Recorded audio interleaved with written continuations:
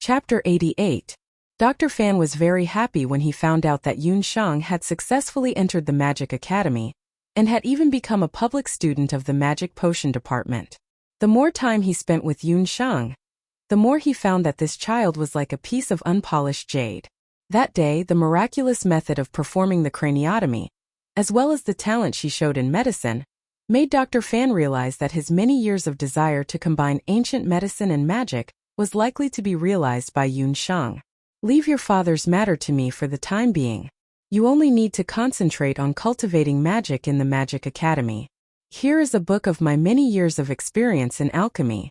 There are some prescriptions inside that you can use to practice. It also records the cultivation method of Dream Cloud Ice Sleep. When Dr. Fan found out that Yun Sheng was going to stay in the Royal Magic Academy, he went out to buy a few sets of new clothes and shoes. He also gave Yun Sheng an extra 50 silver coins. Dream Cloud Ice Sleep was a set of special water magic that was a fusion of Dr. Fan's ancient medicine and magic. Although it didn't have any offensive effects, it was easy to learn and understand. After a night of comprehension, Yun Sheng had basically grasped the trick of Dream Cloud Ice Sleep. Yun Sheng didn't know that Dream Cloud Ice Sleep wasn't easy to comprehend. Otherwise, Dr. Fan wouldn't have spent more than 10 years to comprehend this special magic.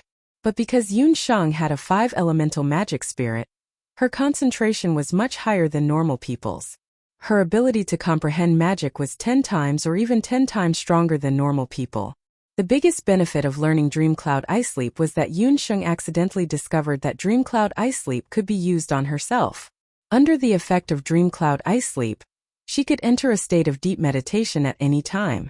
Her ability to comprehend magic elements and recover magic power was also better. She could even maintain a good state at night without sleeping.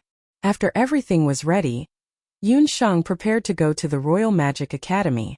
Just as she left the medical hall, she saw Wenren Xiu driving a very imposing carriage outside the medical hall. "Little thing, I'm here to send you to the Royal Magic Academy." Wenren Xiu had a smile on her face. As a noble, Wenren Xiu had long heard of the inequality in the Royal Magic Academy. He came to pick up Yun Sheng because he wanted to tell the people in the Magic Academy that Yun Sheng was not someone without a background. She had Wenren Xiu and the Huangtung hunting team behind her. How could Yun Sheng not understand Wenren Xiu's thoughts? Her heart was filled with warmth. However, Wenren Xiu's carriage, which was as ostentatious as himself, was too high profile. Yun Sheng didn't like this style. Wenren Xiu saw Xiao He following behind Yun Sheng, and the corner of his mouth twitched. He did not forget the last time Xiao He fought against Boss Feng. Wenren Xiu had never understood why Yun Sheng was such a good little girl. Why were all the magical beasts around her so strange? The egg that had cried so much earlier and the dog that looked like a wolf cub were not to be trifled with. Oh well, the little thing did not look like someone who was easy to bully. Yun Sheng declined Wenren Xiu's offer to send her. She carried her own luggage and brought Xiao He to the Royal Magic Academy. Although it was the second time Yun Sheng had been to the Jade Capital Magic Academy, she only had a glimpse of it. She did not have time to look at the scenery and buildings in the Magic Academy. This time she came to enroll in the academy and stopped along the way. Finally, she had the chance to see the Jade Capital Magic Academy, that the Zhou State's royal family spent a lot of money to build. The Royal Magic Academy was vast. It was surrounded by small hills, forming a natural basin. The Magic Academy was located in the middle of the basin. It was warm in spring and cool in summer. It was the best place to avoid the summer heat. All kinds of rare trees and flowers were planted around the academy. The buildings here were not as monotonous as other places. There were tower-shaped stone buildings and wooden pavilions. However, the most eye-catching building was a huge tower that stood in the center of the academy. The appearance of the tower was very similar to the Western Clock Tower that Yun Sheng had seen before. However, the tower was a few stories tall. The tower was made of stone. Yun Sheng noticed that the foundation of the tower was engraved with different magic arrays. Just by getting close to the tower, Yun Sheng could feel the rich magic elements around the tower. From the signboard of the Magic Academy, the name of the building was called the Central Magic Tower. Beside the Central Magic Tower, there was a huge man-made magic array that emitted rich magic elements. Yun Sheng was sure that the magic elements in the central magic tower were several times stronger than the outside world. Yun Sheng was very interested in the central magic tower. However, she had to get to the public students' dormitory before nightfall to meet her magic mentor Mary. Yun Sheng could not stay in the vicinity. Just as Yun Sheng was about to turn around and go directly to the public students' dormitory, she heard a begging sound from the side of the forest. The begging sound was somewhat familiar. This voice. It was Gufeng. Yun Sheng went around to the side of the forest and saw 4 or 5 students wearing intermediate mage robes. One of them was wearing a mage robe embroidered with golden threads and holding a walking stick in each hand. Gongja, that's my magic scepter. Give it back to me, Gufeng, a public student said with a red face. After returning to the Magic Academy, he did not dare to tell Mentor Mary about him being bullied. He also did not dare to say that his newly bought magic scepter was missing. But today, when Gufeng was preparing to go to the central magic tower to practice, he accidentally ran into Songjia and his companions who had trampled him that day. Songjia was holding 2 magic scepters in his hands. One of them was the one that Gufeng had bought not long ago. Gufeng, you said that this lousy magic scepter is yours? Then come and take it from me. Use your light magic to attack me. Why don't you dare?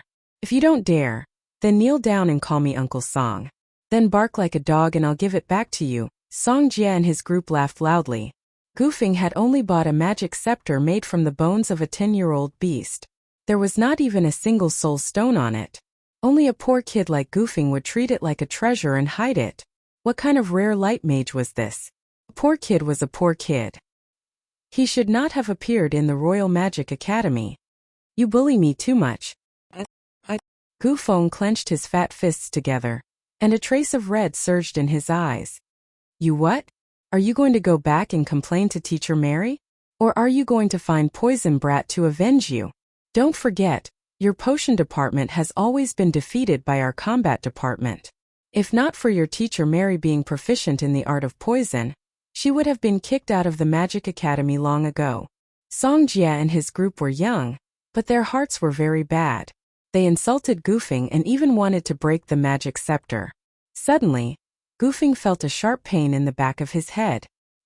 He wiped it with his hand and found blood on the back of his head. Damn it, who sneaked an attack on me? Who said I sneaked an attack? This is an open fight. A small figure stepped out. Chapter 89. When Gufeng heard the voice of the person who had come, his face lit up with joy. However, he immediately rushed forward like a little man and protected Yun Sheng, who had appeared out of nowhere. He stuttered, why did you need? Run. These people are not good people. I'm here. Although he said that, Gufeng's chubby little legs were still trembling as he protected Yun Sheng. It was obvious that he was very scared. Seeing him protect her like a little hen, Yun Sheng instantly felt a sense of exasperation. However, at the same time, she felt a sense of warmth in her heart. This little fatty was really loyal. Are you holding me up? Or are you next to me? I didn't sneak in. I'm a new public student. I'm also a member of Magic Group 13 like you. Yun Sheng couldn't help but sigh at the little fatty's courage. However, acting like a hero was obviously not suitable for him. Ah, you're that brat. Gufeng was shocked. Another public student. Why would a bunch of poor people want to learn magic? Songjia and the others mocked Yun Sheng when they saw her ordinary clothes and luggage. Let's show these 2 reckless public students the power of the combat department. They pulled out their magic scepters and pointed them at Yun Sheng and Gufeng. A battle between mages naturally had to be fought using magic. Songjia had a total of 3 people, and each of them had a magic scepter in their hands. Yun Sheng was the only one on her side. Gufeng didn't have a magic scepter, so he could only be counted as one of the 3 people. However, Yun Sheng didn't think that she would lose. Because Songjia and the others were only mages, they needed time to chant before they could cast magic. Xiaohei. Just as Songjia and the others finished chanting and were about to cast their magic attacks, their surroundings suddenly turned dark. Before they could figure out why the sky suddenly turned dark, Songjia and the others were instantly flustered. For a moment the red fireball attacks, the green wind sighs, and the blue water arrows flew in the dark. It was very lively. Gufing, who was pressed to the ground by Yun Shang, could only hear the screams. Ouch! Who set my clothes on fire? My butt got hit by an arrow. My hair. When Xiao Hei's battle technique ended, there were already 3 living corpses lying on the ground. When Gufing saw this, his mouth was wide open. These combat magic students were really pitiful. They were only junior students who had just joined the Magic Royal Academy. They had only learned basic offensive magic, but none of them knew defensive magic. Song Jie seemed to have been hit by a big fireball. His whole body was burned black. As for the other 2, one of them had his hair shaved messily by the wind's size, as if he had been bitten by a dog. The other person's but had a big hole directly shot by a water arrow. This incident has taught us that magic is dangerous, and we need to be careful when using it. Yun Shang grinned, the dimples on the side of her mouth rippling. Beside her was a Xiao Hei dog. No one knew when it appeared, but its expression was almost the same as Yun Shang's, strange and evil. Gufing clicked his tongue. He must be seeing things. How could a magical beast show a smile like a human? The smile of a human and a beast fell into Gufing's eyes, but he felt a chill run down his spine. Seeing that they were unconscious on the ground and had long lost consciousness, Yun Shang unceremoniously rummaged through their bodies. What are you doing? Gu Feng finally recovered from the violent incident just now. When he saw Yun Shang acting like a bandit, he was scared out of his wits. Of course I'm looking for something. They broke your magic scepter.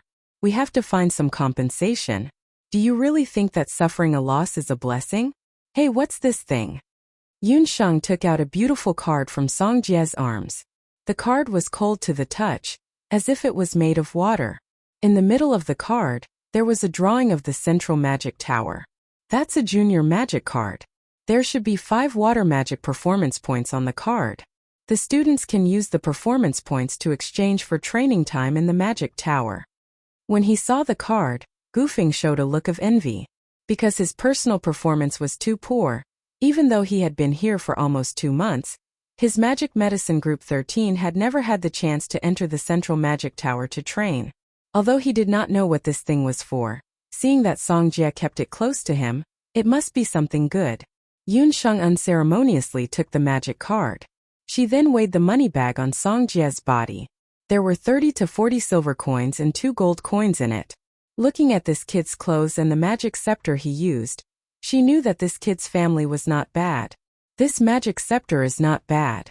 Unfortunately, it's made of the bones of a water element magical beast. It does not match your element and will affect your magic. But the soul stone on it is not bad. Dig it out. Since Song Jie broke Gufing's magic scepter, Yun Shang did not hesitate to destroy his magic scepter.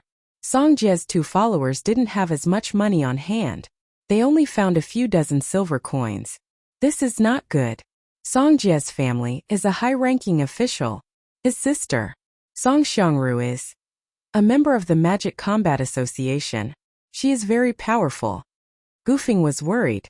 It was not a big deal that his magic scepter was destroyed, but he did not want Yun Shang to provoke the Magic Combat Association as soon as she entered the Magic Academy. In the Royal Magic Academy, there were many clubs and associations. Most of the leaders and second-in-command were intermediate students. They not only knew beginner magic but also intermediate magic.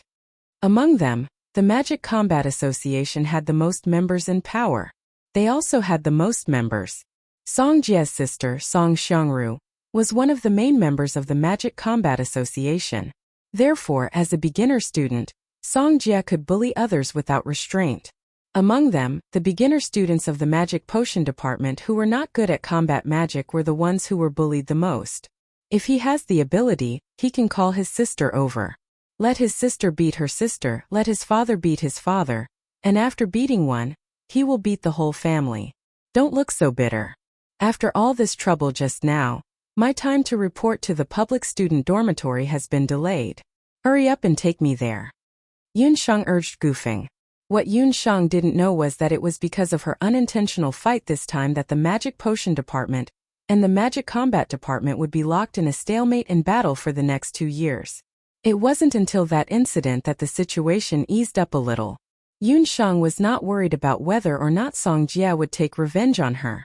She was worried about how Professor Mary, whose temper was like a fighting bull, would react when she found out that she was late on the first day of reporting. Yun Shang had only seen Mary once. If she remembered correctly, her female magic tutor's temper was not very good. Yun Shang's guess was not wrong at all. Mary was indeed fuming at this moment. Damned brat. Late on the first day of reporting. See if I don't teach you a lesson later. Don't think that just because you were brought here by Fengqua, I won't dare to lay my hands on you. Today I will let you see what I, Mary, can do. A treacherous smile crossed Mary's beautiful face. Chapter 90. Most of the public students in the Royal Magic Academy were boys and girls around the age of 10. Because the students were generally young, there were no more than 20 or 30 of them. Because most of the public students were not wealthy and came from remote mountain villages, they could not afford the high tuition and miscellaneous fees. Therefore, the academy directly allocated 2 spacious rooms for the public students to live in. In the 2 rooms there were only beginner students. When Yun Shang asked why there were no intermediate students, from Gufeng, she learned that intermediate students would no longer be public students. Intermediate students in the Royal Magic Academy were at least archmages. They could already go outside to be hunters or family magicians. They did not need to worry about tuition. The Royal Magic Academy's duration of study was 10 years. For example, a 6-year-old magician who was recruited could only study in the Royal Magic Academy for a maximum of 5 years. Within these 10 years, the student had to pass the intermediate magic examination. If they could not pass the intermediate student's examination, they would be expelled from the academy. Every year, only 60% of the students passed the intermediate student's examination. The intermediate students who passed the examination could choose to continue to stay in the academy until they graduated. They could also strive to enter the elite camp of the 5 countries. Because the threshold of the elite camp of the 5 countries was too high, almost no intermediate students in the Royal Magic Academy could reach it. If they continued to study in the academy, they would not be able to learn more advanced magic. Therefore, most of the intermediate students would choose to leave early and go to other countries. They would go to more outstanding magic academies or magic arenas to further their studies. Such a situation was even more common among the public students. Those intermediate students who could endure years of bullying and humiliation could no longer bear the hardship. After they became intermediate students, they would immediately leave the Magic Academy. On the contrary, those intermediate students who came from well-off families would choose to continue to use the resources of the Magic Tower in the center of the academy to continue their studies. This was why Gufeng said that there were no intermediate students among the public students. When Yun Shang and Gufeng arrived at the public students' dormitory, the sky was already half dark. As soon as they entered the dormitory, they saw more than 10 lattice beds that were similar to bunk beds. A group of children around the age of 10 were standing in the dormitory. When they saw Gufeng, they all revealed expressions of disdain. Even among the public students, they were divided into different grades and grades. The public students of the combat department had always considered themselves to be superior to the public students of the potion department. Moreover, Gufeng was infamous for being a good-for-nothing in the potions department. A few days ago, they had heard that a public student from the potions department had joined them. Yun Shang and Gufeng had come in together. Everyone immediately understood that Yun Shang was the new public student. She was so skinny and small, and she even brought a dog in? Newcomer. You are not allowed to keep animals in the dormitory. Among the public students, the oldest one, Mo Ting, walked over and gave Yun Shang a shove. Who would have thought that when he gave her a push, the weak-looking little girl in front of him actually didn't move at all, as if she was nailed to the ground. Xiao Hei isn't an animal. She's my battle pet. Yun Shang glared at Mo Wu. She could sense that the public student in front of her had ill intentions. As she spoke, Yun Shang suddenly lowered her body and grabbed his joints. With a beautiful backhand twist, she pushed him away. Mo Ting stumbled and fell to the ground awkwardly. A thought flashed through his mind. Could it be that this new student was a dual cultivator of magic and martial arts? No, that couldn't be right. She looked skinny and small, completely different from the tall and muscular martial arts students. After dismissing the possibility that Yun Shang was a martial arts student, Mo Ting immediately got up. He pulled out his magic scepter and began to chant. A new student actually dared to offend him, the second in command of the public students. After all, other than that evil brat, no one else dared to offend him. Following Emoting's incantation, his magic scepter began to emit sizzling purplish-blue lightning. A secondary lightning magician? Yunshang didn't back down and pulled out her magic scepter. She quickly chanted, and several earth spikes emerged from the ground. Emoting was so frightened that he stumbled back a few steps. The spell was forced to stop. How could she chant so fast? Emoting was not satisfied. Just as he was about to chant a second time, the entire dormitory suddenly fell silent. Even Emoting didn't make a sound. A ghostly figure floated into the dormitory. It was a person wearing a green cloak. Apart from a pair of glowing green eyes, Yunshang couldn't see what he looked like. She couldn't even tell his gender. In the dormitory, apart from Yunshang, no one noticed when this person came in. It was as if he was a gust of wind. By the time you felt the chill, he had already brushed past you. When Gufeng saw the person who came, his face, which was originally pale from fright, immediately regained its color as if it was filled with blood. Gee, it's good that you're back. Emoting wants to bully Yunshang. I forgot to introduce. Yunshang is the new public student. She's the kind person I mentioned to you earlier. She's a new member of our Magic Medicine Group 13, Gufeng stuttered, but the person completely ignored him. He walked in front of Yunshang and handed a brand new quilt to Yunshang. Teacher Mary asked me to give this to you. Yunshang curiously glanced at Qi, trying to see his real face under the cloak. Yunshang was about to take a closer look when she suddenly felt a chill. Under the cloak, the pair of glowing green eyes flashed with disgust and warning. Stare at me. What are you so arrogant for? How dare a little kid stare at me? Yunshang was furious. She didn't care how powerful this kid named Qi was in the public student dormitory, or whether he was a member of her group. If he dared to stare at her, she wasn't afraid of him. Yunshang didn't take the quilt and simply stared back at Qi. The two of them were petrified. Black eyes met green eyes, neither of them willing to back down. This made Gufeng very anxious. The little fatty hurriedly squeezed between the two of them and tried to persuade them. Yunshang, she doesn't like people staring at him. He looks a little weird. But he's actually a very nice person. He always helps me in class. You two should get along well. It's a new quilt. Teacher Mary is so unfair. Gufeng hurriedly stepped forward and took the quilt from Qi's hands. Unexpectedly, just as Gufeng was about to take it, the magic scepter in Yunshang's hand hit Gufeng's hand. Gufeng winced in pain. After being hit by Yunshang's magic scepter, he immediately withdrew his hand that touched the quilt. The seemingly brand new quilt was also loosened and thrown to the ground. The quilt fell apart, and some fine powder spread out from it. If you don't want to wake up early tomorrow morning with your hand crippled, then don't touch that quilt. Yunshang covered her mouth and nose and kicked the quilt away with her foot. This public student was not simple. As she scolded him, a strange look flashed across Qi's green eyes under the cloak. Chapter 91. Gufeng's hand was slapped away by Yunshang's magic wand. Before he could react, he glanced at the quilt on the ground. What's wrong with the quilt given by Teacher Mary? It's a new quilt. The quilt given to public students in the dormitory is made of old cotton wool, dirty.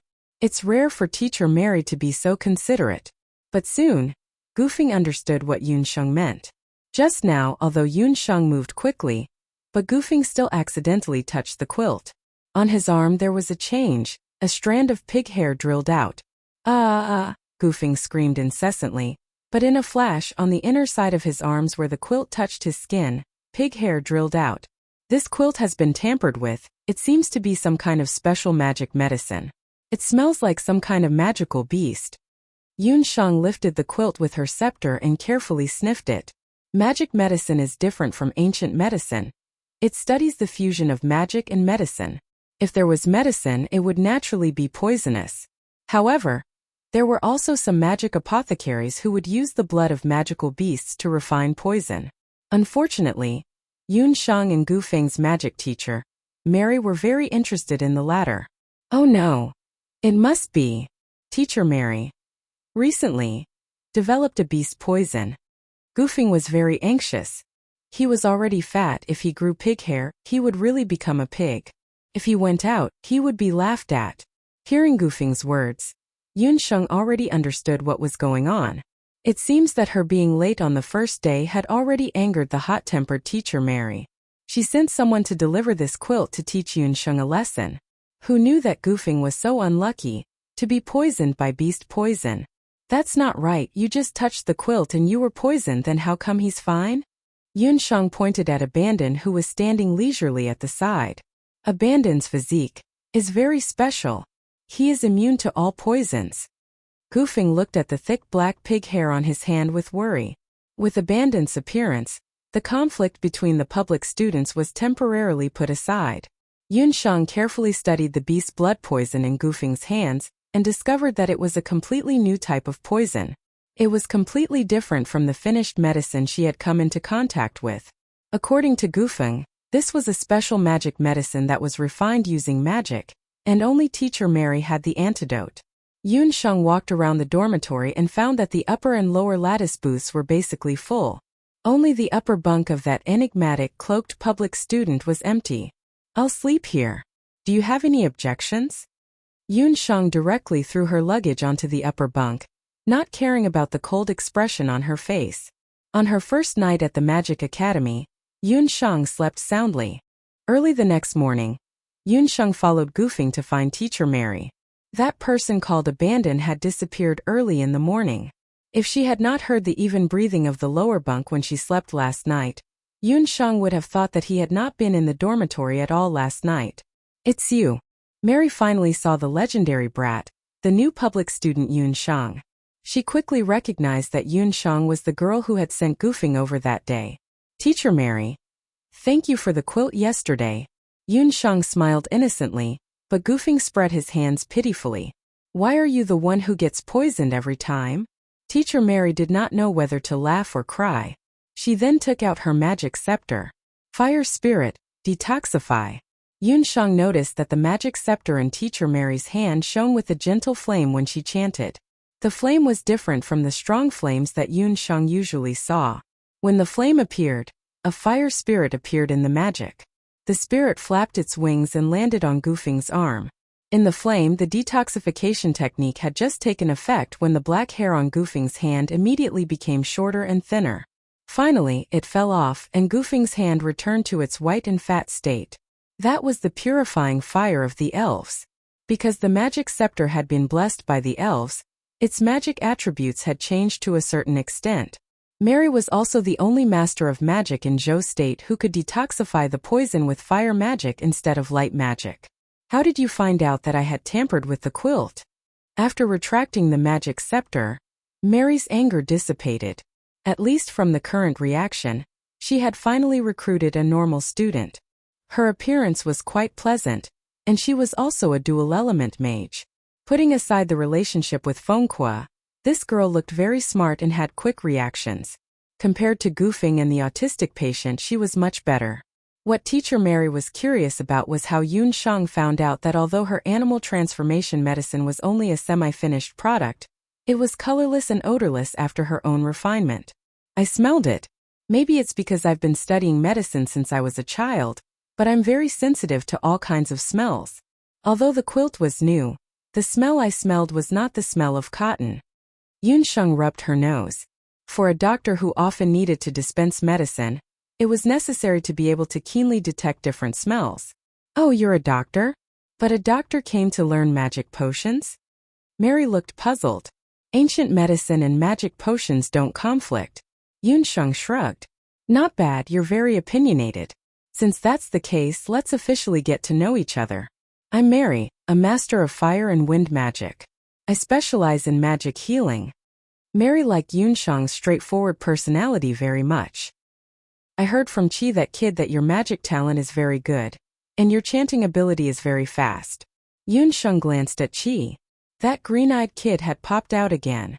It seemed that he had already told Mary about what happened at the public student dormitory yesterday. That's because of my magic scepter, Yunsheng said as she took out her magic scepter. When she saw Yunsheng's magic scepter, Mary was surprised at first. because she could see at a glance that Yun Shang's magic scepter was actually made of a non-elemental magical beast soul bone. For a beginner mage, a magical beast soul bone without magic enhancement was undoubtedly very disadvantageous. But when she saw the blessing of the wind spirit on Yun Shang's magic scepter, her surprise turned into shock. She quietly pulled Yun Shang to the side and asked, "You have a multi-elemental magic soul?" Yun Shang couldn't help but be vigilant. She had never revealed that she had a multi-elemental magic soul in front of others. Now only that night fox and her unconscious father Yun Songhai knew that she had a multi-elemental magic soul. How did Teacher Mary find out? Seeing Yun Shang's vigilant expression, Teacher Mary also guessed most of it. "You don't have to be nervous, I guessed it because I saw the blessing of the wind spirit on your magic scepter."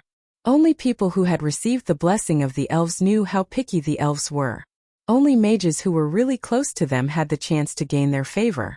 Just as Mary was about to continue asking, a burst of chaotic footsteps sounded. A few students from the fighting department and a mage with an unkind expression walked over angrily. Chapter 92. The person in the lead was Song Song, an instructor from the Magic Combat Academy. Behind him were two dispirited combat magic students. They were Song Jie and the others who had been robbed clean after being taught a lesson by Yun Shang yesterday. Yun Shang had expected them to come for revenge, but she hadn't expected them to be so cowardly as to complain to her instructor. It wasn't that Song Jie and the others were cowards, but that the three combat students who had bullied Goofing yesterday were from Combat Team 6. After being taught a lesson yesterday, other than the unlucky one who had been hit in the butt by a water arrow and was still bedridden in the infirmary, the other two could only go to class with disheveled hair. Who knew that when it was Song Jie's turn to practice, Song Song would find that his magic was not up to standard. Upon closer inspection, he noticed that the soul stone on Song Jie's magic scepter was missing. Song Song immediately questioned the two, only to find out that his Combat Team 6 had been taught a lesson by the Useless Potions Team 13. Since when did people from the potioneering department dare to bully people from the combat department? Song Song was famous in the academy for being narrow-minded. He was someone who would take revenge twice over. His students had been bullied, so he naturally couldn't take it lying down. Thus he brought the two students with him and came knocking on the door. "Smelly, unbearably smelly. I was wondering where the stench came from so early in the morning. So it's because someone has come knocking on our door with a foul face." Instructor Mary saw the aggressive approach and knew that it wasn't anything good.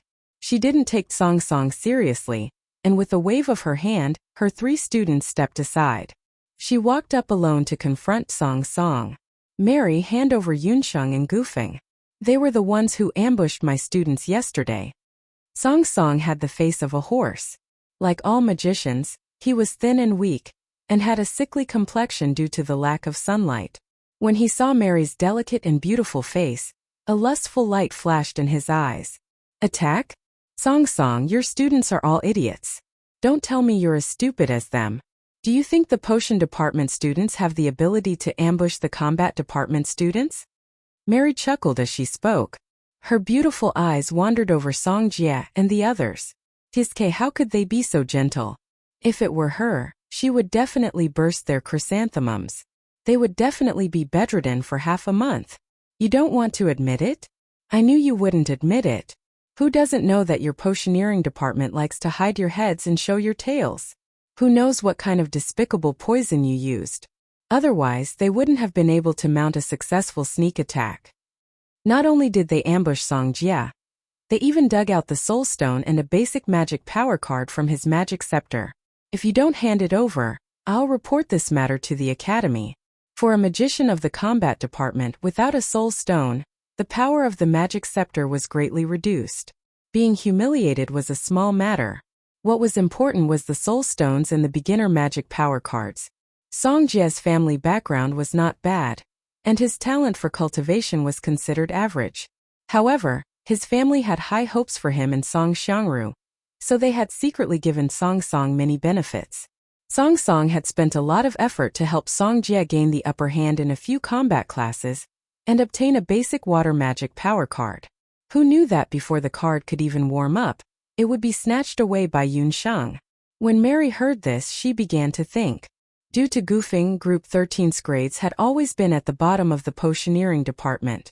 The group's performance points were already very low. If they were deducted at this rate, they would probably be punished by the academy during the semester assessment. Yes, I was the one who dug out the soul stone. That was also because Songjie broke Goofing's magic scepter first. Moreover, we didn't even do anything yesterday. The magic injuries on their bodies were all caused by themselves. It's good to report it to the academy and see who bullied who. Seeing Goofing's sullen face, Yun Sheng was afraid that this kid would ruin things, so she took the initiative to speak up. When Song Song heard this, his face became even more gloomy. In fact, he had known about this for a long time. As a master magician, how could he not know how the magic injuries on the students were caused? The magic injuries on the three of them were all caused by each other's magic. If this matter was brought to the academy and their injuries were examined, they would not be able to defend themselves. If Song Song could see it, how could Mary not see it? Song Jie's arm had scars from fire magic, and the other kid's hair was obviously cut off by wind scythe. Humph, how can that poor kid's magic scepter be compared to Song Jie's? Moreover, you took the magic power card. Song Song also felt that he was somewhat in the wrong, but he had to get the magic power card back. However, on behalf of Mentor Mary, I will not pursue the matter of the soul stone. However, the magic power card will follow the rules of the academy. If there is a dispute, it will be settled through combat. If you win, the magic power card will belong to you. If you lose, we will hand over the magic power card with both hands. In the Magic Academy, private fights were not allowed. However, when there was a dispute in the academy or in a group, the academy allowed the dispute to be resolved through combat in order to resolve it. Regardless of the final outcome, both parties were not allowed to have any disputes. Song Song's suggestion sounded very dignified, but in reality, it was obviously malicious. Everyone knew that in terms of magic combat, the combat faculty was much better than the potioneering faculty. Take Song Jie for example. Yesterday, they had been attacked by their own magic in the dark, and that was why they had lost their composure. If it had been a real battle, Song Song had absolute confidence that the freshman in Gufeng, who was at the bottom of the rankings, would not have had a chance of winning. Combat. Mentor Mary muttered. Yes, a 2-on-1 combat. One of my students is injured, so this time Song Jie and Qin Zhao will fight. Naturally, you will also have to send out the two students who had a conflict with them yesterday. Song Song was very cunning, and he simply avoided Abandon. If there was anyone in Mary's trash group, it would be Abandon, who had a ghostly aura and wore a cloak all year round. Therefore, Song Song directly picked Yun Shang and Gufeng, the two soft-footed shrimps. This time, the combat group 6 would be able to completely crush the magic potion group 13. Mei Li glanced at Yun Shang and saw that not only was there no fear on her little face, she even revealed an innocent smile. For some reason, when Mary saw that smile, she felt an indescribable sense of familiarity. That's right, every time he wanted to oppress someone, he would be like this little girl, revealing a bewildering smile. Yun Shang was a multi-elemental magician, and possessed a magic scepter blessed by the elves. Hopefully, this little girl's performance would satisfy her. Alright, it's settled then. Abandon. Lend your magic scepter to Gufeng. You two, you must win and must not lose. Otherwise, you will be served with the beast transformation medicine. Mei Li took a step back. Under the cloak, Qi's green eyes darkened when he saw Yun Shang's dazzling smile. He pulled out a green magic scepter and tossed it to Gufeng. Thank you Su Su, Meng and Qin Kuang for your tips. I'll update later. Sai, why does it feel like there's a ghost haunting me? No one is watching my feet. Chapter 93. Abandon's magic scepter was very strange. As soon as it touched Gufeng's hand, the scepter suddenly twisted and directly wrapped itself around Gufeng's hand. Gufeng only felt a chill in his hand, and his fat face immediately turned red and white. How was that a magic scepter? It was clearly a living snake. Yun Shang also saw clearly that Abandon's magic scepter was different from the rest. It was actually a smoky green scaled snake as thick as a thumb. The scaled snake's eyeballs were the same color as Abandon's. He actually used a living magic beast as a magic scepter? And it was a magic snake without any natural attributes. When they saw that magic scepter, both Song Jie and Roland shuddered. It was that magic snake scepter. Abandon's magic snake scepter was famous among all the beginner students. But in fact, among the real students, there were only a few times that they had actually seen him use the magic snake scepter. Because he was a public student, and because Abandon wore a cloak all day long, when he first arrived at the Magic Academy, there were always people bullying him in magic combat classes under various pretexts. Among them, most of them were from the magic combat department. But Abandon was different from Gufeng. After being bullied once, that kid only said first time. The second time was still in magic combat class. Abandon said the second time. The third time was also in magic combat class, and it was still that combat department student who often bullied Abandon. That time Abandon made his move. In the presence of the combat instructor, Abandon directly used his magic scepter. The scene at that time, anyone who saw it would never forget. Abandon chanted at an astonishing speed, and his magic scepter crawled out, spitting out a cloud of green mist. In just a breath's time, that student's body turned into a pool of pus, and not even bones were left. That combat instructor didn't even have time to stop it. After that class, no one dared to bully Abandon anymore. Teacher Mary was called over, and after being severely reprimanded, she was fined a whole year's salary.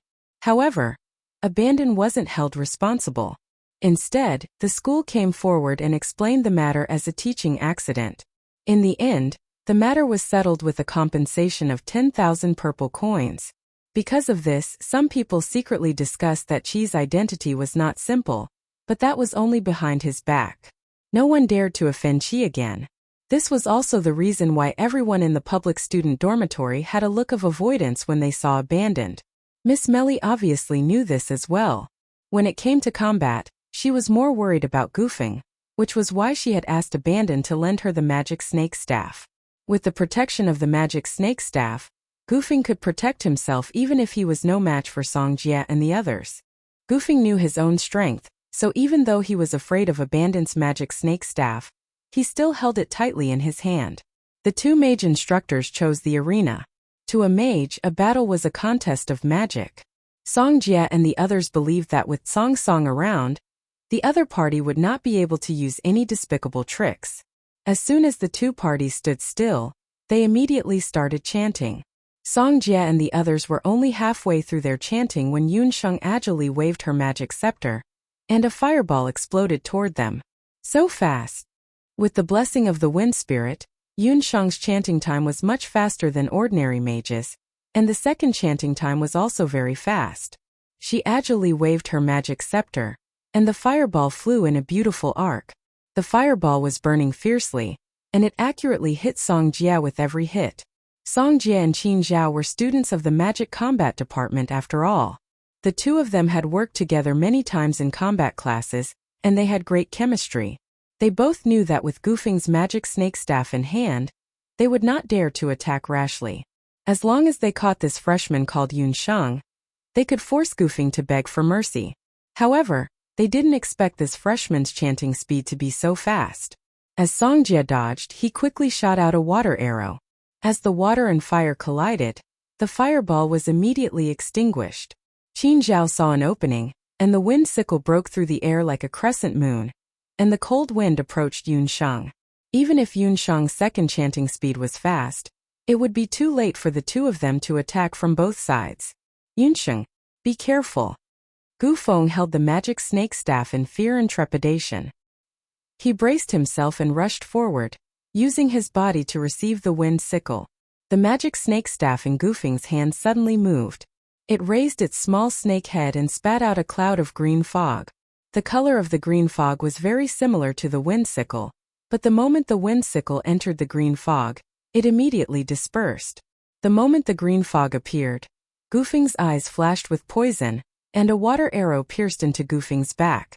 Almost at the same time, Yunsheng's second chanting was completed. Spikes emerged from the ground and pierced the back of Songjie's and Qin Zhao's legs. Their feet were immediately covered in blood. Stop! The situation of the battle suddenly changed. Song Song's expression changed drastically. He jumped up, and the magic staff in his hand emitted a yellow light. A flickering earth elemental earth elemental earth elemental earth elemental earth elemental earth elemental earth elemental earth elemental earth elemental earth elemental earth elemental earth elemental earth elemental earth elemental earth elemental earth elemental earth elemental earth. Humph. Don't think I'll let it go after you hurt someone. I'll beat up whoever comes at me. The soul stone on Yunshang's magic staff shone brightly, and her pitch-black eyes seemed to be dyed red. A powerful fire element quickly condensed on the magic scepter. Boom! A fiery explosion was produced and exploded on the earth shield. The earth shield shook a few times and broke into pieces. Song Jie and Qin Zhao, who were protected by the earth shield, were scalded by the scorching fire element and rolled on the ground. At such a critical moment, Yunshang actually learned an intermediate fire spell, Fiery Explosion. Yunshang had also seen her father, Yun Songhai, used the same flame explosion before. However, when Yun Songhai used it, its power covered the sky and covered the earth. It was completely capable of burning Song and Qin into ashes. However, Yunshang's first use of fiery explosion was effective, and it shattered Song Song's earth shield. One had to know that Song Song was a master magician. Even a beginner-level earth shield would have a great defensive effect. Song Song was embarrassed that his earth shield was shattered by a student's spell. Moreover, his 2 students were severely injured, and it seemed that they would need at least 10 days to half a month to recover. Mary, how dare you hide your student's abilities? She knows an intermediate fire spell, Fiery Explosion.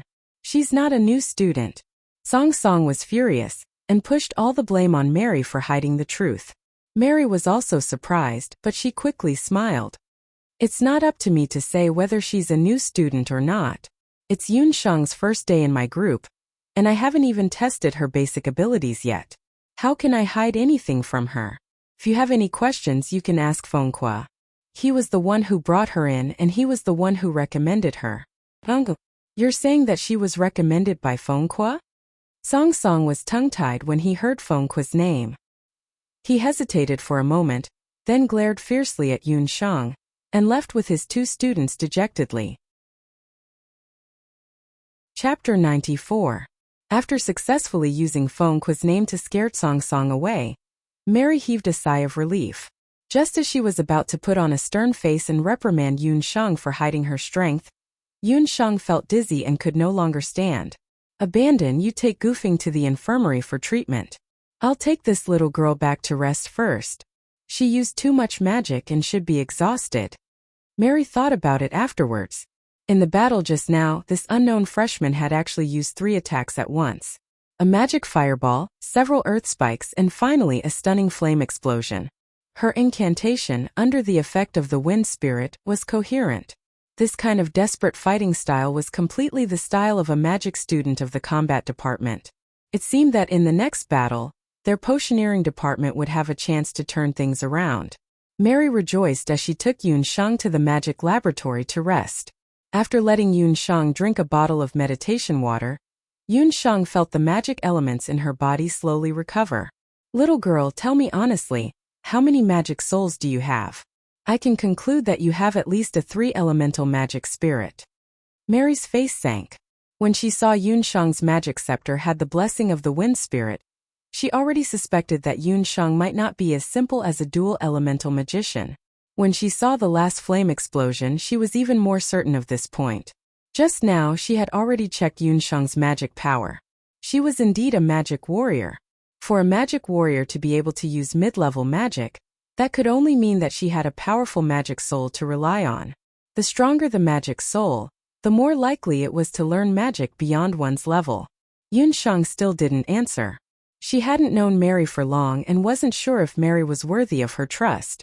Sky magician Yun Songhai, how is he related to you? Mei Li had a fiery temper, but Yunshang had a calm temperament. If she didn't say anything, Mei Li could only be anxious. She suddenly changed the topic and asked about Yun Songhai's name. Upon hearing her father's name, Yunshang's expression changed slightly. You know Yun Songhai? Your surname is also Yun. 10 years ago, Sky magician Yun Songhai betrayed his family and left the Jade capital with a woman of unknown origin. Since then, there has been no news of Yun Songhai in Zhou State. Are you Yun Songhai's daughter? Mei Li was very excited. She grabbed Yun Shang and looked at Yun Shang nervously. The more she looked at Yun Shang, the more she felt that she was similar to Yun Songhai. That resolute gaze, as well as the confident movements when using the flame explosion, were also similar. He is my father. You know my father. Yun Shang was infected by Mei Li's excitement. At that moment, Mei Li seemed to have changed into a different person. Her expression quickly softened, as if she had recalled something, and a smile appeared on her lips. As expected, only Brother Yun's daughter can comprehend mid-level magic when she is only a magician. Mei Li hugged Yun Shang and cried tears of joy. After her excitement, Mei Li put away her earlier gaffe. She told Yun Shang that she was Yun Songhai's junior, and that the two of them had studied together in the Jade Capital Magic Academy. She had also been in the same group as Yun Songhai. However, at that time the Jade Capital Magic Academy had just been established and there was no such thing as a magic potion department and a combat department. Your father was a genius in magic. He had helped me a lot in the past. He was also the one who discovered my talent in magic potion, and suggested that I change to the magic potion department. When Mei Li recalled the past, her face revealed a hint of shyness that only a young girl would have. It seemed that his drunkard father had been a popular campus hunk in the Magic Academy back in the day. Yun Shang knew very little about her father and mother's past. Through Mei Li's narration, Yun Songhai's situation when he was young and studying was reconstructed by Mei Li. Yun Songhai was born in the residence of the Martial Saint General, but as the eldest son of the family, he had never been interested in martial arts. When he was 10 years old, he secretly enrolled in the Royal Magic Academy behind the Martial Saint General Yun Ba's back. At that time in Zhou State, magic was not valued as much as it was now.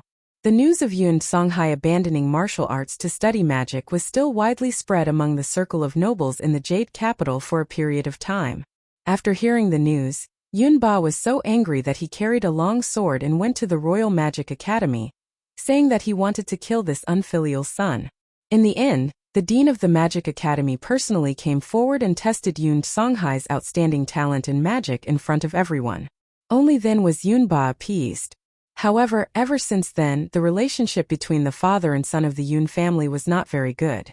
The second son of the Yun family was also strictly trained in martial arts, and took the place of his elder brother on the path of martial arts. However, that was a story for later. After Yun Songhai entered the Magic Academy, his talent was revealed day by day. Especially after representing the students and participating in a few magic exchanges with the Temple of Magic, his magic cultivation increased rapidly. He also got to know some strange people who were good at innovating in the field of magic. Multi-elemental magicians could use magic staffs that had no elemental attributes, and fairies of the same attribute would only bless magicians of the same attribute. These rarely heard secrets of magic were all discovered by Yun Songhai at that time. It was also because of this that Mei Li was able to determine that Yun Shang did not have a simple two-elemental magic soul just by looking at the magic staff.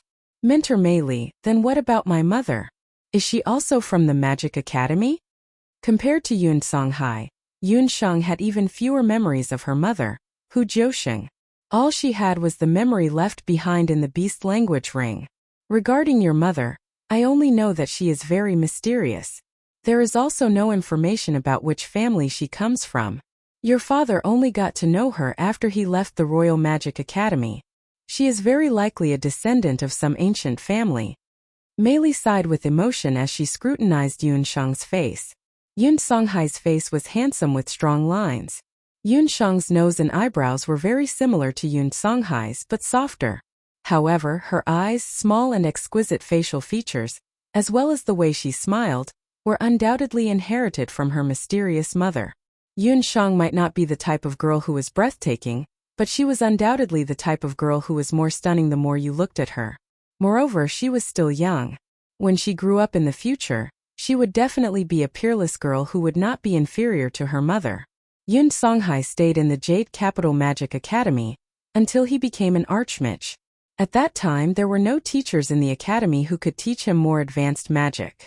In order to seek a higher level of magic, Yun Songhai left the Jade Capital Magic Academy and went to other countries where magic was more refined, as well as the temples of various places, to visit the local magicians. It was probably at that time that he met Yun Shang's mother.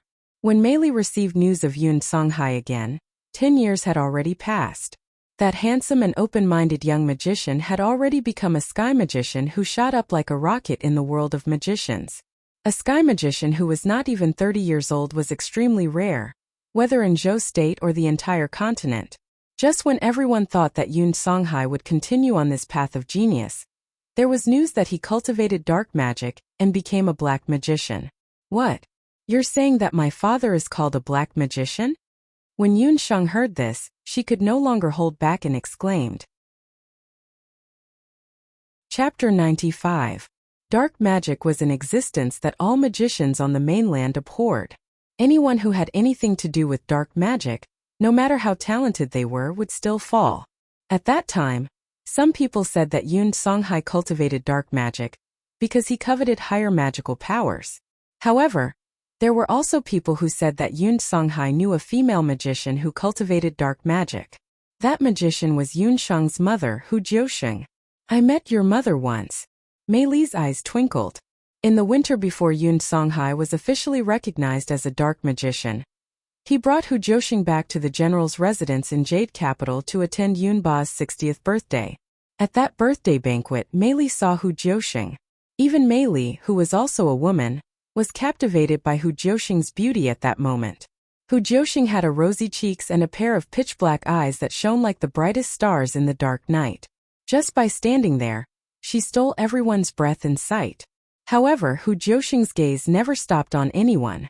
She quietly stayed by Yun Songhai's side, as if Yun Songhai was the only person in the world. At that time, Yun Songhai was the happiest man in the world. However, a few days after the birthday banquet, there was suddenly news that Yun Songhai had betrayed the Yun family and escaped from Jade Capital with Hu Jiusheng. After that, no one knew about Yun Songhai anymore.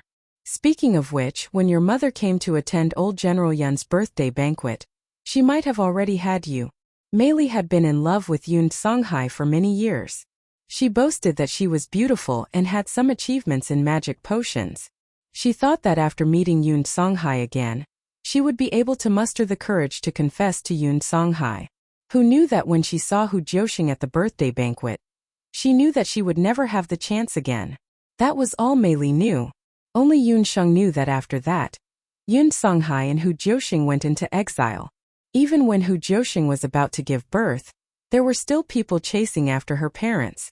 Unfortunately, Mei Li did not know why Yun Songhai had fallen out with the general's residence at that time, and who was the one who chased after the couple in the end. Even so, I still don't believe that your father is a dark magician. Mary didn't expect that she would meet the daughter of an old friend. And Yun Sheng's talent in magic surprised her even more.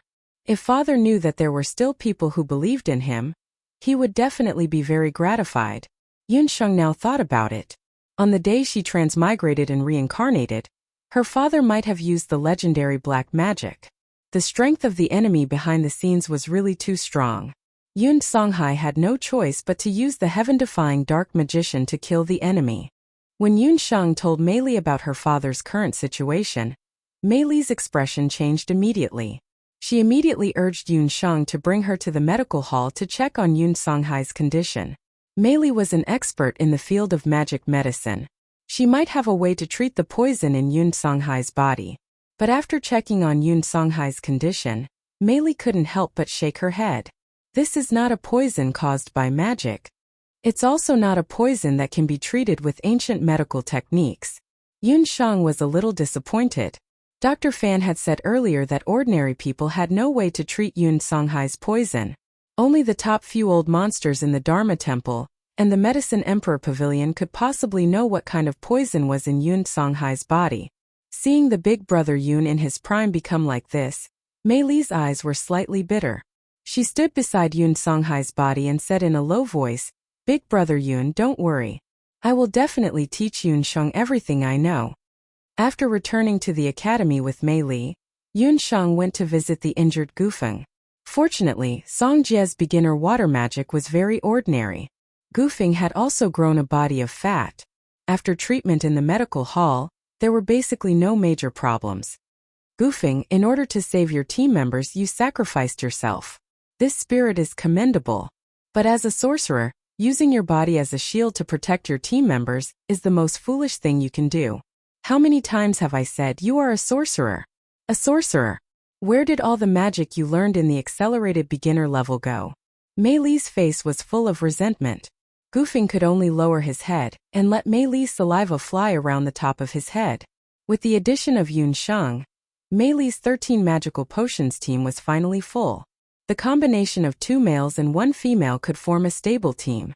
But before that, Mei Li still had to properly train these 3 people. In the first half of the year, the beginner students had to participate in the basic magic classes every day. This was arranged by the academy in order to allow the students to better understand and use the magic elements. After Yun Sheng officially entered the academy, she was given a daily schedule. On it were the 4 main classes that beginner students of the Magical Potions department had to learn: Meditation class, Accelerated Beginner Magic class, Basic Combat class, and Magic Potion Experiment class. Students of the Magical Combat class also had similar classes. It was just that the Experiment class had been changed to a Magic Battle class. After a year's classes were completed, the beginner students would participate in the examinations of the major classes for the final examination.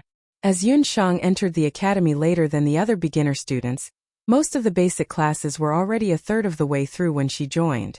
In order to prevent Yun Sheng from not being able to keep up, Mei Li kindly arranged for Gufing and Abandon to help Yun Sheng. Thus, Yun Sheng witnessed the so-called Abandon's tutoring method and Gufing's tutoring method. Abandon's meditation class tutoring. Abandon. Begin meditation. Yun Sheng. Abandon. Yun Sheng, ZZZ1 class. A total of 1 sentence. Gufing's tutoring method. Gufing. Yun Sheng, get ready. Yun Sheng. Get ready for what? Gufing. The tutor is about to start the class. Prepare paper and brush. Yun Sheng. And then, Gufing, start copying. Don't miss a single word. Yun Sheng. 1 class, a total of countless notes. After spending a few days with Gufing and Abandon, Yun Sheng completely understood how difficult it was for teacher Mei Li. As the tutor of Gufing and Abandon, how many brain cells did she have to kill? Fortunately, Yun Sheng's personal learning ability was very good. Especially after she learned Yunmeng Bing Mian, her performance in the meditation class quickly received the tutor's praise. As for the basic magical combat class and the beginner magic, Yun Sheng had the support of the 5 elemental magic soul, and quickly mastered the basic magic of each element. The only thing she hadn't taken was the Magic Potion Experiment class. After asking around, she found out that the tutor in charge of the Magic Potion Experiment class had taken half a year off, and the Magic Potion Experiment class for the beginner students had to be delayed for a while. Finally, it was public day, and there were no classes in school. Yun Sheng planned to return to the medical center to see her father and help Dr. Fan with the medical center, but a public student who wasn't very familiar with Yun Sheng stopped her. Yun Sheng, you're in charge of the public herb field, right? The herbs are dying. Hurry up and take a look. Chapter 96. Yun Sheng had obviously forgotten something important. That incident was that she had entered the Royal Magic Academy as a public student. The so-called public students were equivalent to the modern-day work-study students. On weekdays they would attend classes normally, but on weekends, they would have to serve the school. Gufing and Abandon were also public students. Gufing seemed to be teacher Mei Li's assistant. As for Abandon, she had not heard of him doing anything for the academy, but he seemed to be very busy. It was no wonder that the 2 of them disappeared on the weekends. Yun Sheng's part-time job was to help the academy take care of the public herb fields. Jade Capital Magic Academy was built in the middle of a valley. It was comfortable all year round, and the public herb fields here were also very lush. The herbs in the public herb fields were mainly used by the academy's potioneering department and the infirmary. The remaining part was sold to the public, and the income was used to pay for the tuition and miscellaneous expenses of the public students. Until she arrived in front of the public herb fields, Yun Sheng thought that the so-called herb fields were at most similar to the ones in Banana Leaf Village, a few mu or a few tens of mu. But when she really stood in front of the public herb fields, she realized that she was very wrong. Close, it was a field. From afar, it was still a field. Horizontally, it was a field. Vertically, it was still a field. As far as the eye could see, it was all fields.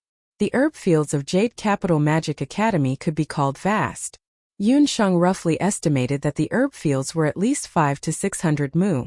Yunsheng finally understood why there was a vacancy in the Royal Academy's potioneering department for public students who were responsible for looking after the public herb fields.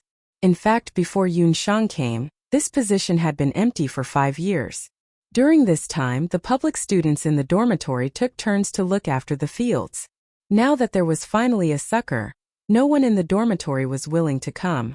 She was quickly informed that she needed to water all the herb fields in 2 days to prevent the herbs from withering. Looking at the vast expanse of herb fields, Yunsheng suddenly felt that life was indeed tough. Yunsheng sighs and starts to clean up the public medicine field. In the dark, a pair of sneaky eyes were spying on Yunsheng. Very quickly, the owner of the pair of thieving eyes returned to the combat department, and finally circled into a room labeled as the Combat Association. That person reported the details of Yunsheng's trip to the public medicinal field to a female student, who was about 11 or 12 years old. The female student was beautiful and wore an exquisitely crafted mage robe. Her magic scepter was embedded with 2 magic soul stones. An 11 or 12-year-old great magus, this female student was already a mid-level student. As she listened, a magical element shot out from the magic scepter in her hand. The magical light illuminated her face and made her look even more radiant. Senior Song, according to your instructions, I've been keeping an eye on the public student named Yunsheng. Also, she has already bribed some of the public students. No one will help her take care of the public herb fields. The lookout was a wind magician from the combat department. That damned public student, relying on Fengque and Mei Li's support to be so arrogant. She beat up my precious little brother to such a state. The one who spoke was Song Xiangru, Song Jie's elder sister, who had been taught a lesson by Yunsheng for the second time. The Song siblings were the children of the assistant minister of Zhou State's Ministry of Works. When the two were young, they were discovered to be able to sense magical elements, so they were both sent to the Imperial Magic Academy. The elder sister, Song Xiangru, was more talented. After 6 years of school, she became a mid-level student and had just passed the Great Magus examination in the temple last month. Song Xiangru only had one younger brother, Song Jie, and the two siblings were usually very close. A few days ago, Song Jie had been taught a lesson, and even his magic scepter had been destroyed. When Song Xiangru found out, she wanted to teach the potions department's new student a lesson on the spot. However, after asking around, she found out that the potions department's new student's background was not simple. Not only did he come in halfway, she heard that he was personally recommended by the combat instructor, Fengque. Everyone in the Magic Academy knew of Fengque's name, and Song Xiangru herself had attended his combat class. That bear-like man was terrifyingly strong, whether it was combat skills or magical combat skills. He could cast 3 spells in an instant, and directly turn a huge rock into powder. He had a violent personality, and even the teachers in the academy did not respect him. Thus, after Song found out about Yunsheng's background, he turned and left. As a result, Song Xiangru lost the opportunity to directly take revenge on Yunsheng. In the Magic Academy, cross-level combat was not prohibited, but it was only allowed for low-level students to challenge mid-level students. Mid-level students were not allowed to directly challenge low-level students. Otherwise, if the academy found out, they would immediately be expelled from the academy. After thinking hard, Song Xiangru suddenly thought that she could tamper with Yunsheng's status as a public student. The Magic Academy's rules were strict, and for public students, the academy's rules were also clearly stated that they had to maintain good grades in their magic classes and complete the work-study tasks arranged by the academy. Otherwise, they would be expelled from the academy. As long as Yunsheng was expelled from the Royal Magic Academy, and out of the sight of Fengque and Mei Li, Song Xiangru had 1,000 ways to make Yunsheng disappear completely. Song Xiangru secretly bribed the other members of the public student dormitory, and threw a few hundred mu of medicinal fields to Yunsheng. She was sure that Yunsheng would not be able to water all the medicinal fields in 2 days. Not to mention that Yunsheng was not a water-type sorcerer. Even if she was, how many times would she have to cast the cloud gathering spell to successfully water so many medicinal fields? When she thought of how Yunsheng would be expelled from the Magic Academy after the weekend, Song Xiangru was elated. Ruru, what are you so happy about? A sweet female voice interrupted the conversation between Song Xiangru and the scout. A female student dressed in blue walked in. Song Xiangru's looks were already considered top-notch, but compared to this girl dressed in blue, she was like a star meeting the moon. She immediately paled in comparison. Seeing the girl dressed in blue, a hint of jealousy appeared on Song Xiangru's face. However, she quickly concealed her jealousy and did not let Chan Lianer discover it. She changed into a fawning tone and said, Lianer, I see that you are the one who is happy. What good thing happened to make you so happy? The person who came was the vice president of the Royal Magic Academy's Combat Association. At the same time, she was also Zhou State's first-rank imperial court official's favorite granddaughter, Chan Lianer, a great water-type sorcerer. I received news from the Crown Prince. He is returning to the Jade Capital. Chan Lianer's clothes fluttered in the wind, making her look like a fairy. Her face was full of joy as she told Song Xiangru this good news. Chapter 97. The Crown Prince is coming back? Song Xiangru had a strange expression as she looked at Chan Lianer with a bit of contempt. Yi Balian, the current Crown Prince of Zhou State and the most beloved son of the Zhou State Emperor. At the same time, he was the president of the Royal Magic Academy's Combat Association and a 12-year-old pinnacle great magician. The reason why the Magic Combat Association was so influential in the Royal Magic Academy was partly because the president of the Magic Combat Association was the current Crown Prince and Chan Lianer was the vice president of the Crown Princess.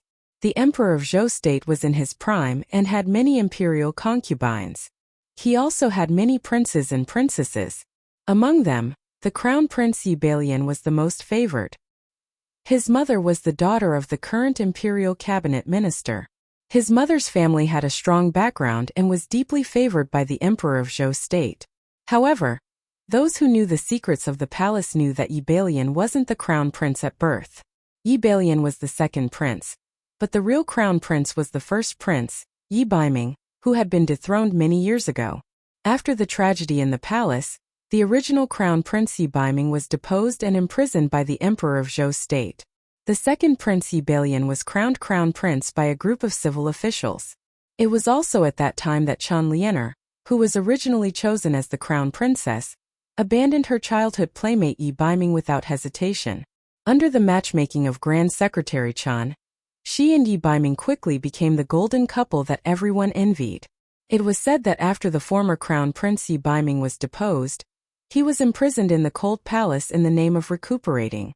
It was only a few months ago that the former Crown Prince, Yi Baiming, joined the Wuxuan Infinity School under the request of the deputy head of the Wuxuan Limitless School to practice martial arts. Only then did the former Crown Prince return to the eyes of the citizens of the Great Zhou dynasty. Chan Lianer and Song Xiangru, including a few people, naturally knew about this news. Song Xiangru originally thought that Chan Lianer would be a bit emotional, but who knew that she acted as if nothing had happened? What a heartless woman! While Song Xiangru's father was part of the civil official faction that supported the Crown Prince, she had inherited some of her father's style and looked down on Chan Lianer from the bottom of her heart. However, because the other was powerful and was the future Crown Princess, she agreed on the surface. Chan Lianer was so immersed in her own joy that she didn't notice the disdain on her friend's face. This year's year-end examinations for the combat and potions faculties might be a little tricky. Song Xiangru thought of something. The year-end assessment was a tradition of the Academy of Magic. Every year, there would be a comprehensive assessment for the students at the end of the year. The competition between the combat and potions departments was also the fiercest at that time. Potion department? Ruru, when did you become afraid of even the magic potion department? Chan Lianer stopped acting like a little girl, her face full of contempt. Perhaps Shangjing Magic Academy was nothing compared to other magic academies, but within the academy, the position of the fighting department was absolutely unshakable. The potioneering department was filled with crappy mages who only knew how to use despicable tricks. If she remembered correctly, the potioneering department didn't even have a few decent intermediate students. This year's situation might be a little uncertain. A poison man has appeared in the potioneering department. Song Xiangru's face was cautious. My younger brother Songjia was defeated by a new Earth and Fire Department mage. Song Xiangru originally didn't put the potioneering department in her eyes, but the things that happened in the past few days really caught her off guard. I've also heard about that poison man, but I heard that kid is very antisocial, so don't worry about him. As for the new mage, I haven't heard of her. I remember that your brother Songjia's magic is barely passable. How come he can't even take care of a new student? Chun Lian's sarcastic tone made Song Xiangru very dissatisfied, but she still smiled. That new student isn't simple. I heard that she used an intermediate fire magic flame explosion in the end. Even mentored Song's earth shield was shattered by her. Even Chun Lian couldn't use intermediate magic as a beginner. Intermediate magic? Is this news true? If it's reliable, then this person definitely can't stay in the potioneering department. Chun Lian changed her delicate and lovely appearance from before. She was now the vice president of the Magic Combat Association. In the Magic Academy, any student who could shake the Magic Combat Association's position had to either join the association or be eliminated. It's true. My brother saw it with his own eyes. Furthermore, her singing ability is also very outstanding. Song Xiangru's face was full of resentment. If that's the case, then I, as the vice president, will go and meet her. If possible, I'll pull her into the Magic Combat Association. But if she doesn't agree... Chun Lian smiled sweetly, but it made people's hair stand on end. Chun Lian was such a person. She looked very harmless and weak on the outside, but there was a sense of insidiousness in her bones. Yun Shang still didn't know that she had become the Magic Combat Association's target for no reason. Right now, she was still looking at the hundreds of acres of herb fields, thinking about how to irrigate them. Fortunately, she was now a mage and no longer needed to carry water to irrigate the fields like before. She only needed to use the water magic cloud gathering technique that she had learned in the elementary magic class. The so-called cloud gathering technique was to use the water vapor in the environment to form a small moving cloud. Yun Shang was known to the public as an earth and fire mage, so no one knew that she could use the cloud gathering technique. Little Cloud irrigated the herb fields. Yun Shang only needed to direct Little Cloud's movements to irrigate all the fields. One of the biggest benefits of entering the Royal Magic Academy was that one could learn all kinds of elementary magic during the basic magic classes. During the elementary magic classes, they would teach all kinds of elementary magic. These elementary magic were different from the combat magic that Yun Shang knew. Most of them couldn't be used to repel enemies, but they were very convenient to use in daily life. For example, the water cleansing spell, the fire illumination spell, the wind dust removal spell, and so on. Most people didn't care about these elementary magic, because it was already very difficult for everyone to learn elementary magic that was compatible with their own elementary magic. However, Yun Shang was different. Other than her dark magic spirit, she also had an all-elemental nature magic spirit. Learning all kinds of elementary magic was a piece of cake for her. This was especially true for the various types of small magic spells that didn't consume much magic elements. The more she used these small magic spells, the better her ability to control the various elements. When she was meditating, she could feel that her magic soul was becoming stronger little by little. Occasionally, she would try out the cloud gathering technique, then immediately use the cloud dream ice sleep to meditate for a while to replenish her elementary magic. By sunset, the hundreds of acres of land had been properly irrigated. Tomorrow, I'll use the earth thorns to cultivate the soil. Using elementary magic repeatedly will help increase my proficiency in elementary magic. After a day, Yun Shang was already very familiar with the cloud gathering technique. Just as she was about to leave the public herb fields, under the setting sun, two beautiful senior female students walked over. The two of them looked at Yun Shang's dirty face with disdain. The disdain in their eyes was very obvious. The two of them were dressed like rich girls. The more beautiful girl used an arrogant tone to ask, "You are Yun Shang? I am the vice president of the Magic Combat Association, Chun Lian. I want you to join the Magic Combat Association." Chapter 98. The girl who asked the question had an arrogant tone. She was young but already had a face that could topple cities. However, even though she was beautiful when she spoke, she raised her head and pointed her nose at others, just like a female peacock. She used a very commanding tone, which made Yun Sheng feel disgusted when she heard it. Both of them were intermediate students of the Royal Magic Academy.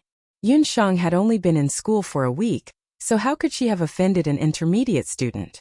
Yun Sheng quickly realized that it was most likely because of her fight with Song Jia. She heard that Song Jia had an older sister, so it must be one of them. I'm asking you a question, are you mute? The female student who accompanied her saw that Yun Sheng was only looking at them without speaking, and scolded her fiercely. If Chun Lianer hadn't insisted on persuading the freshman to join the combat association, she wouldn't have even bothered to come. You think I'll answer just because you asked? Who do you think you are? Jade Emperor Queen Mother Bodhisattva Guanyin Combat Association, right? 3 words, I'm not interested. Yun Sheng disliked this kind of bitch who thought that she was the #1 queen in the world, and that both men and women should kneel on the ground and lick their toes. Chun Lianer and Song Xiangru didn't understand what Yun Sheng was saying, and they didn't think that a freshman would dare to go against their wishes. Yun Sheng finished speaking and turned to leave. A biting cold water arrow shot out from the ground. If Yun Sheng hadn't dodged quickly enough, she would have been hit. A water elemental magician. Yun Sheng frowned when she caught sight of the water elemental magic beside the female student. Among the 4 elements, fire and earth were the strongest in terms of attack and defense. However, it would be a big mistake to say that water and wind elemental magic were useless. This female student could shoot water arrows with a wave of her hand. She had already mastered the water elemental magic. Yun Sheng wasn't afraid of a head-on confrontation, but she didn't want to reveal her true strength. I am the vice president of the Royal Magic Academy's Combat Association, Chun Lianer. Freshman, you'd better know your place. The Combat Association rarely accepts students from the Magic Potion Department, much less an invitation from this vice president.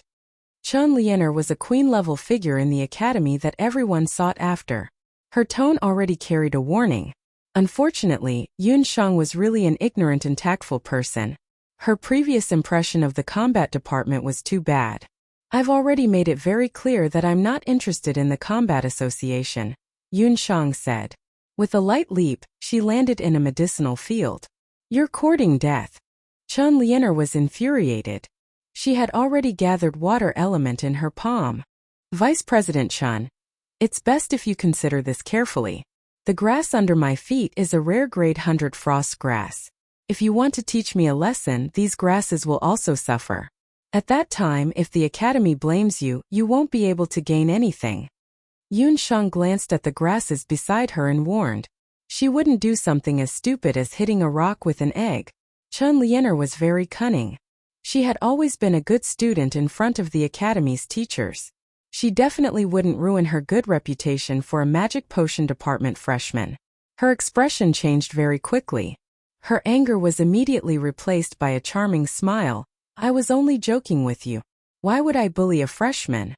You can reconsider. The Combat Association welcomes you at any time. Chun Lianer finished speaking and gave Song Xiangru a look. Holding hands, they left.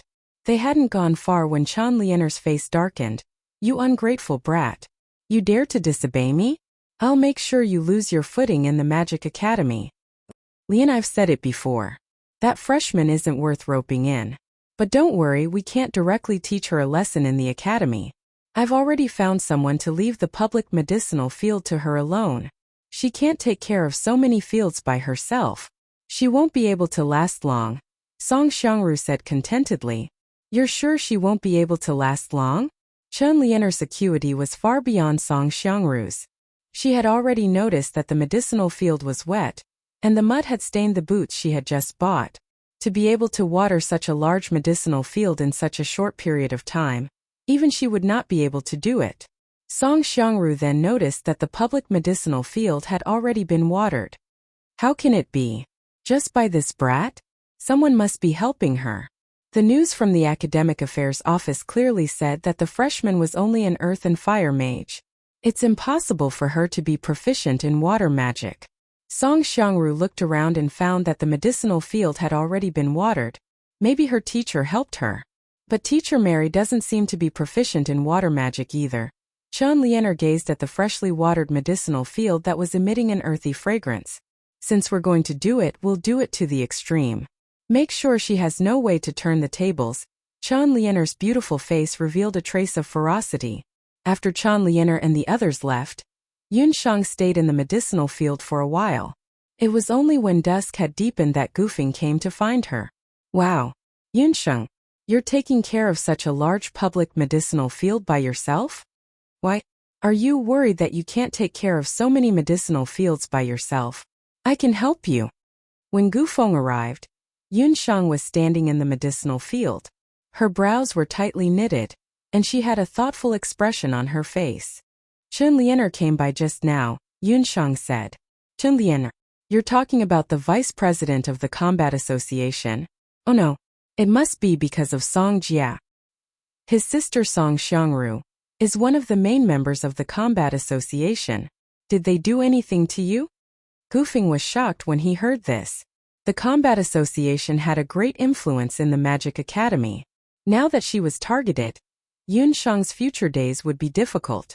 She didn't do anything to me, but that might not be the case next time. Chen Lien'er's appearance made Yun Shang realize that her strength was far from enough. If she didn't quickly become stronger, she was bound to become the second Gufeng.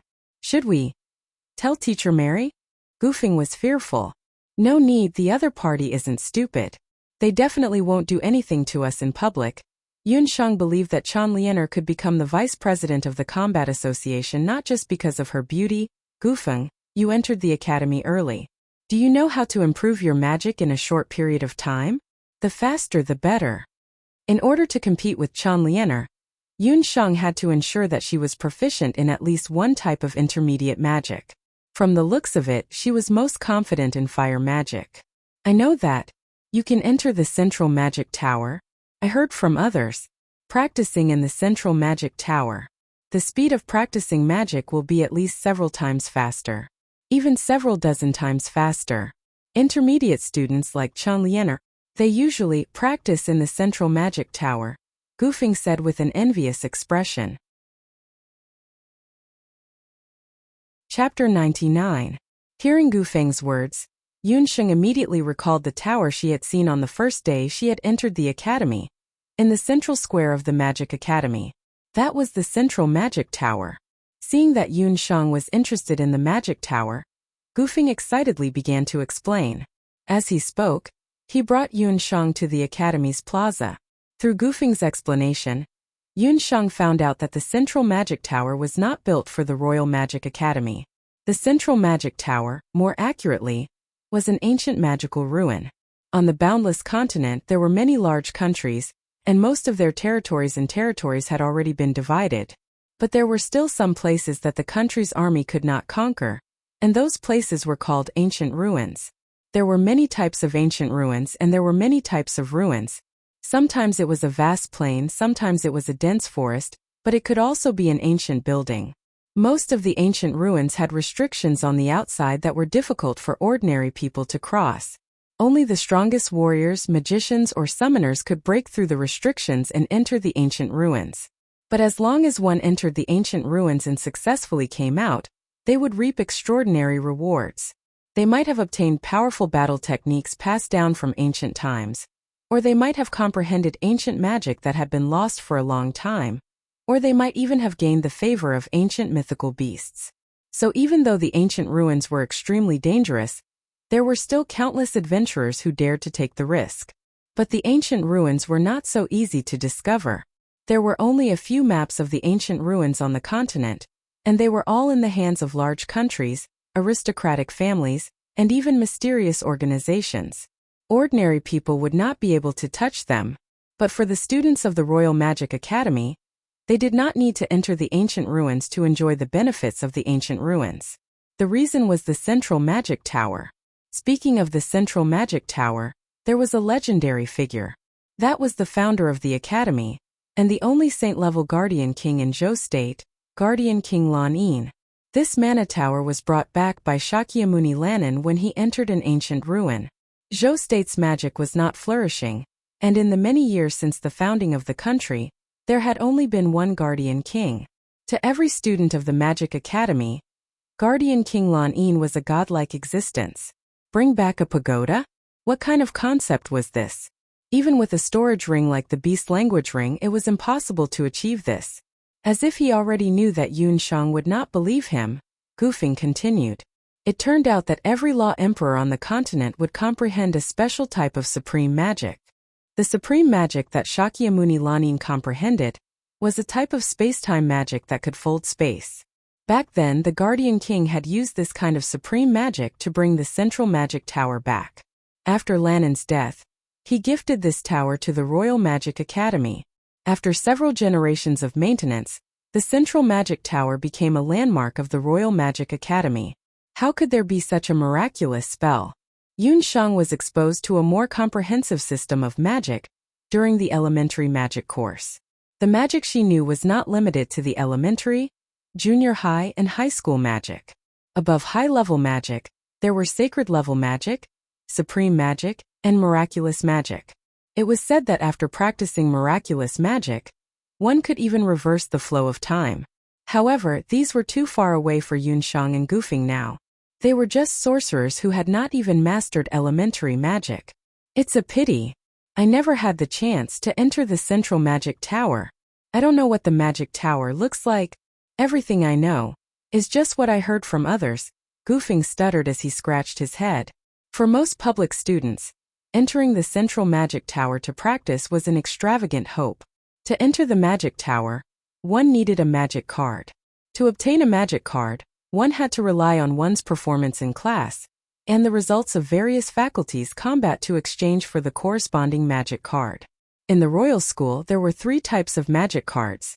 The first type was the elementary magic card, with a maximum of 5 points. The second type was the intermediate magic card, with a maximum of 20 points. The third type was the advanced magic card that was held by the tutors, and only the outstanding students in each year's assessment could obtain, with a maximum of 50 points. The last type was the supreme magic card, which could only be obtained by making a special contribution to the school. There was no limit to the number of times it could be used. Magic power cards were not rare among the intermediate students, but for the junior students, especially the public students, due to their ordinary family background, even if they were talented due to the lack of various quality resources, they would lose at the starting line to the aristocratic students in the academy, let alone win against those aristocratic students. Gufing himself, because of his poor performance in magic combat, had never been able to obtain a magic card. As for Abandon, although he had the ability to do so, however, because he had killed his opponent in a teaching accident, although this matter had been resolved by the school, the Academic Affairs Office had forcibly deprived Abandon of the opportunity to enter the magic tower for a year. Therefore, before Yun Shang joined, the 13 Magic Potions group had never obtained a chance to enter the magic tower. Perhaps you will have this opportunity very soon. You forgot I have a magic card. Yun Shang took out the magic card that she had won from Song Jia. After obtaining that victory, according to the previous agreement, Yun Shang had already become the owner of this magic card.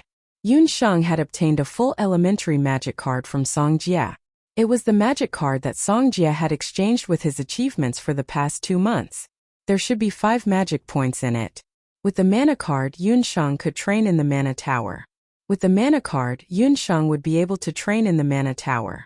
With so many mana cards, training in magic would undoubtedly be a shortcut. Gufing was overjoyed. He did not expect that there would be someone in the 13 Magic Potions group who had the opportunity to enter the magic tower. It's us. You forgot, you also contributed to this card. Yun Shang still remembered that Gufing had blocked the arrow for her. Although this kid was timid and weak, he was still quite manly at that moment. No, magic card can only be used by one person. Besides, it was mainly your contribution that day. As long as I didn't drag you down, it's already good enough. Gufing was embarrassed. He understood that Yun Shang's magic talent was much higher than his. An elementary magic card could only be used for 5 hours. Gufing would rather Yun Shang make the most of this 5 hours than waste the precious magic card on himself. Gufing, this kid, was still belittling himself. His light magic talent had not really been stimulated. Yun Shang did not force it. She made up her mind that next time, as long as there was a chance, she would definitely win a magic card for Gufing. After knowing the possible benefits that the magic tower could bring to magic practice, Yun Shang was already eager to give it a try. On Sunday morning, she used the earth thorns to cultivate the soil in the public herb field.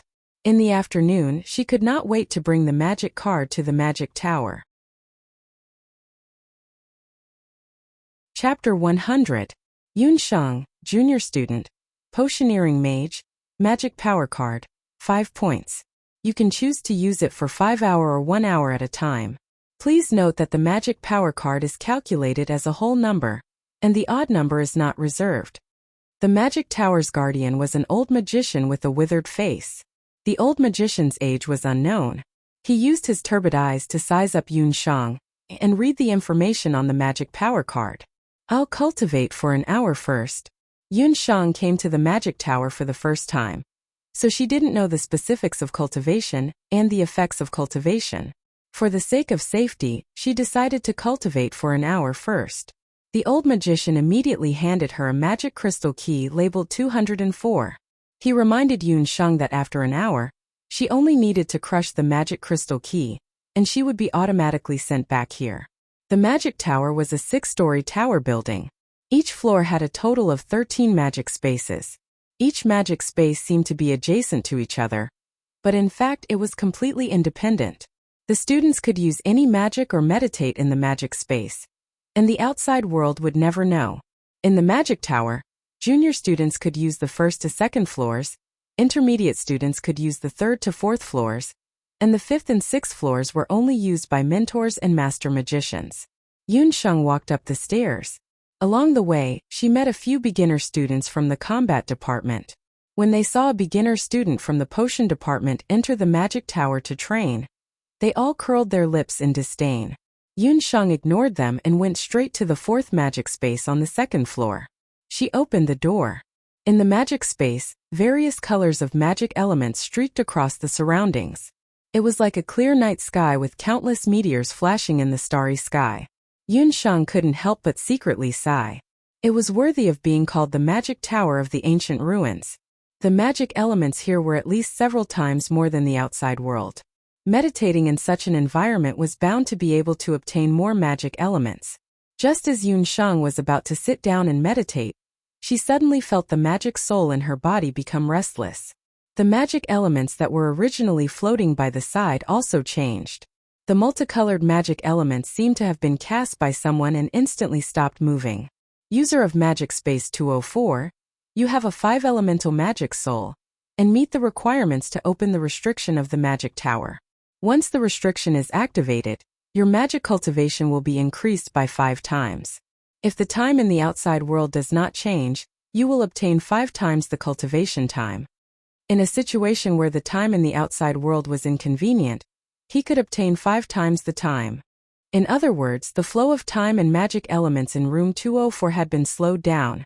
Yun Shang would have an additional 4 hours of magic cultivation time. But from the outside, only 1 hour had passed.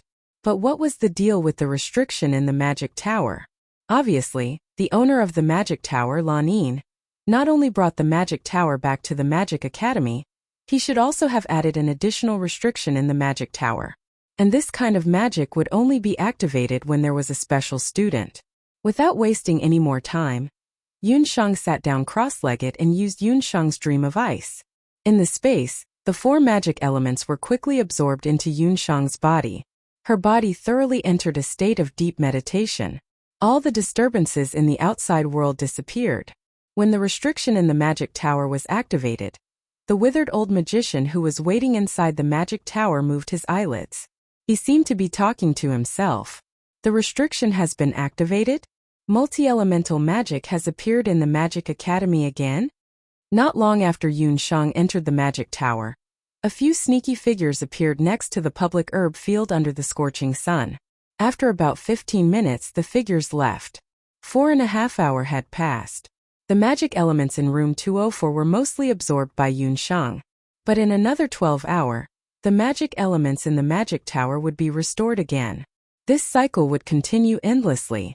In the process of meditation, Yun Shang's orc speech ring on her finger had also absorbed a large amount of magic elements. Cultivating in the Magic Tower, even the puffed egg in the summoning ring benefited a lot. Yun Shang slowly exhaled and moved her stiff body, She was pleasantly surprised to find that her wind, fire, earth, and water magic spirits had all improved to a certain extent.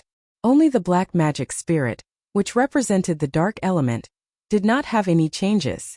Yun Sheng waved her magic scepter, and a large number of earth spikes drilled out of the ground. Then she cast a fireball spell. The fireball's lethality was much greater than before. I don't feel tired after using magic twice in a row. It seems that my control over the 4 elements has improved a lot. Yun Sheng believed that if this continued, she would soon break through to become an archmage. It was a pity that she did not have enough magic cards. Otherwise, her cultivation would definitely speed up, and she would not have to be afraid of Chen Lianer and the others in the future. Yun Sheng thought that maybe she should think of some ways to obtain more magic cards. Noticing that the orc speech ring had also undergone a certain change, Yun Sheng summoned the puffed egg. As soon as the puffed egg was summoned, Puffed Egg was very excited. Puffed Egg, it's an ancient ruin. Dear Master, Puffed Egg loves the smell here. There's the smell of home here. Can you leave Puffed Egg here? The smell of home? Could it be that the Puffed Egg had been to other ancient ruins? Or was it originally living in an ancient ruin? The Puffed Egg was left behind by Yun Sheng's mother.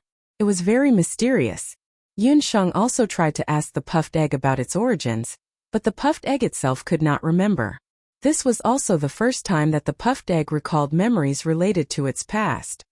You are my beast.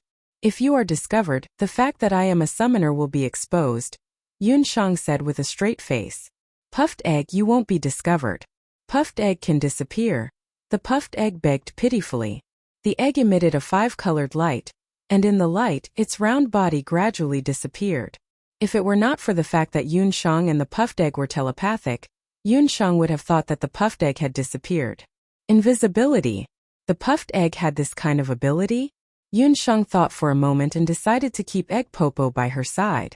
Every time she meditated, some of the magical elements would be devoured by Egg Popo. If she left Egg Popo in the magic tower, where there was an abundance of magical elements, not only would it be helpful for Egg Popo's cultivation, but it would also relieve the pressure on her own mana consumption. Puffed Egg. Then you have to promise that you will obediently stay in the magic tower until the next time I come to the magic tower. You can't be discovered, otherwise I will cancel the contract with you. Hearing that Yun Sheng wanted to cancel the contract, the Puffed Egg immediately became obedient. Hour was almost up. Yun Sheng crushed the magic crystal key and left Magic Space 204. Chapter 101. It was only afternoon when they left the magic tower. Yun Sheng met Gufing on the way. Yun Sheng concealed the matter of the first layer of restriction, and roughly explained the situation in the magic tower. Are you interested in Mentor Mary's magic laboratory to see me concoct magic potions? Gufing was happy for Yun Sheng. He stole a glance at her, and very embarrassedly extended an invitation to Yun Sheng. Gufing was also a public student, but he was only responsible for helping Mentor Mary concoct magic potions on weekdays. Yun Sheng had not started her potions class yet. Because she was studying ancient medicine, she also had a certain interest in magic potions. Yun Sheng thought about it. The matter of the public medicine field was almost done. She also had nothing to do in the afternoon, so it would be good to see how magic potions were concocted together with Gufeng. The teachers of the magic potions department all had their own magic potions laboratory, and Gufeng was Mentor Mary's assistant. Mentor Mary was not there. The laboratory was about half the size of a public student's dormitory, and various materials for concocting magic potions were displayed inside. Yun Sheng took a look and discovered that the concocting of magic potions was actually similar to that of ancient medicine. However, the concocting of magic potions required the use of magical elements, which sounded more like the alchemy of the Middle Ages. There was also a wide variety of magical materials, from various magical ores, magical beast soul stones, animal hides, animal bones, and various magical herbs. It was hard to imagine that all kinds of magic potions were made from these materials. I can concoct beginner agility potions and antidote potions. Gufeng smiled foolishly. Magic potions were the only skills he could bring to the table. Gufeng also relied on selling basic magic potions like agility potions and antidote potions to earn his daily living expenses. Generally speaking, as a mage relying on his own magical power, he could concoct at most 2 bottles of magic potions a day. Mentor Mary's task for Goofing was to concoct 1 bottle of agility potion and 1 bottle of antidote potion a day. Teacher Mary had put a lot of thought into this. She had refined a potion that could increase a person's perception and control of magical elements. It was especially important for students of the potion department. Let me try. Yun Shang was also very interested in refining magic potions. Yun Shang chose to refine the water of agility. Yun Shang checked the refining method of the agility potion. As she had studied Western medicine in the medical university, Yun Shang had already calculated the ratio of different materials in her mind as soon as she saw the formula, as well as the possible consumption of magical elements during the refining process. After that, Yun Shang found a few more materials among the materials that Mary had discarded.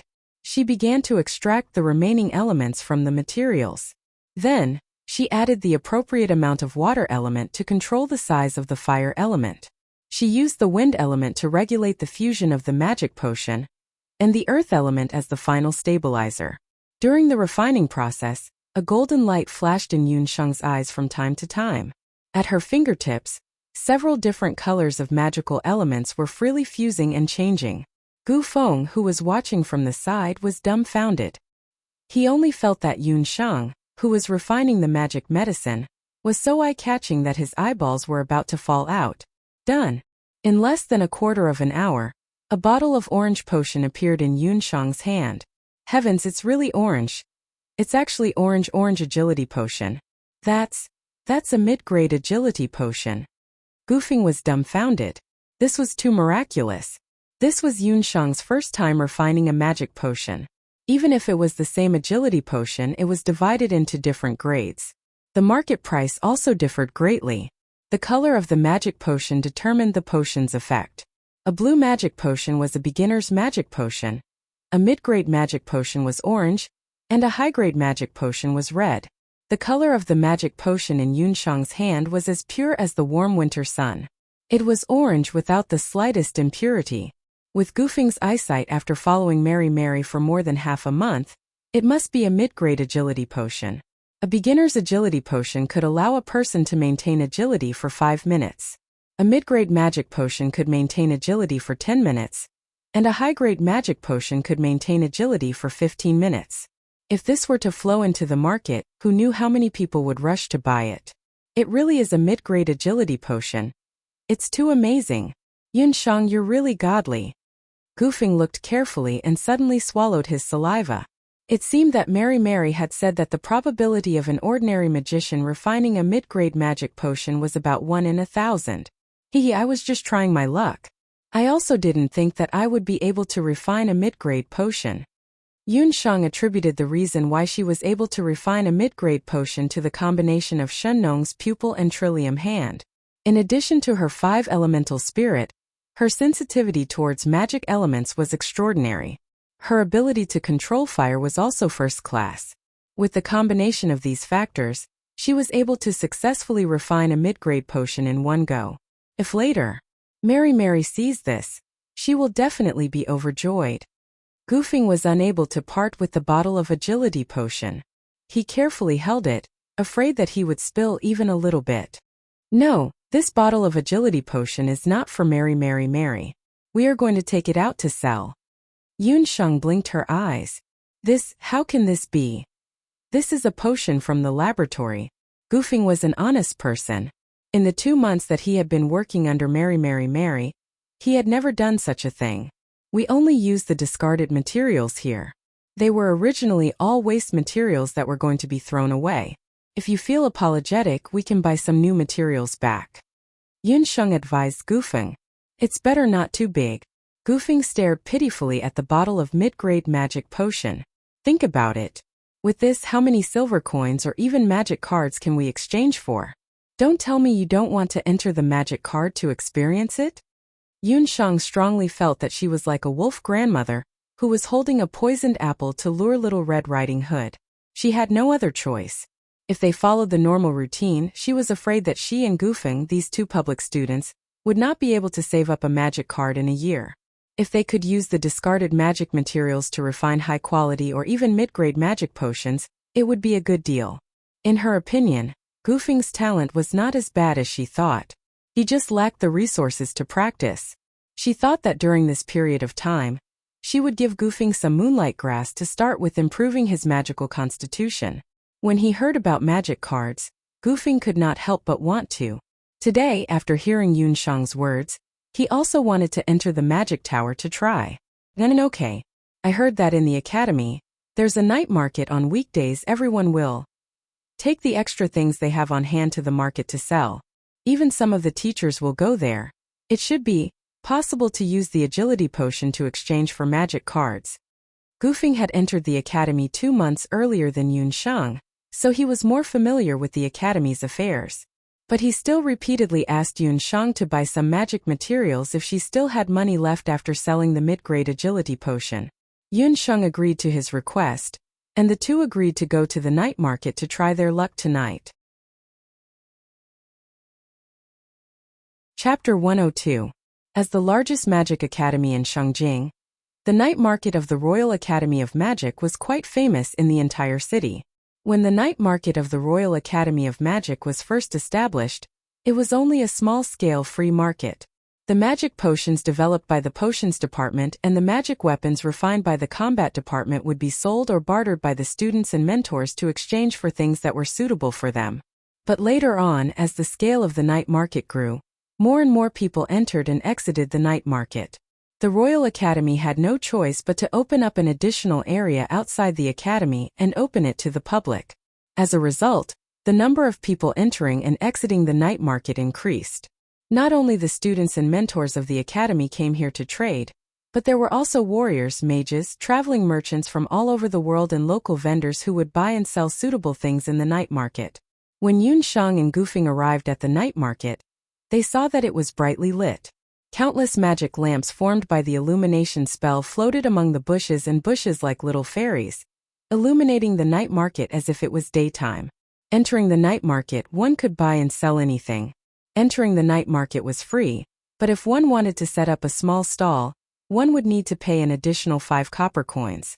So, some mages or warriors who were short on money would often directly sell the things they wanted to sell on the street, exchanging money and goods at the same time.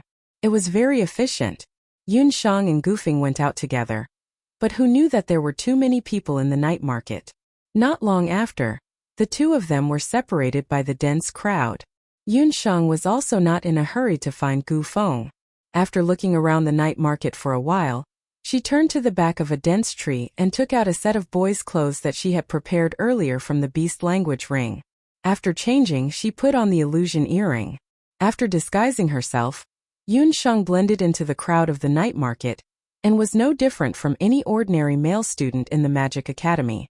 Yun Shang came over tonight mainly to look for magic power cards, but after looking around, she didn't find any students selling magic power cards. Yun Shang couldn't help but feel a little disappointed. Just as she was about to turn back to look for Gufing, a person came rushing in front of her. That person was dressed in the robes of an archmage and held a magic scepter in his hand. As he walked, he looked around and muttered, "Damn it, why isn't there a single potion here? Where am I going to find a bottle of mid-grade agility potion?" Since there weren't many mages in Zhou State, magic potions could only be bought from magic academies or large chambers of commerce in Zhou State. Judging from the appearance of this person, it was obvious that he urgently needed a bottle of agility potion. Yun Shang hurriedly went up to him. "Senior, do you need a potion of agility? I have some for sale here." That intermediate student casually glanced at Yun Shang. Hearing her young voice and small stature, he couldn't help but feel a little contempt in his heart. "Go away, little brat. The night market isn't a place for little brats like you to play house. Mid-grade agility potion can increase your agility for 10 minutes. Yun Shang wasn't annoyed. Just as that person was about to stride past her, she said something that didn't hurt him. The intermediate student's footsteps paused. The words, mid-grade agility potion, almost made him faint, but it also successfully attracted his attention. He took a closer look. Yun Shang's face was blurred. She must be wearing an illusion-type artifact. To be able to own an illusion-type artifact at such a young age, The intermediate student couldn't help but feel embarrassed for his earlier carelessness. He hurriedly dragged Yun Shang to a big tree on the side and asked in a low voice, "You're a junior from the magic potion department? Mid-grade agility potion? You're not trying to extort me, are you?" "It's the real deal." Yun Shang took out a small bottle of agility potion. The orange liquid instantly made the intermediate student go wild with joy. "That's great. I'll take all of your mid-grade magic potions. I'm Tai Lang from the magic combat department. I've been on a mission recently and urgently need agility potions. How many do you have? I'll take all of them." Tai Lang was like his name.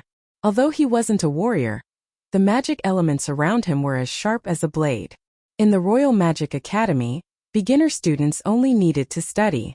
But after becoming intermediate students, the academy would provide them with a few missions of varying difficulty. Students could use the missions to exchange for precious magic artifacts, magic materials, and even magic spells of intermediate level and above. Tai Lang was an earth elemental magician. Due to his own attributes, his speed was slightly slower than the average magician. But his mission this time was to kill a level 6 wind-chasing fox. That beast's speed was astonishing. Tai Lang chased after it for a few days, but lost it at the last moment. He asked his mentor about it, and his mentor suggested that he go to the magic potions department to buy some agility potions. He asked for at least one bottle of agility potion of mid-grade and above. But when he went to the magic potions department, the mentors there were all unwilling to help when they heard that he was from the combat department. There were some magic potion students who were willing to sell agility potions left behind from the experimental class, but those were only beginner potions and didn't meet Tai Lang's requirements. Tai Lang had no choice but to go to the night market to see if he could be lucky enough to meet someone selling agility potions. He didn't expect to be so lucky. He hadn't been there for long before he met someone selling mid-grade agility potions. "I only have one bottle of potion on hand. I stole it from my mentor. I need a mid-grade magic card in exchange." Yun Shang stated her requirements. She didn't want to reveal the secret of her ability to make mid-grade magic potions, so she said that the agility potion was stolen. Thus, Tai Lang was even more convinced of the quality of Yun Shang's mid-grade potions. He didn't care where the potion came from, as long as it could help him complete the mission. "I have a mid-grade magic card, but I've already used it 3 times. I still have more than half of my magic left." Tai Lang was very straightforward. For a student from the combat department, it was better to go out and participate in actual combat training than to cultivate in the magic tower. He took out his magic card, erased the name on it, and handed it to Yun Shang. There were still 12 hours left on the magic card. Including the bonus from his mana soul, it was equivalent to 60 hours, which was very useful for his cultivation. "It's too little. Mid-grade agility potions are very rare on the market. This magic card isn't enough." Yun Shang was very shrewd. She calculated that an intermediate student like Tai Lang must have a lot of money. "You're from the magic potions department? I have an ancient magic potion formula here. I don't know if it's real or not. If you're interested, you can take it and study it." Tai Lang was helpless when he saw that Yun Shang wouldn't let go. He remembered that he had accidentally obtained a potion formula when he was out on a mission. He took it out and handed it to Yun Shang. Yun Shang took it and looked at it. Her eyebrows jumped. "Magic potion, Moon Goddess's praise." Chapter 103. Seeing that Yun Shang was silent, Tai Lang thought that she was complaining that the magic potion formula wasn't good enough. After all, he had asked someone to appraise the formula, but the other party said that it was worthless. The reason was that the prescription clearly stated that in order to concoct this kind of magic potion, one must be able to control both water and fire elements at the same time. However, among magicians, water and fire magicians were as rare as phoenix feathers and unicorn horns. Moreover, it was very dangerous to fuse the water and fire elements together. There could be an elemental explosion at any time. Therefore, in the eyes of magic apothecaries, this formula was simply trash. He originally saw that Yun Shang was young, and thought that she didn't understand the mystery of the formula. But now it seemed that she wasn't easy to fool. Tai Lang was helpless. He dawdled and took out a few more stones. Yun Shang looked at them again. They were 3 pieces of pyroxene copper. She still didn't speak. A few veins could be seen on Tai Lang's forehead. Finally, he gritted his teeth and took out a piece of glazed jade. It seemed that the other party had reached his bottom line. Yun Shang then said calmly, "Then we'll reluctantly make a deal." After saying that, she put all the magic materials into her bag and gave a bottle of mid-grade potion of agility to Tai Lang. Tai Lang was relieved and gave the bottle of potion of agility to Yun Shang. Before leaving, he asked again, "If I still want mid-grade potion of agility in the future, can you still provide it? Do I still have to come to the night market to find you?" There were too few mid-grade magic potions on the market. "I'll try, but I can't guarantee it. Same place, and bring a good magic card." Yun Shang nodded. After selling the mid-grade potion of agility, Yun Shang wandered around the night market a few times. With the help of Shen Nong's pupil, she picked a lot of cheap but good magic materials. The beast's speech ring was quickly filled with some good magic materials.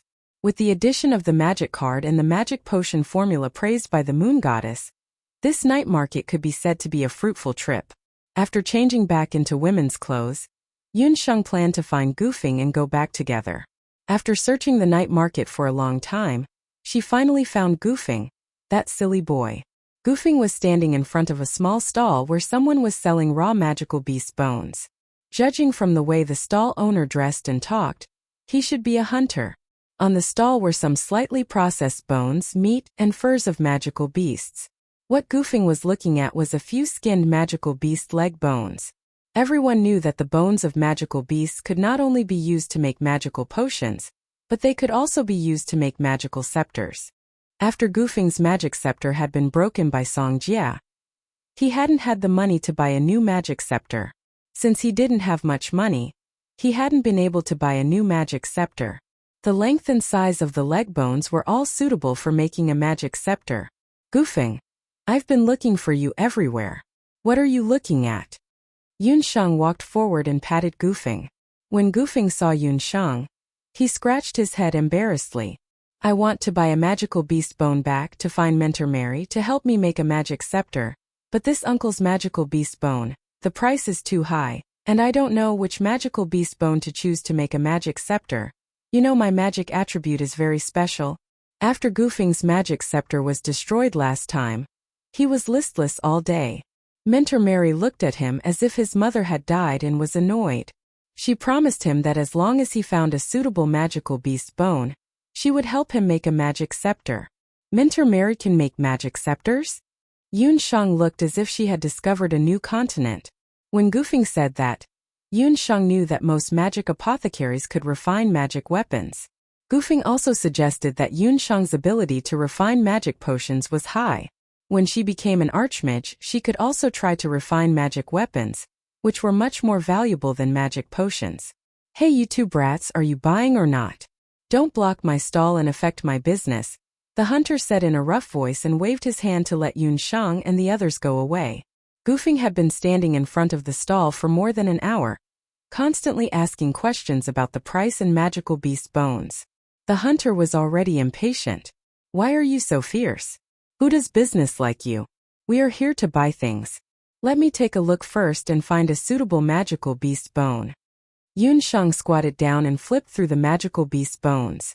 The magical beast bones sold by the hunters were completely different from the finished product of the magic scepter. The few magical beast bones on the stall still had flesh and blood.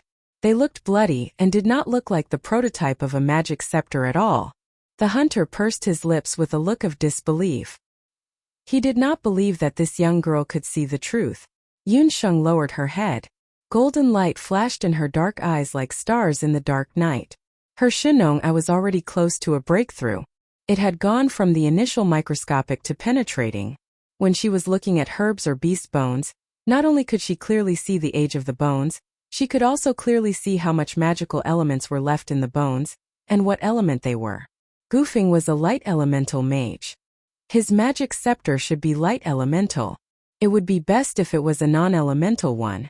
However, the magical beast bones in front of her all had natural attributes.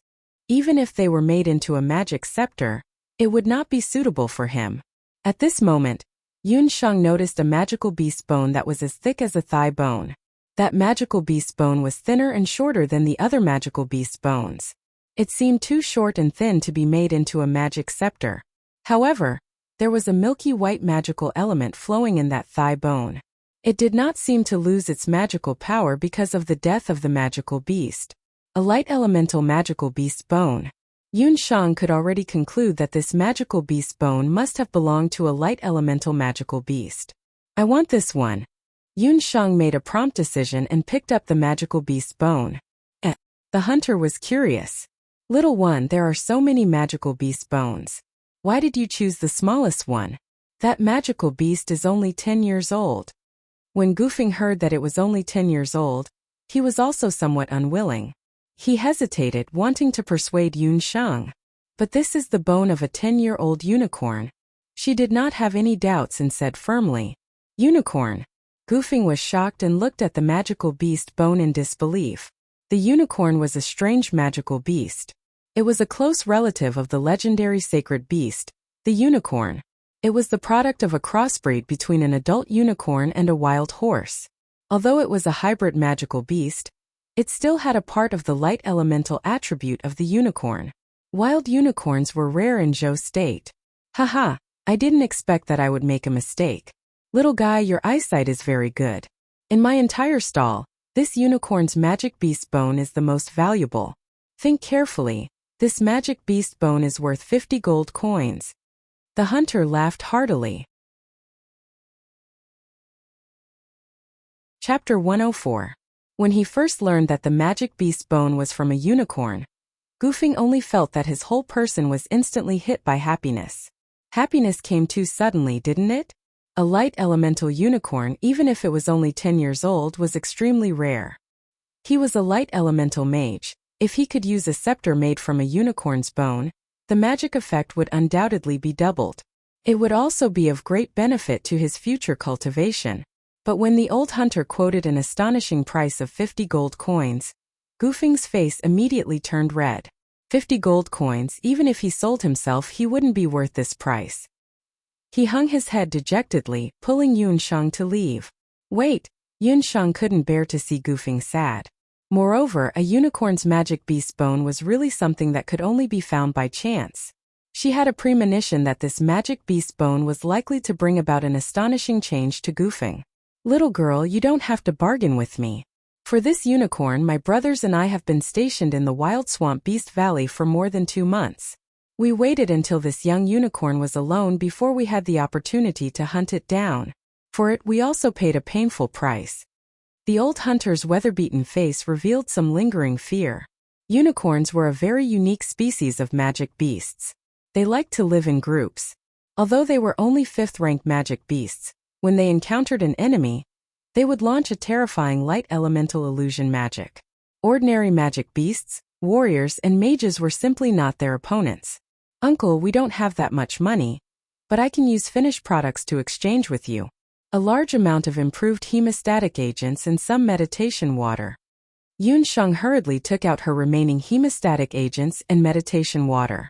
The quality of the finished products that Yun Shang took out made the old hunter look askance, but he still shook his head. 50 gold coins was already the lowest price. Yun Shang, let's forget it. I can find another magic scepter. Gufeng saw Yun Shang frowning as she stared at the unicorn's magic beast bone. He felt more and more embarrassed. No, Gufeng. This magical beast bone belongs to you. Only you can use it. Yun Shang seemed to have suddenly discovered something. She looked at the old hunter and said, Uncle, if I'm not mistaken, you were planning to use this bone to make a magic scepter for the magician in your team, right? Unfortunately, after killing the unicorn, you were cursed by the unicorn. I'm afraid that the magician is no longer in this world. You? How did you know? The old hunter's expression changed drastically. He looked at Yun Shang in disbelief. He had never told anyone about the secret of this magical beast bone. As the descendant of the unicorn holy beast, the unicorn holy beast has a powerful magic that other magic beasts don't have, and that is the curse of bad luck.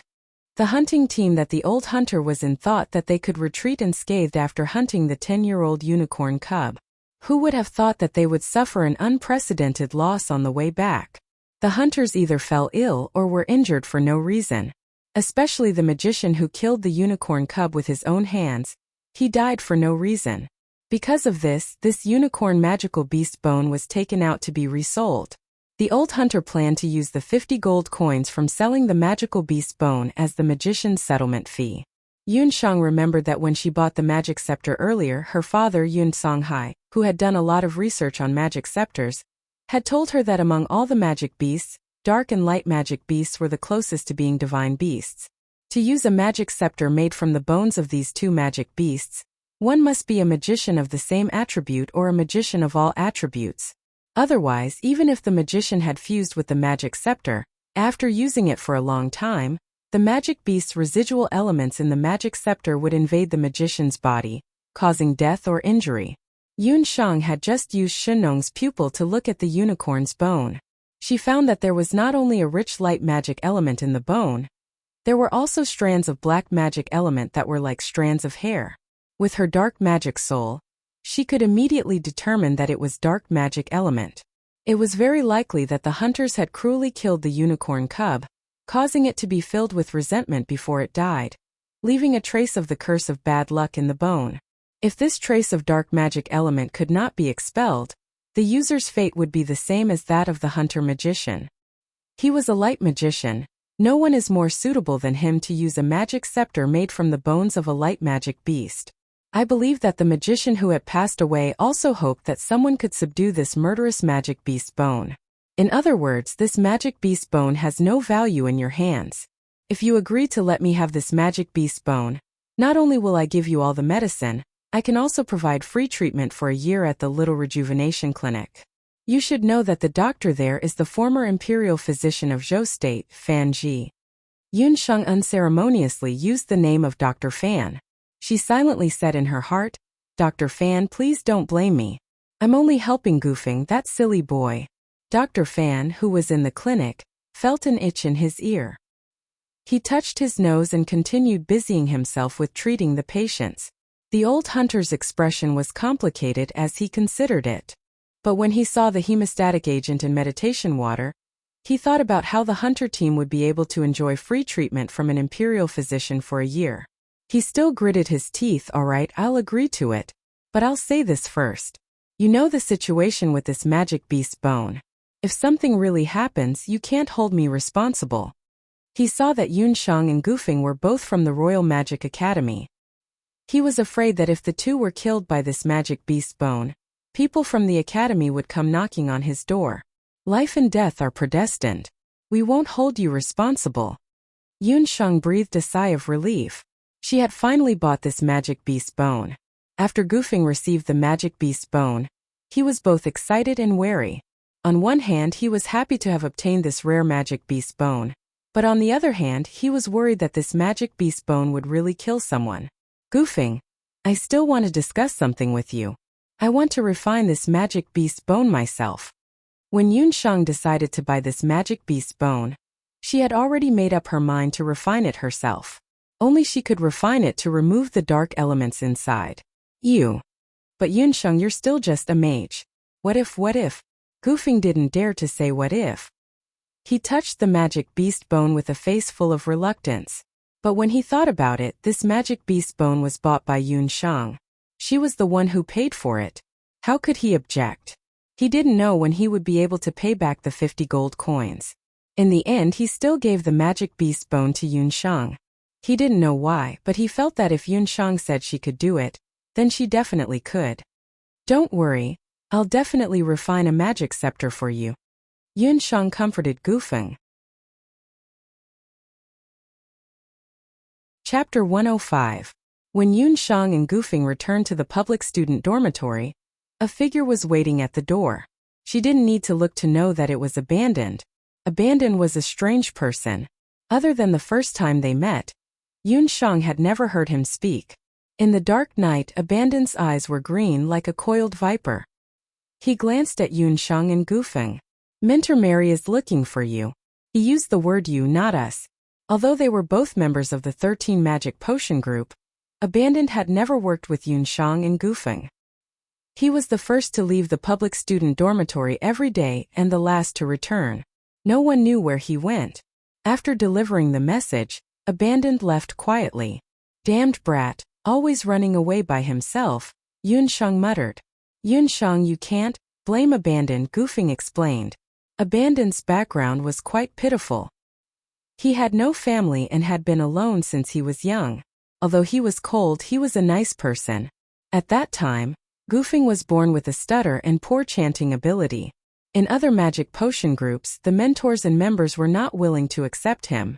Only Mentor Mary and Abandon didn't despise Goofing and accepted him. Every time someone bullied Goofing, Abandon would stop them. Goofing said that Abandon was just not used to having friends. Although Goofing's family was poor, he lived in a large and healthy family. That was why he had such an optimistic and open-minded personality. This was also why Yunsheng was willing to be friends with Goofing. No matter what setbacks he faced, Goofing could get by with a silly smile. Forget it, why throw a tantrum with a half-grown child? Yunsheng mocked herself. The two of them arrived at Mentor Mary's residence. You two are too late. Mentor Mary's expression was not good. Ever since Yunsheng and Goofing defeated Song Jie's group, she had been happy for a few days. But tonight her expression was gloomy, as if someone owed her hundreds of gold coins. Mentor, we went to the night market, Goofing explained. You've been in the Royal Magic Academy for half a year, and haven't made much progress in magic. You're still in the mood to stroll around? I just received news that this year's final assessment includes Magic Potion, Basic Magic and Magic Combat. Song Song is one of the examiners. The students who don't pass will be kicked out. No wonder Mentor Mary's expression was so ugly. She was always mocked at the end of the year's final assessment. The final examination of the Royal Magic Academy was held once a year. It was an examination of the cultivation of the entire academy, the Magic Potion and Magic and Combat Department to compete in the final assessment. Before Yunsheng's arrival, the 13 Magic Group was already at the bottom of the pack. Instructor Meili did not want to be at the bottom of the pack in the final exam. Mentor Mary had originally planned to regain some face in this final assessment. Who knew that Song Song would be chosen as the examiner?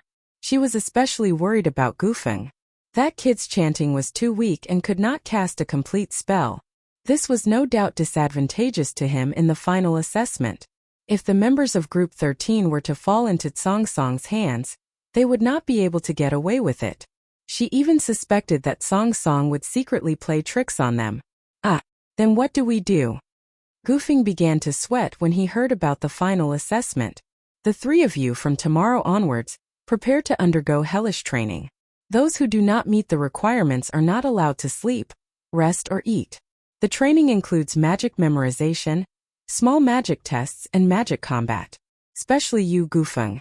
If you are at the bottom of the pack again, there is no need to wait until the end of the year. I will directly kick you out of Group 13. Mentor Mary frowned.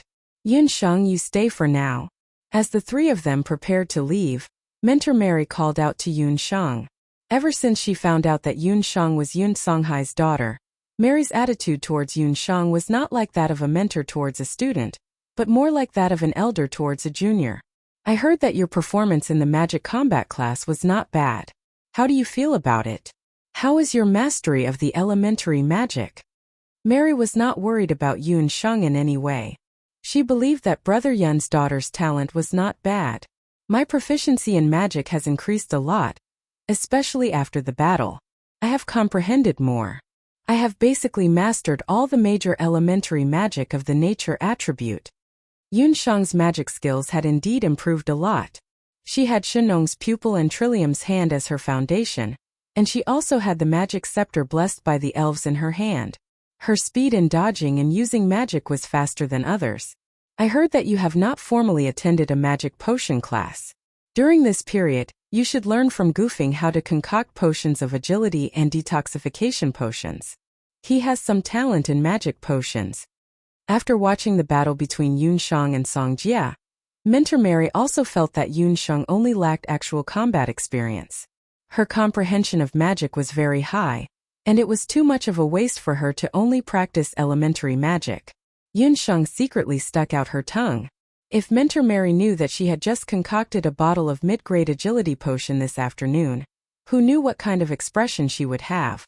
However, it was better for her not to talk about this for now. I have here the magic scrolls for the intermediate earth magic, earth escape, and the fire magic, fire net recovery. Learn as much as you can before the intermediate examination, Instructor Mary said as she handed Yun Shang 2 magic scrolls. A magic scroll was also a type of magic tool. It was a special scroll used to record magic on the boundless continent. It was written using magic elements. Not only did it record the secrets of practicing magic, it could also display magic images. However, the price of a magic scroll wasn't cheap, because it was said that only magi who had reached the level of Saint Magi could make magic scrolls. An intermediate magic scroll was worth at least 100 gold coins. Teacher Mary had taken out 2 magic scrolls in one go. This was truly an eye-opener for the miser Yun Shang. Yun Shang didn't know that being a magic apothecary was a very profitable profession. Teacher Mei Li was a rich woman. These 2 magic scrolls aren't given to you for free. You have to promise me that in this year's final examination, you will do your best to protect Gufeng. Teacher Mei Li said seriously. Yun Shang didn't react. Gufeng has a lot of potential. For the 13 magic potion groups, he is very likely to be an extremely important person for your growth in the next few years. Therefore, before he grows up, you and Abandon must protect him well. I have also said the same thing to Abandon.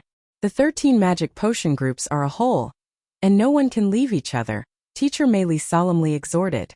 What Teacher Mei Li didn't know was that her words tonight would affect Yun Shang and Abandon for a long time in the future. Even when the 3 of them grew up to be the top existences in the continent, when their friendship faced the test of life and death, the 3 of them didn't give up on each other. Yun Shang solemnly nodded, tightly holding the 2 magic scrolls. Chapter 106. Yun Shang returned to the dormitory after receiving the 2 intermediate magic scrolls from Mentor Mary. Gufeng and Abandon had already gone to bed. The room was dark. Yun Shang used Cloud Dream and Icy Sleep. Her body emitted a faint blue light as she entered a state of deep meditation. In the state of deep meditation, she only needed an hour to recover her physical state. She didn't need any extra sleep at all. Since she had promised Mentor Mary, she would make full use of these 2 magic scrolls. In the following time, Yun Shang had to step up her practice while taking care of the public herb field. She had to defend the glory of Group 13 in the final magic assessment of the year magic. 1 hour later, Yun Shang's eyes were shining. She quietly left the public student dormitory and hurried to the magic tower. The moment Yun Shang left, Abandon, who was lying on the lower bunk, also got up. His faint green eyes flashed with a trace of fluctuation. His clothes fluttered as he followed Yun Shang out of the dormitory. In the dark night of Rumo, there was not a trace of stardust in the sky. Yun Shang once again came to the magic tower. The old magician guarding the tower didn't seem surprised that someone would come in this hour. He still used a wooden tone to read Yun Shang's magic card, and asked Yun Shang how long she would practice. 4 hours. Can I continue to choose Magic Space 204? After Yun Shang had Tai Lang's 12-hour intermediate magic card, she had more time to practice. However, 4 hours at a time was indeed a big deal. Yun Shang counted silently in her heart. 8 hours, just enough time for the sun to rise. With the addition of her magic soul, the time she could stay in the magic tower was equivalent to 40 hours, which was close to 2 days. She hoped that this extravagant cultivation would allow her to learn one of the 2 intermediate magic spells. When Yun Shang had obtained the intermediate magic scroll, she had already thought about it.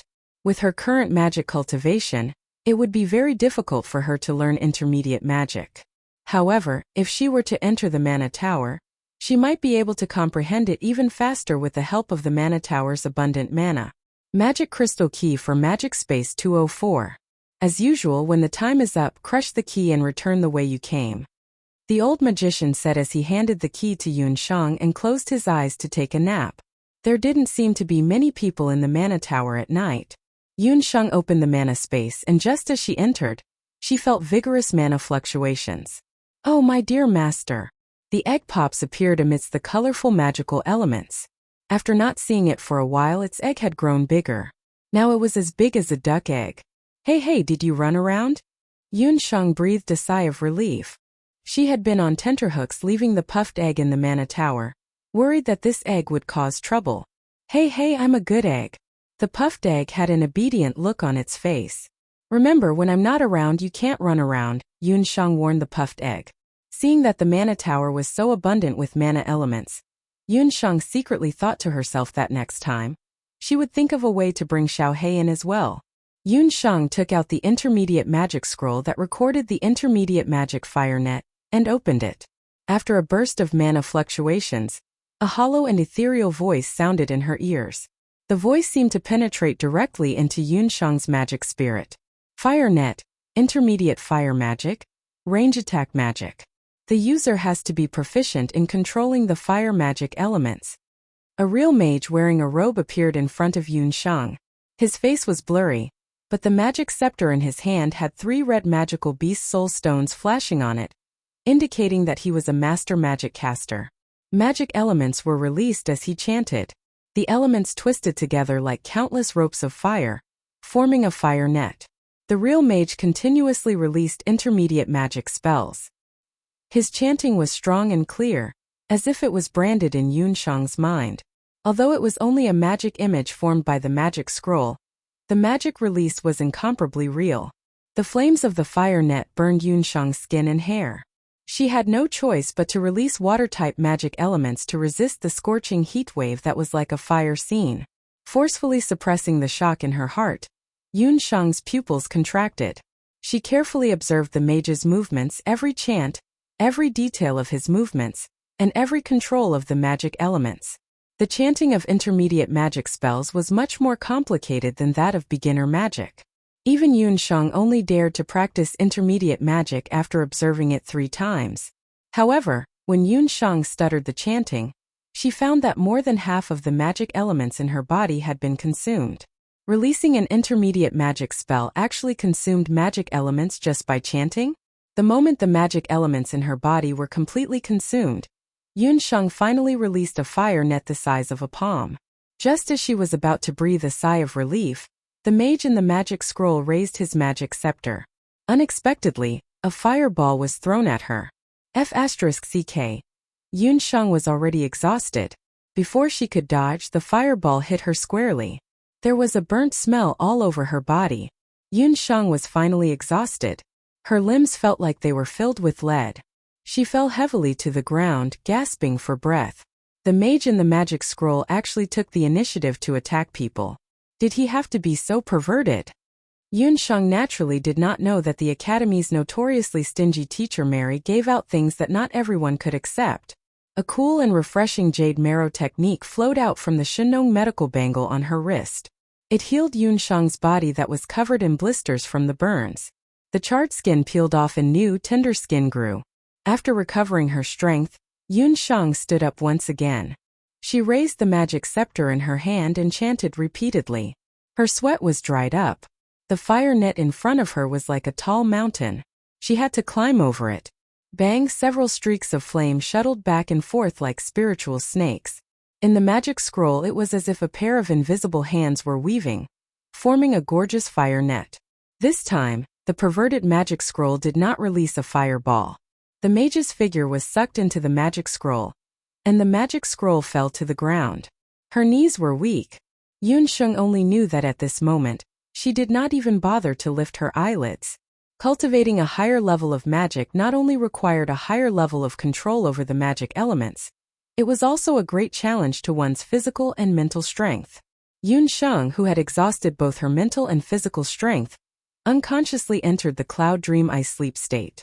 Inside her body, her magic spirit was also crazily absorbing the magic elements around her. Yun Shang was completely focused on cultivating intermediate magic.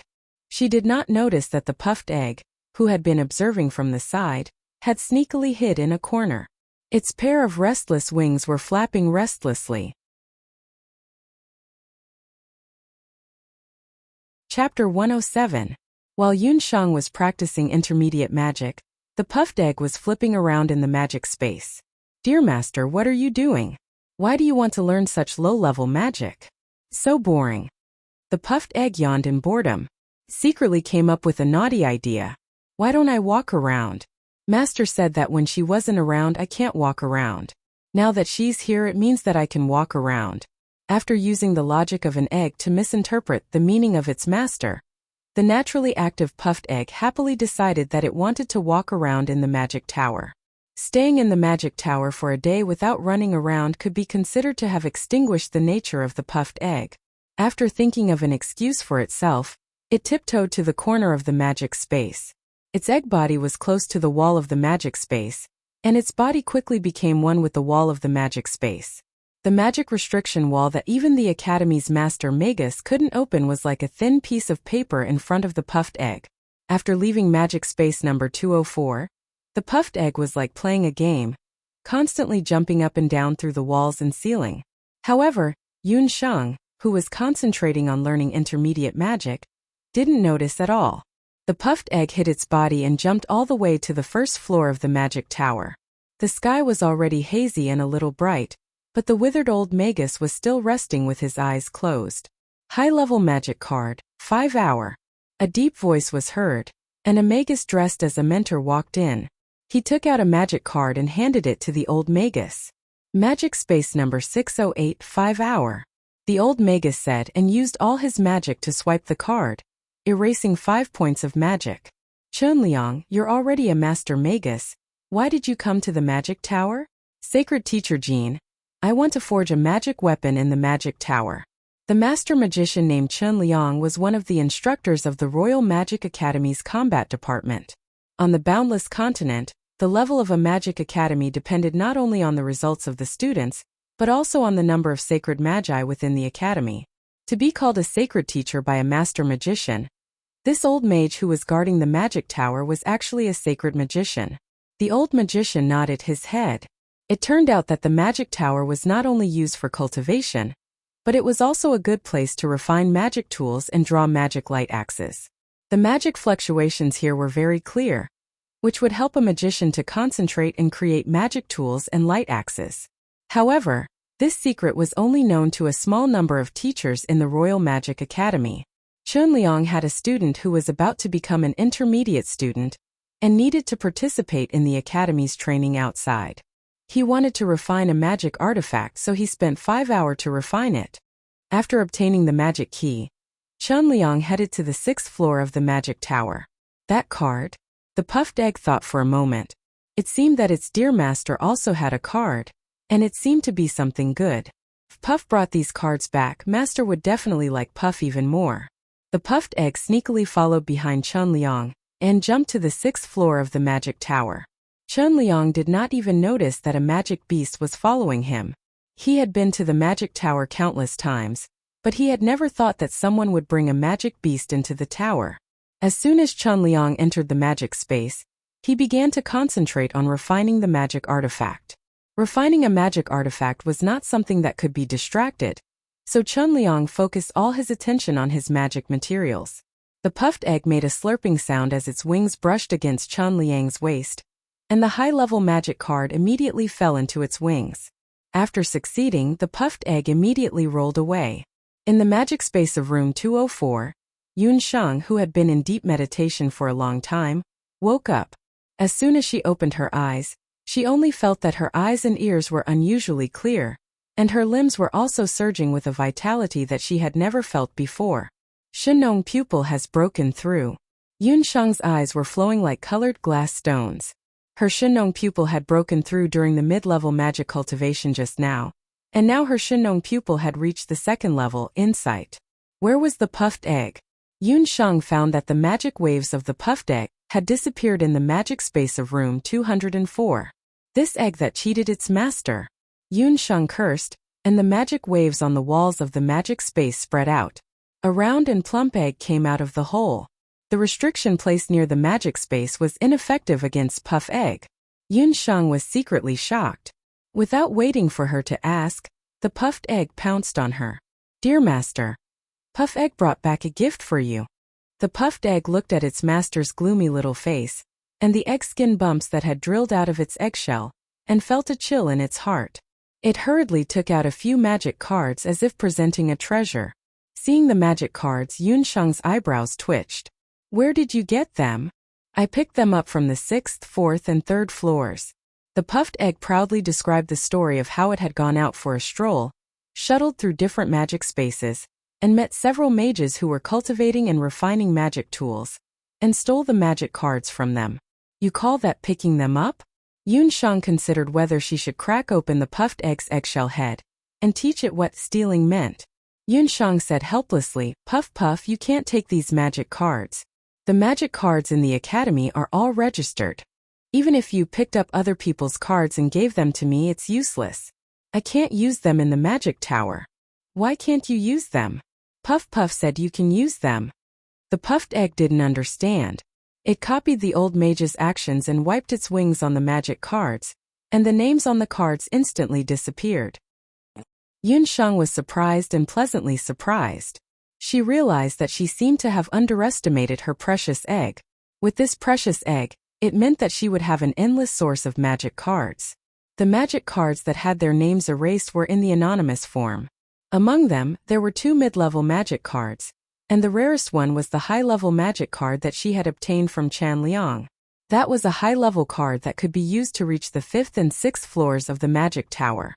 However, Yun Shang didn't dare to use the high-level magic card at the moment. After all, she was only a beginner student. If she used a high-level magic card on her own accord, it would very likely attract suspicion. Looking at the hour, Yun Shang had used up about 5 hours, and this was only after the addition of magic time. This meant that Yun Shang still had 15 hours. According to the puffed egg, Chen Liang had come to the magic tower just now to refine a magic weapon. It seemed that the magic tower could not only improve one's magic cultivation, but it could also increase the success rate of refining magic weapons. Speaking of magic weapons, Yun Shang remembered the unicorn magic beast bone that she had bought in the night market. She had promised Goofing that she would personally refine this cursed unicorn magic beast bone. She didn't want to cultivate another magic scroll today. Perhaps she could use tonight's opportunity to try refining a magic scepter. Chapter 108. A sorcerer who was not even 7 years old wanted to refine a magic weapon. This was something that almost everyone in the Boundless Continent had heard of. Normally, only a master sorcerer could attempt to create a magic weapon. This was not because a sorcerer could not create a magic weapon, but because the creation of a magic weapon required great control over the magical elements. 99% of sorcerers were new to magic and were unable to maintain a stable control over the magical elements. This could easily lead to instability of the magical elements during the creation process and damage the magic weapon. Yun Shang learned about the creation of magic weapons from Granny Suoluo. When she received the enigmatic bone scepter, Yun Shang had asked Granny Suoluo how an archmage like her could become the creator of a magic scepter. Granny Suoluo's answer was, "Do not fear the magical elements. Embrace the magical elements wholeheartedly and control them. You will obtain anything you want." It was also because of Granny Suoluo's guidance that Yun Shang had the bold idea of creating a magic scepter. She took out the unicorn's leg bone and a few wisps of flame shot out from her fingertips. In the flames, the flesh and tendons of the unicorn's leg bone were reduced to ashes, revealing the bone. Which of the 4 natural elemental spells should she use to create this magic scepter? Magic artifact crafting did not focus solely on the use of fire elements. Magic scepters created with different elements could have different magical attributes. Magic weapons created with fire would have higher magical attributes. Magic weapons created with wind would have greater control over magical elements. Magic weapons created with water would reduce the consumption of magical elements. Magic weapons created with earth would have more stable control over magical elements. Since it was a magic scepter for Gu Feng, it had to be combined with his personal characteristics. Yun Shang, who had the calmness of a healer and the wisdom of an adult, was like a skilled craftsman, considering the needs of the user. The stability of magical control. As an immature light-type sorcerer, Gu Feng's control over magical elements was very poor. His personality was also not stable enough. What he needed was a magic scepter that could help him better control the light-type magical elements. Yun Shang made up her mind. Earth-type magical elements surged out and enveloped the unicorn's bone.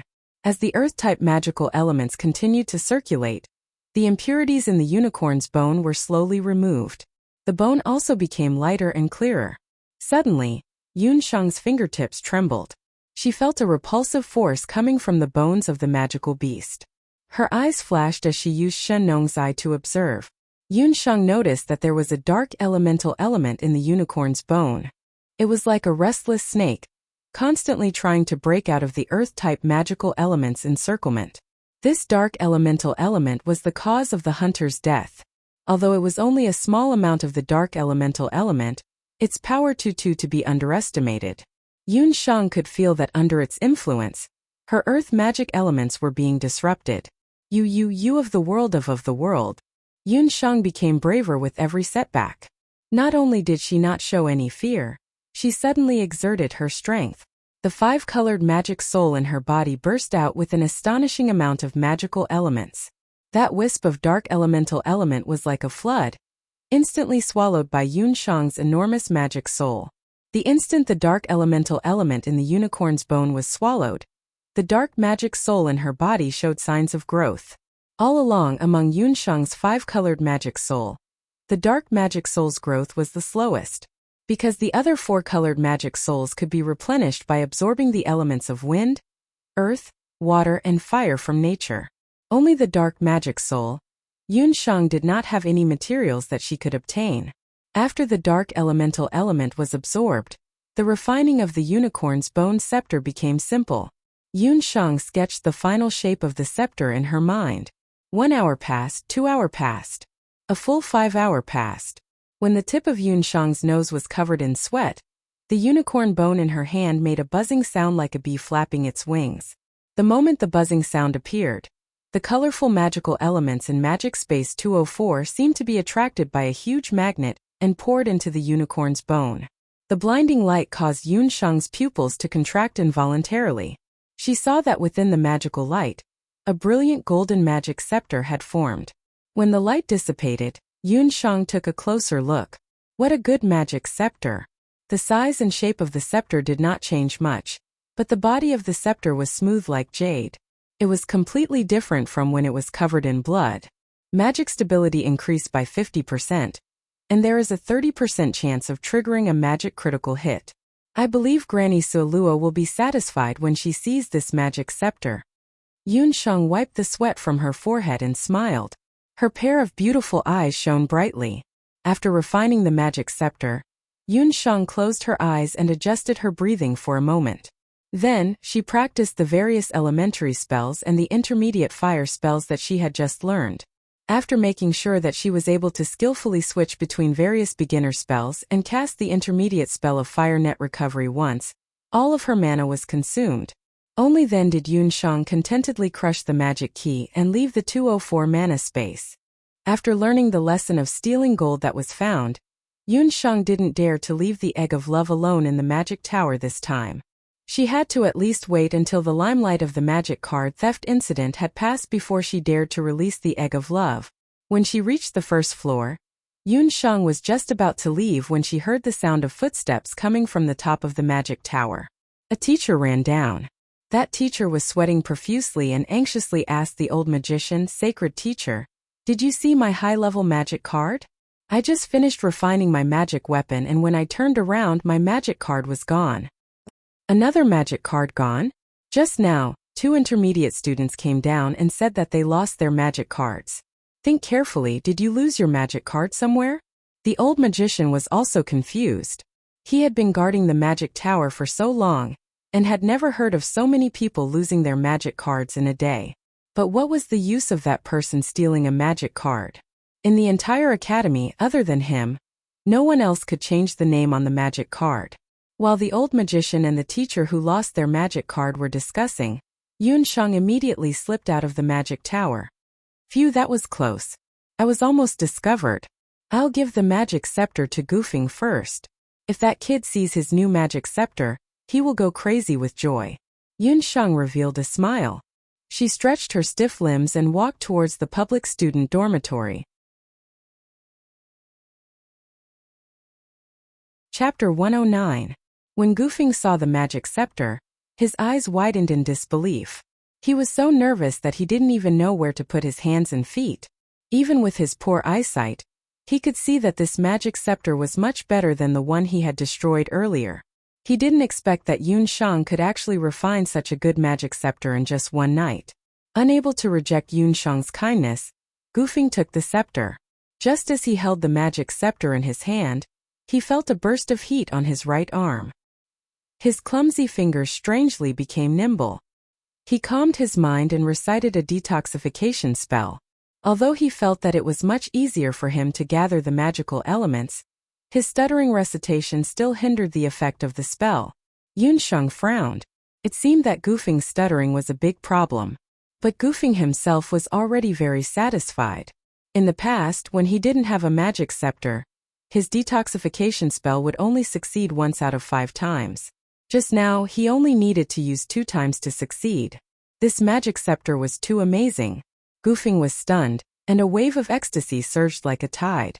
Yun Shang carefully watched Gufeng's recitation process. Just as Teacher Mary said, Gufeng didn't lack magical talent, but he lacked confidence and stability. His stuttering was normal, but when he recited, his stuttering was very serious. In a battle, this was fatal. The opponent was enough to kill Gufeng countless times in the process of failing to recite a spell. Perhaps this weakness of Gufeng could be made up for with the magical beast Soul Stone. Yun Shang stroked her chin, thinking about what kind of magical beast Soul Stone to find for Gufeng. That kind of magical beast didn't need to be very powerful, but it had to be fast enough in its recitation. After all, no one would expect a light magician to charge and break through enemy lines. When he heard that Yun Shang wanted to find another soul stone for him, Gufeng shook his head like a rattledrum. No, soul stones are too expensive. I can't afford it. Obtaining soul stones was nothing more than buying them or hunting them. Teacher Mary had been researching new potions for a while now, so she couldn't divert her attention to take Gufeng to hunt a suitable magical beast alone to obtain soul stones. The only thing left seemed to be to buy soul stones from crystal or magic scepter shops. However, the effect of the soul stone would be greatly reduced, and the price would be ridiculously high. It was definitely not something a poor kid like Gufeng could afford. I know a place where you can buy relatively cheap soul stones, Abandon's deep voice interrupted. According to Teacher Mary, before the final assessment, the members of the 13 magical potion groups had to be like 3 grasshoppers tied to the same straw, advancing and retreating together. Under the pressure, Abandoned had no choice but to hang out with Yun Shang and Gufeng. He also saw how Gufeng used the new magic scepter just now. Yun Shang and Gufeng both stared at Abandon in amazement, as if his initiative to speak was a wonder of heaven and earth like the red rain under the heavens. Under the dark green magician's robe, Abandon was a little uncomfortable under their stares. One long gambling house. Yun Shang finally knew why Abandon often disappeared in the middle of the night and during the day. Other than going to class, he was nowhere to be seen. This little brat actually had a part-time job outside the academy, and it was in the largest gambling house in Jade Capital. As a public student, it was normal for them to be short of money. For a doctor like Yun Shang who had a specialty, they didn't have to worry about food. However, for most public students, making money was always a big problem that needed to be solved. The maintenance of the magic scepter, the purchase of soul stones, and the materials for refining magical potions, all of these required money. Abandon was an orphan and had no family support at all. Relying on the allowance of the public students in the academy was obviously not enough for his expenses.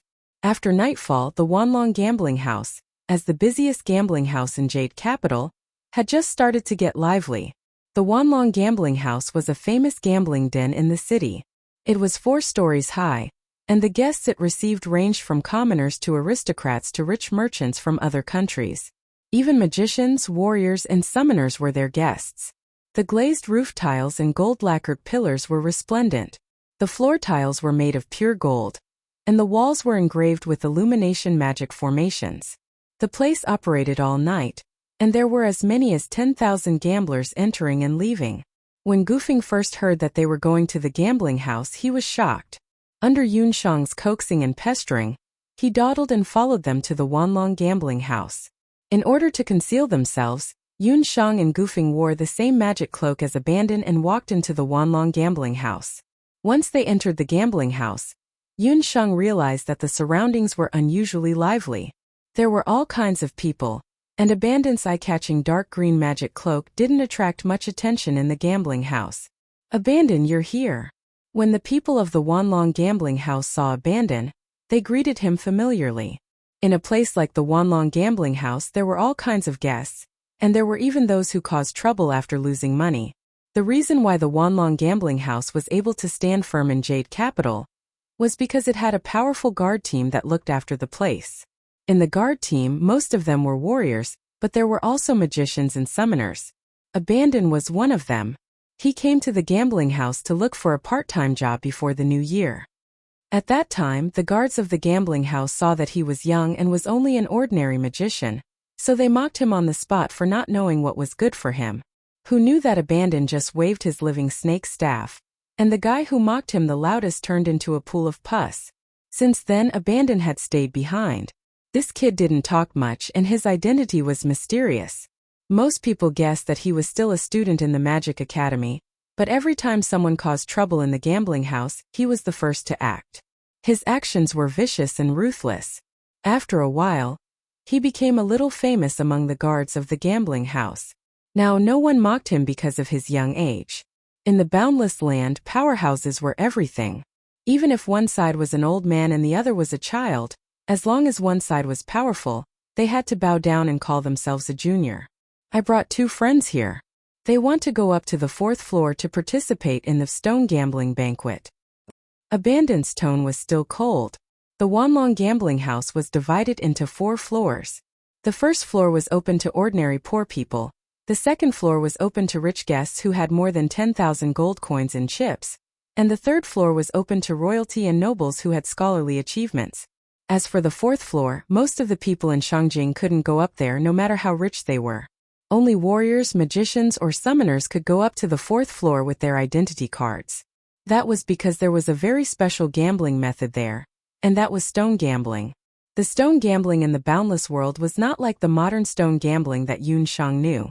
What was being gambled was jade, agate, and the like. The stone gambling here referred to soul stones. Only those who were qualified to use soul stones could go up to the 4th floor of the Wanlong gambling house to gamble with soul stones. Abandon didn't know the specific gambling method. He only heard from the guards that if they were lucky, they could buy high-quality soul stones at a very low price in the Wanlong gambling house. Therefore, he brought along the confused Yun Shang and Gufeng. Chapter 110. Abandon asked around and found out that there would be a stone gambling banquet after 9 p.m. tonight. Coincidentally, there was a drunkard causing trouble on the 2nd floor of the gambling house, so Abandon went up. Seeing that it was still early for an hour, Yun Shang and Gufeng strolled around the 1st floor. The 1st floor of Wanlong gambling house was open to commoners, so the 1st floor was the largest and had the most people. There were shouts and curses, as well as the sound of piles of silver and gold coins splashing like flowing water. Yun Shang and Gufeng had never been to a gambling house before, so they couldn't take their eyes off it. After watching for a while, Yun Shang realized that the type of gambling on the boundless continent was pitifully monotonous compared to the modern world. There were only 2 types of gambling devices here. One was the flower cards and the other was the simplest dice. The game was nothing more than comparing the number of points and the size of the dice. Yun Shang looked at the pairs of gold and silver coins. Under the illumination of the magic array, it was dazzling, and she couldn't help but feel a little itchy. The money she had earlier was all used to buy the unicorn magic beast's bone. The money for the new batch of hemostatic flowers and meditation water hadn't been brought over yet. She could be considered to be penniless right now. Although she didn't know how the stone gambling banquet would be conducted, it was bound to cost some money. She might as well take advantage of this time to win some money in the gambling house. Yun Shang touched her purse. There were only 5 or 6 silver coins in it. It wasn't even enough to buy some money. She did have a few magic cards, but it was a pity that they couldn't be circulated outside. "Gufeng, do you have any money with you?" Yun Shang was a little regretful. She should have borrowed some money from Abandon when he was around. That kid worked part-time in the gambling house and was a ruthless character. He definitely had a lot of money on hand. "No, you know that I'm very poor." Gufeng had to save some money for his monthly food expenses. Under the magic cloak, Yun Shang's eyes darted around. She found a person from Wanlong Gambling House. Internal credit? The man from Wanlong Gambling House who was stopped by Yun Shang immediately understood. Yes, anyone who works in the gambling house can borrow 1,000 silver coins a month. 1,000 silver coins was equivalent to 100 gold coins. Then let's put it on credit for 1,000 gold coins and put it under Chi's name. Yun Shang quickly agreed. Just now, Yun Shang and Gufing followed Abandon into the Wandong Casino, and both of them were wearing magician's cloaks. Abandon's reputation in the Wandong Casino was quite good, so the casino was not worried that he would owe money. Besides, there was no risk in giving the money to two mages on credit. The people of Wanlong Gambling House thought about it and gave Yun Shang 100 gold coins on credit. When Gufing saw this, he was shocked. Yun Shang, this is not good. 100 gold coins. If we lose, where will we get the money to pay back? If we lose, we can stay and be the casino's guard. Anyway, I know ancient medicine and you know magic treatment. Yun Shang rubbed her hands, her black eyes staring at the 100 gold coins that had just been sent over. Yun Shang dragged Gufing to a gambling table for dice. When the gamblers at the table saw the two short mages, they all roared with laughter. Go home and drink milk.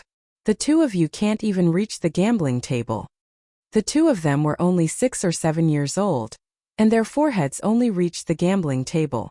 After being laughed at, Gufing's face turned red. What are you laughing at? Under the magic cloak, Yun Shang scolded sternly. A green element came out from under her robe, and her feet levitated.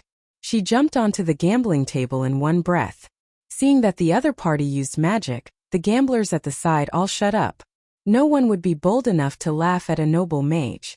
The dealer at the gambling table hurried forward and asked, Mages, how do you want to play? We'll bet on big or small. You shake the dice and I'll bet. Yun Shang stared at the two dice in the big bowl on the table. When the dealer saw that she was young, but her aura was comparable to that of an experienced gambler, he laughed and wiped the gambling table with his right hand. The slippery mouth of the bowl was firmly grasped in his hand, and he kept shouting, by big or small. Once you're done, leave the hand. As he spoke, the dealer's 5 fingers exerted force at the same time.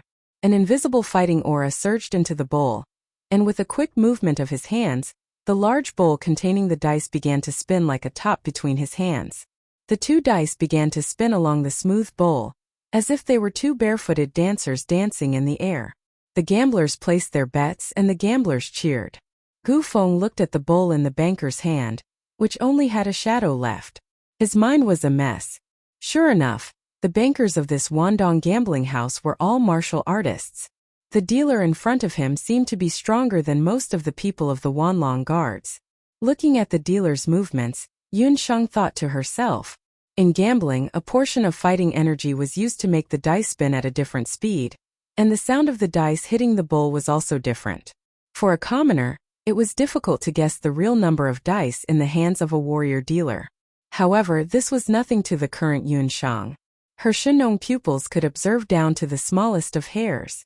Her pupils shrank slightly, and a golden light flashed. The dealer's movements fell into Yun Shang's eyes, just like the slow motion of a movie.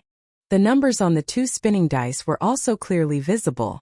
Only to hear a dong sound, the mouth of the bowl slammed on the table, startling the chips on the table to collapse. I'll bet big. Yun Shang casually tossed out 5 gold coins. The bowl opened and for 5-9 big. On the gambling table there were mixed feelings. The winner happily took back double the chips, while the loser dejectedly looked at his hard-earned money being taken away. Life was full of ups and downs, and it was impossible to make money by gambling on the table. After a few more rounds, in order to prevent the people in the gambling house from being suspicious, Yun Shang pretended to lose a few rounds. But most of the time she was sure to win and not lose. Around 7 o'clock, Yun Shang's 100 gold coins had become 180 gold coins. When Gu Feng saw this, his saliva almost flowed out. They didn't spend a single cent of the 80 gold coins, and they actually got it. This money came too easily. Next, let me be the banker, Yun Shang suddenly said. The speed of money coming in was too slow.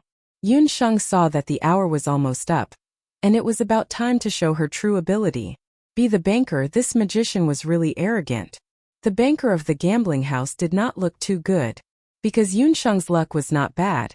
After she won 7 or 8 rounds, several clever gamblers followed her to bet.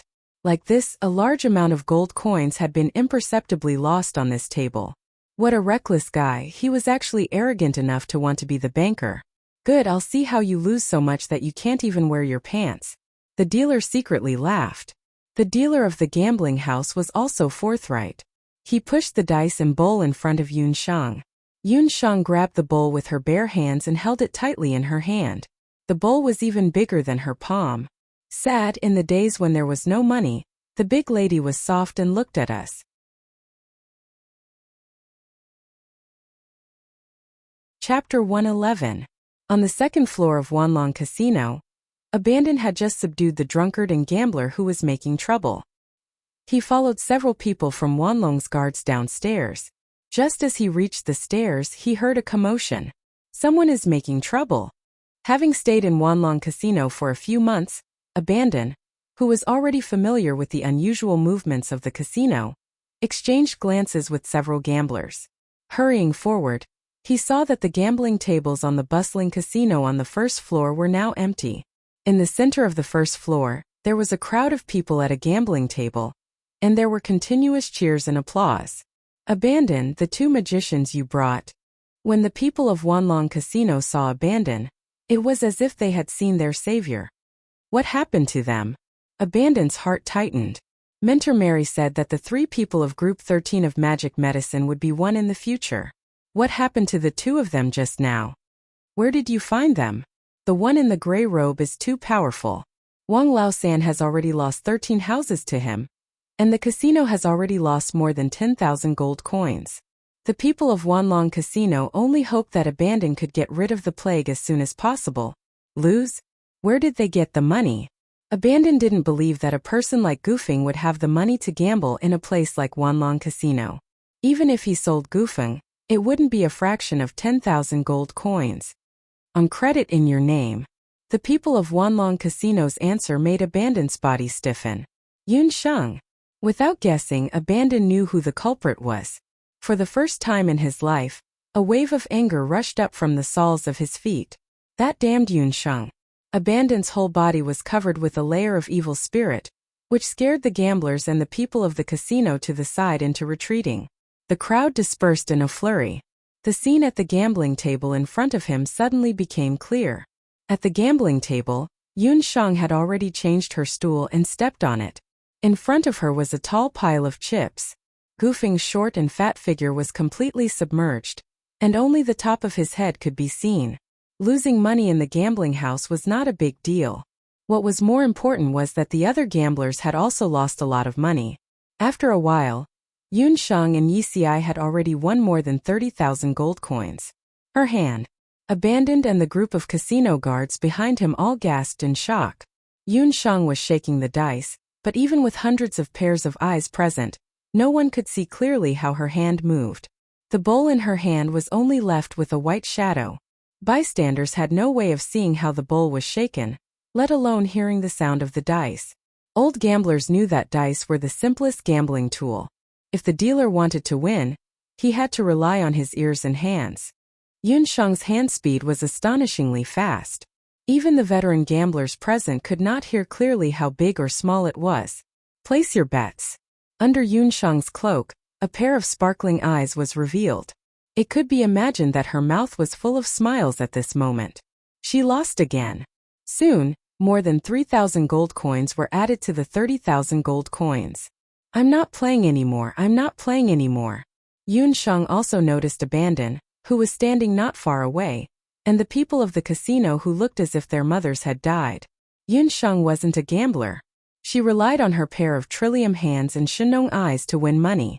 More than 30,000 gold coins were enough to pay for the next stone gambling banquet. Yunsheng didn't want to be blacklisted by Wanlong Casino because of this. Seeing that Yunsheng wasn't playing anymore, the people of Wanlong Casino heaved a deep sigh of relief. They hurriedly exchanged the chips that Yunsheng and the others had won into money. Honorable guest, here is a total of 33,500 gold coins. May I ask if you want to exchange them into gold coins or the Wuji card?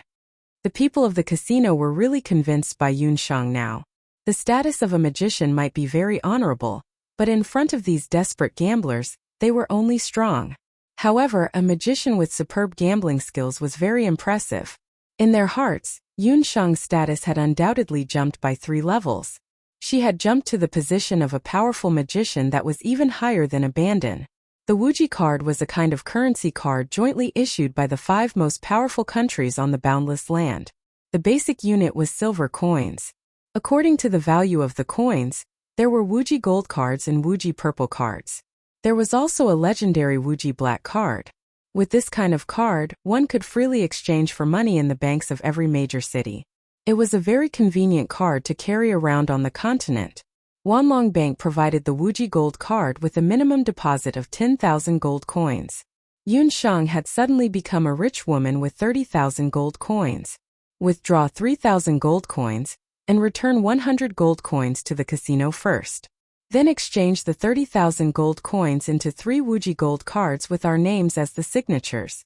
Yun Shang nimbly made a circle with her fingers, including Goofing and Abandon. They had a share too? Goofing and Abandon were stunned. The capital was given by Abandon.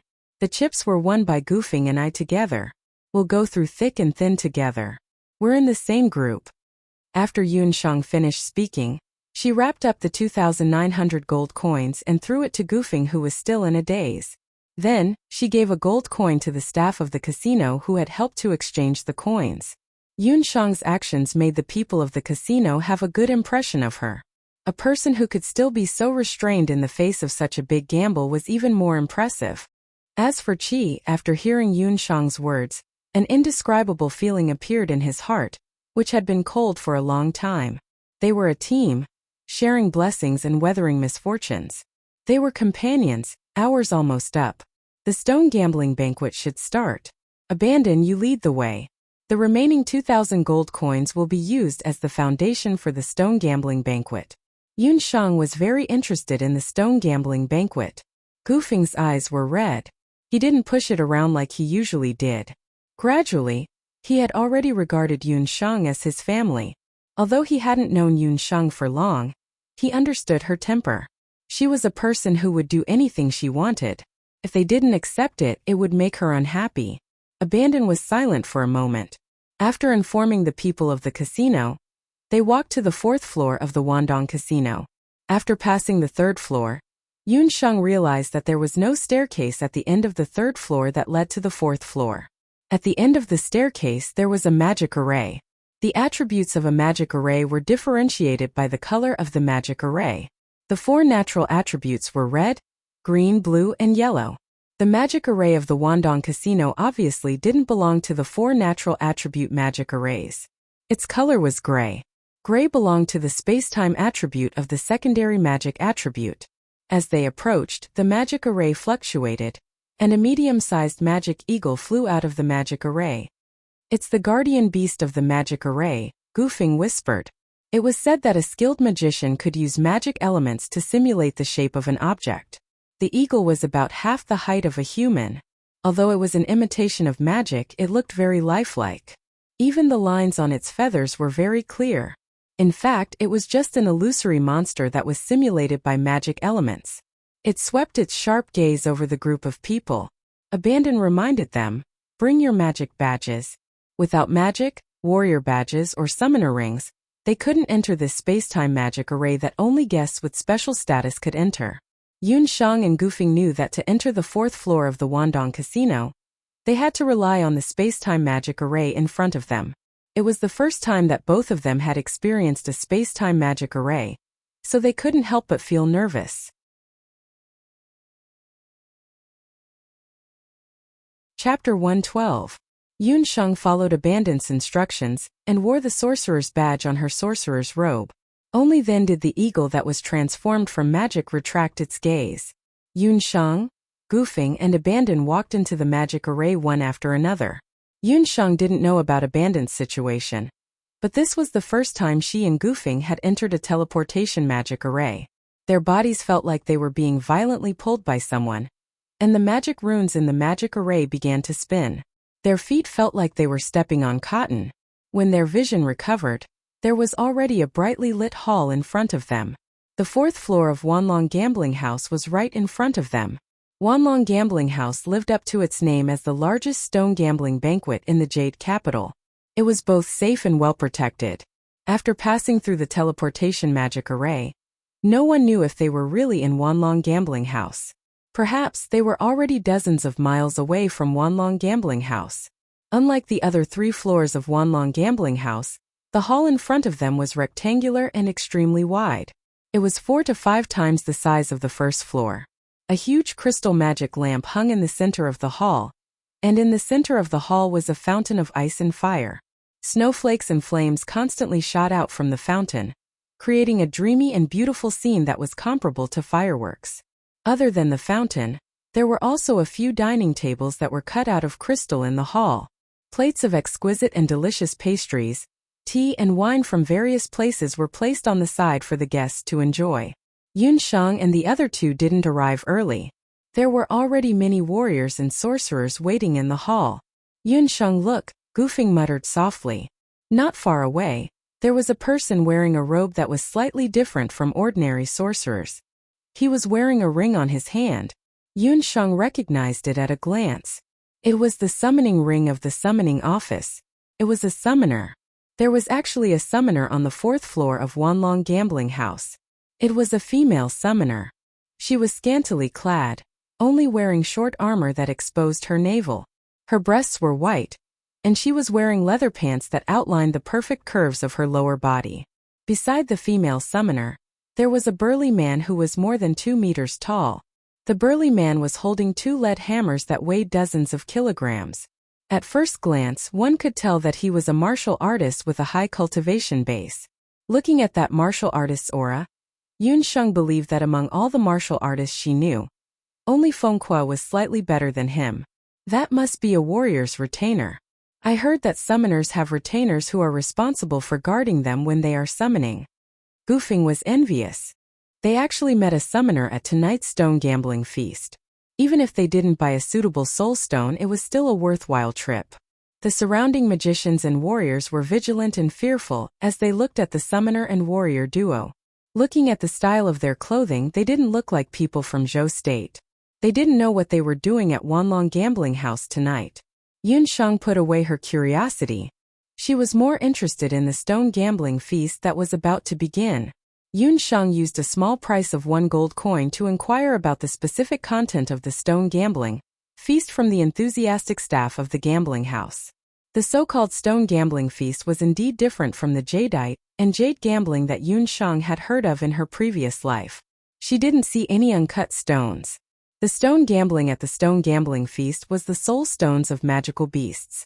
Soul stones were extremely precious to magicians, warriors, and even summoners. They could be used to replenish consumed magic elements and do qi, and could also be inlaid on weapons and scepters. Among them, the soul stones of wild magical beasts were the most precious. For every stone gambling feast, the Wanlong Gambling House would provide 10 demonic beasts.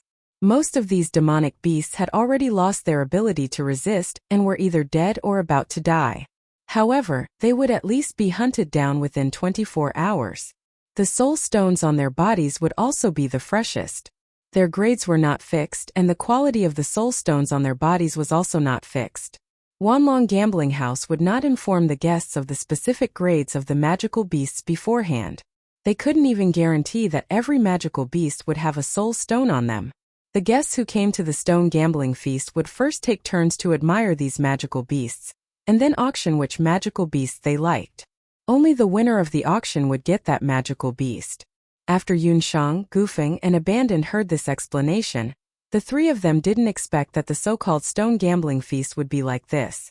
Then what if we wrongly estimate the grade of the magical beast, and spend several or even hundreds of times the price to buy a magical beast without a soul stone?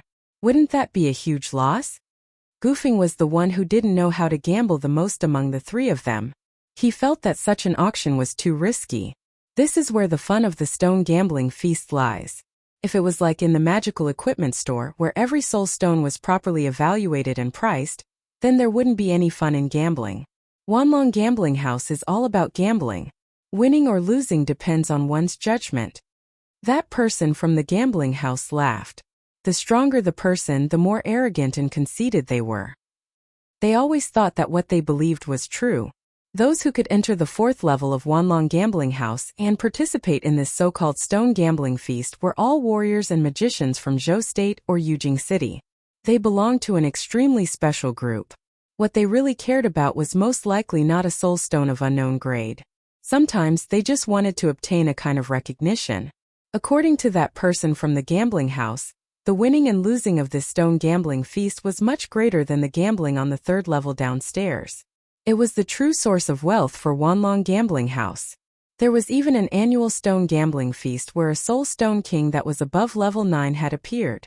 Someone became rich overnight at the stone gambling banquet, using a few dozen gold coins to buy a peak 6th level magical beast. Not to mention the magical beast's soul stone, just the skin, bones, and blood of that magical beast was enough to make him a fortune. However, there were also people who spent their entire fortune to buy a level 7 magical beast. But in the end it was just an ordinary wild beast that didn't even have a soul stone.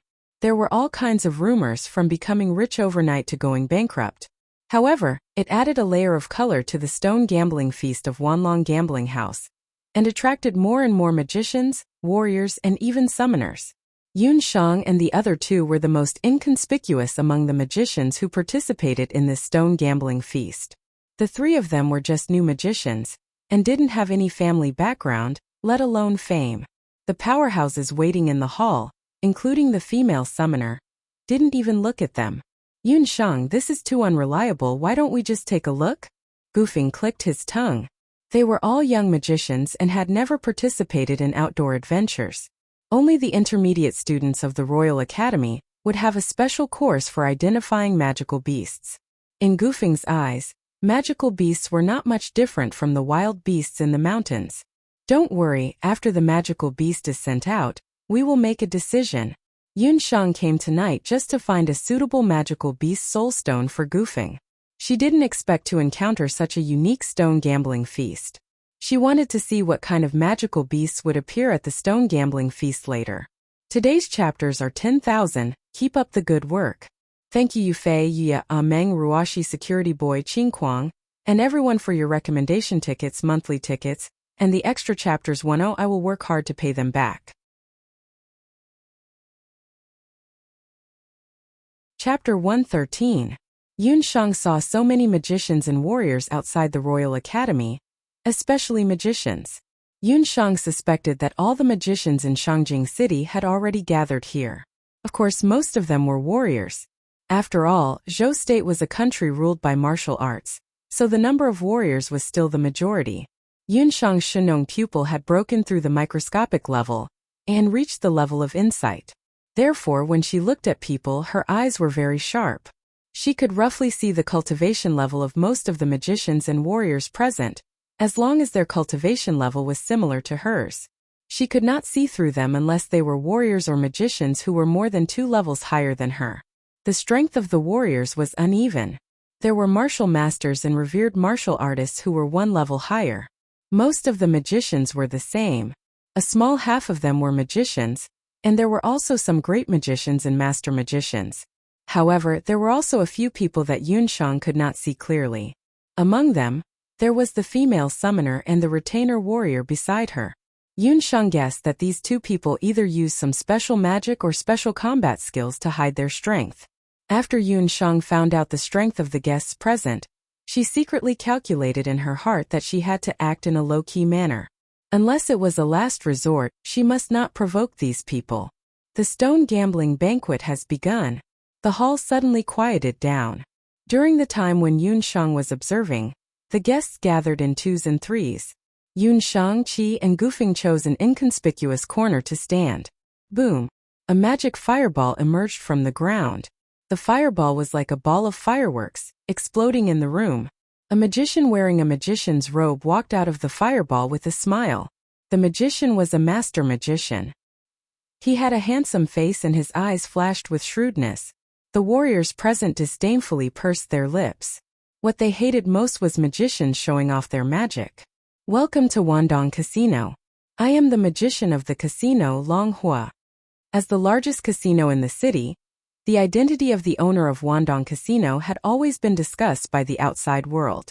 However, no one had actually seen the owner of Wandong Casino. However, he had heard that the owner was extremely powerful and wealthy. Not only did he have the Wanlong guards under him, but he also had several master magicians under him, namely Long Hua, Long Bing, Long Tu, and Long Feng. Usually, the 4 master magicians would not appear in public. Only at this stone gambling banquet would one of them be seen. Long Hua waved his hand. He saw a few strong martial masters carrying the demonic beasts out. In one night, a total of 20 magical beasts were auctioned. Just as they had heard earlier, most of the magical beasts that Yun Shang and the others saw were either dead or had just died. If one were to touch them with their hands, they would find that most of the magic beast's fur was still very soft and even warm. This proved that they had been killed not long ago. These magical beasts were of different sizes and species, but most of them had one characteristic, which was that they were in perfect condition. There was only one fatal wound on their body, either in the eye or in the mouth. In short, none of the wounds had damaged the integrity of the magical beasts. It could be seen that the people who had killed these magical beasts were all veterans. After seeing these magical beasts, Yun Sheng already had an impression in her mind that there should be an even larger hunting team behind the Wanlong gambling house. However, Yun Sheng also realized at the same time that the grades of these magical beasts were very difficult to distinguish. Take the first leopard-type magical beast that was carried out. It looked like a level 3 storm leopard, but it also looked like a level 5 thunder leopard. At a glance, it was very difficult to distinguish the level of the magical beast. Although there was only a difference of 2 levels between level 3 and level 5, the value of the soul stone was like heaven and earth. Needless to say, a level 3 storm leopard only had a 20% chance of producing a soul stone, while a level 5 thunder leopard had a 50% chance of producing one. There are a total of 20 magical beasts here, from big to small, and all of them are the freshest. Long Hua guarantees with his dignity as a mage that as long as there are soul stones in their bodies, the fusion rate of the soul stones will be more than 50% after they are dug out. Long Hua's voice rumbled, and his words clearly reached everyone's ears. The fresher the soul stone, the higher the fusion rate. The soul stone on Yun Shang's enigmatic bone scepter that was accompanied by the great flame explosion had a very high fusion rate. The reason was that it was directly dug out from the magical beast's body and immediately fused with it. The 20 magical beasts were placed on the beautiful crystal table in the hall. Under the illumination of the magic array, it was very easy to give birth to a violent sense of beauty. The starting bid for all of them was 500 gold coins. If it was a few hours ago, Yun Shang and the rest would not be able to afford this amount. Luckily, Yun Shang's gamble gave them some capital. As Yun Shang expected after seeing these magical beasts, most of the people shook their heads non-stop. Even a few experienced warriors and mages could not identify the specific grades of these magical beasts. It was too difficult. Like the other warriors and hunters, Yun Shang and the rest also carefully and patiently observed each magical beast. From the fur to the claws and then to the color. The difficulty was too high. After all, when choosing a magical beast, one not only had to look at its grade, but also its corresponding magical attributes. Otherwise, if the attributes did not match or were incompatible, even if one bought a high-grade magical beast, it would be a waste. When they could not identify the specific grades of magical beasts, most of the people unanimously chose a conservative method, which was to choose magical beasts that were larger in size and more ferocious in nature.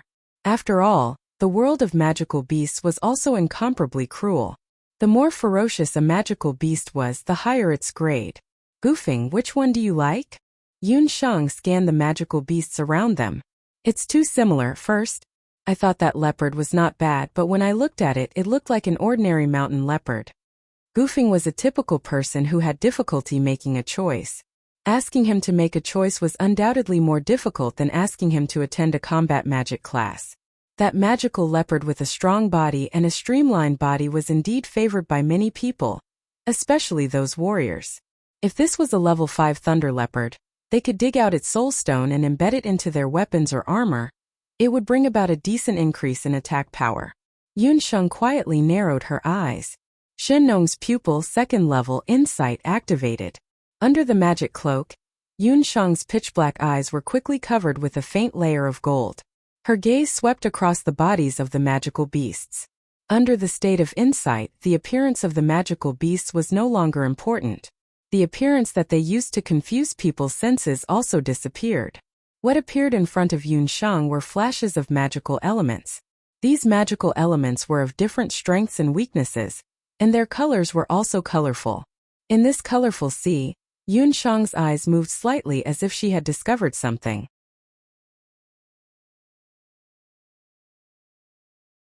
Chapter 114. Just as Yun Shang was about to use Shenong's eye to take a closer look, an unreasonable voice came from behind her. "Get out of the way, this young master wants this leopard." A noblewoman was leading a 10-year-old boy, and there were more than 10 warriors behind her. Enemies really do meet on a narrow path. The last ones to arrive at the stone gambling banquet were Yun Songxue and Tang Yu. This pair of mother and son. After Yun Shang's attempt to seek refuge at the Marshal St. General's estate was thwarted, Yun Songxue had secretly sent people to follow her. After she shook them off, Yun Songxue did not give up and secretly investigated the whereabouts of Yun Shang and her father. Yun Songxue had placed spies in all the restaurants and inns in the city, but could not find Yun Shang and her father. She thought that the two had already left. She never expected that Yun Shang had actually entered the Imperial Magic Academy, and at this moment, she was standing in front of her wearing a magic cloak. After Tang Yu's battle pet was killed by Yun Shang, he sulked in the residence for a few days. In order to appease her precious son, Yun Songxue asked around in the city and found out that the Wanlong gambling house was having a stone gambling banquet tonight. She coaxed Tang Yu and promised to buy him a high-quality soul stone to embed on his bracers. Tang Yu was a warrior, and he thought that he would soon have a high-quality soul stone to show off everywhere. This was in line with the mentality of a hedonistic son like Tang Yu. "Mother, I want that leopard's soul stone." Tang Yu's triangular eyes immediately shone with greed when he saw the leopard. Yun Songxue was a descendant of a general, but she had married early and had been handling the internal affairs of the Yun residence all these years, so she did not know much about magical beasts. She called over a warrior behind her and had him come forward to take a look. "Mother, there's no need to look. I heard from the masters in the dojo that it's a rank 5 thunder leopard. Its fur is pitch black, its eyes are like golden bells, and its limbs are long and slender. Look at this leopard, everything matches. It must be a thunder leopard." Tang Yu was not willing to let that warrior go forward. He boasted that his eyes were extraordinary, so he was sure that it was a thunder leopard. Goofing muttered, "Not every leopard looks like that." Who would have thought that Tang Yu's ears were sharp? Once she heard it, she flew into a rage out of humiliation. "What did you say? Damn fatty." He angrily took a step forward and was about to beat up Goofing. He only heard 2 magic scepters aimed at him. Only then did he see clearly that the 3 people in front of him were wearing cloaks with the insignia of a sorcerer pinned on them. "What do you want?" "She's just a sorcerer. My grandfather is the Marshal St. General Yun Ba." Tang Yu raised his voice, as if he was the most powerful person in the world. Don't talk too much with these lowly people. My son's eyesight is the best. Mother will buy that leopard in a bit." Yun Songxue looked at the 3 of them with disdain. Her crude words made her originally beautiful appearance appear even more vulgar. Although the 3 of them were sorcerers, their cloaks were tattered, and it was obvious that they were the most ordinary sorcerers. These people were like street dogs, very difficult to deal with. Tang Yu spat at the 3 of them and happily followed Yun Songxue to choose a magical beast. "Goofing, don't take it to heart." Yun Shang sighed inwardly. The Yun residence was occupied by this mother and son pair, so it was only a matter of time before it declined. Because of Yun Songxue, Yun Shang's impression of the Yun residence had already fallen to the bottom. She wanted to teach this mother and son pair a lesson, but they were surrounded by a large number of Yun residence guards, so she couldn't do it for the time being. Seeing that Yun Songxue and her son were very interested in the leopard, Yun Shang's eyes flashed as she looked at the leopard. Under the cloak, Yun Shang's lips curled up in a mocking smile. Who would have thought that Gufeng, that brat, had guessed correctly? The difference between a magical beast and an ordinary wild beast was that it had magic elements in its body. Magical beasts of different attributes and ranks also had more and less magic elements. The most popular thunder leopard at the stone gambling banquet didn't have a trace of magic elements in its body. Yun Sheng looked at it from inside out. How was that a magical beast? It was clearly a very ordinary mountain leopard with no soul stone in its body. If she bought it, she would really vomit blood. She pretended to walk forward and said, "This magical beast must be very precious. Why don't we participate in the auction and buy it?" She deliberately said this to Gufing and Qi. Gufing heard her and shook his head. 500 gold coins is too expensive. Besides, we don't have good eyesight. If it's an ordinary leopard, it'll be terrible. Qi was much smarter than Gufing. He understood Yun Sheng's meaning and walked forward as well. He looked at the magical beast lovingly and said, "I saw someone hunt a thunder leopard in my early years. It looked like this. Pauper, get lost. This leopard belongs to me." Tang Yu was even angrier when he heard that someone wanted to snatch the leopard from him. "Young master, do you know where the soul stone comes from?" Qi wasn't goofing. He had a temper that would allow others to poke and flatten him. He smiled sinisterly and exuded a chilling aura. Tang Yu shivered. This mage in a cloak didn't look as strong as him, but once he got close he felt a chill all over his body, as if he was leaning against a huge ice block. To obtain the soul stone you need to peel off the skin of the magical beast, cut off pieces of its meat, and then break its bones. Bit by bit, you have to dig it out from the body of the magical beast. Qi's following words seemed to paint a bloody picture in front of Tang Yu. One of the highlights of the stone gambling banquet was the gambling of all kinds of soul stones. But there was another bigger highlight, which was the stone cutting. After the Wandong gambling house sold the magical beast, they would cut it open on the spot. The winner of the auction could directly hand the magical beast over to the Wandong gambling house to be cut open, or they could dissect it themselves. But if they handed it over to the Wandong gambling house to be dissected, they would have to pay an extra 30% of the auction price as the stone cutting fee. Moreover, the Wandong gambling house couldn't guarantee the success of the stone cutting. After all, the higher the level of the magical beast, the harder it was to find the soul stone. The whole process of the stone cutting was very bloody, but it was also something that was hard to see outside. Those who had a weaker tolerance might not be able to bear it on the spot. Qi's cold voice made Tang Yu's limbs go weak for no reason, and he started to tremble without any backbone. "You sound scared?" Gufing was also scared out of his wits.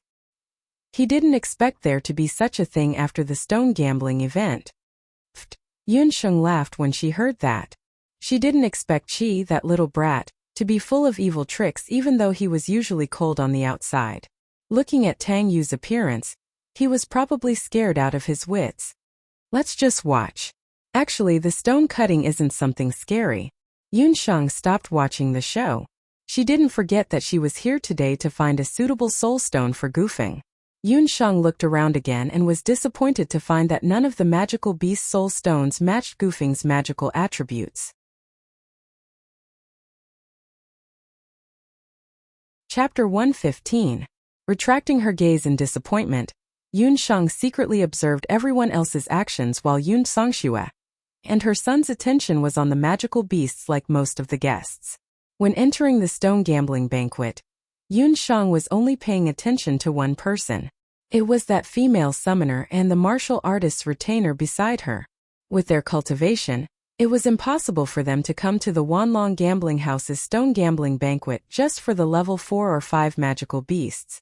They must have received some news to participate in this stone gambling banquet. Yun Sheng's observation further verified this point.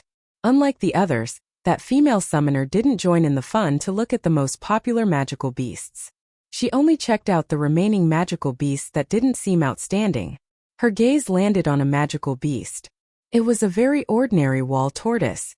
The wall tortoise was a level 4 magical beast. It was the size of a millstone and looked very heavy. Its movements were slow, and other than its strong defense, it didn't have any other advantages. How could such a magical beast attract the attention of a summoner? Could it be that this wall tortoise had something special? Yun Sheng couldn't help but retract her gaze. Shenong's eyes flickered.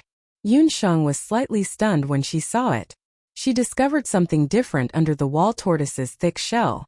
2 magical elements. There were actually two faintly discernible magical elements on this wall tortoise's body. Although it was very weak, Yun Shang suspected that there were at least 2 soul stones on that wall tortoise. Could it be that this level 4 magical beast was also a mutated magical beast? The last time at the Dark Moon Mountain Range, the C-class magical beast that Yun Shang and Dong Huanglinger encountered was also a mutated magical beast. Mutated magical beasts weren't common on the continent, let alone mutated magical beasts that had 2 soul stones at the same time. That summoner couldn't possibly have Shenong's eyes. She must have some other method to detect this, which was why she looked at the wall tortoise differently. Apart from Yun Shang's Shenong pupil, which allowed her to determine that the shield tortoise had 2 types of magic elements, the female summoner and the warrior could only vaguely guess that there was something wrong with the tortoise's body.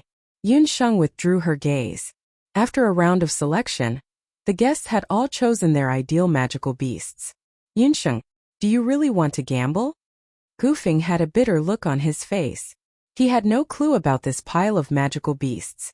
Abandon, what do you think? After the prank just now, Yun Shang's impression of abandon had skyrocketed. Abandonment didn't answer, but the mischievous look in his eyes when he looked at the leopard made Yun Shang understand. Since that leopard is so popular, of course we have to support it. As for the others, I'm afraid we won't be able to get them. Yun Shang carefully glanced at the female summoner and the warrior squire beside her. The stone gambling banquet had begun. As expected, the most popular fake thunder leopard attracted the most attention. In order to prevent blind bidding, the Wanlong gambling house had made a complete arrangement. Each person could only participate in the bidding for 2 magical beasts at most, and each magical beast could only raise the price 3 times. If the number of times exceeded the limit, the bidding would be considered invalid. More than half of the guests chose to bid for that thunder leopard. Yun Shang and the other 2 also symbolically bid twice. Although there were many people, in the end, they couldn't resist the wealth of the mother and son from the Marshal St. General's residence.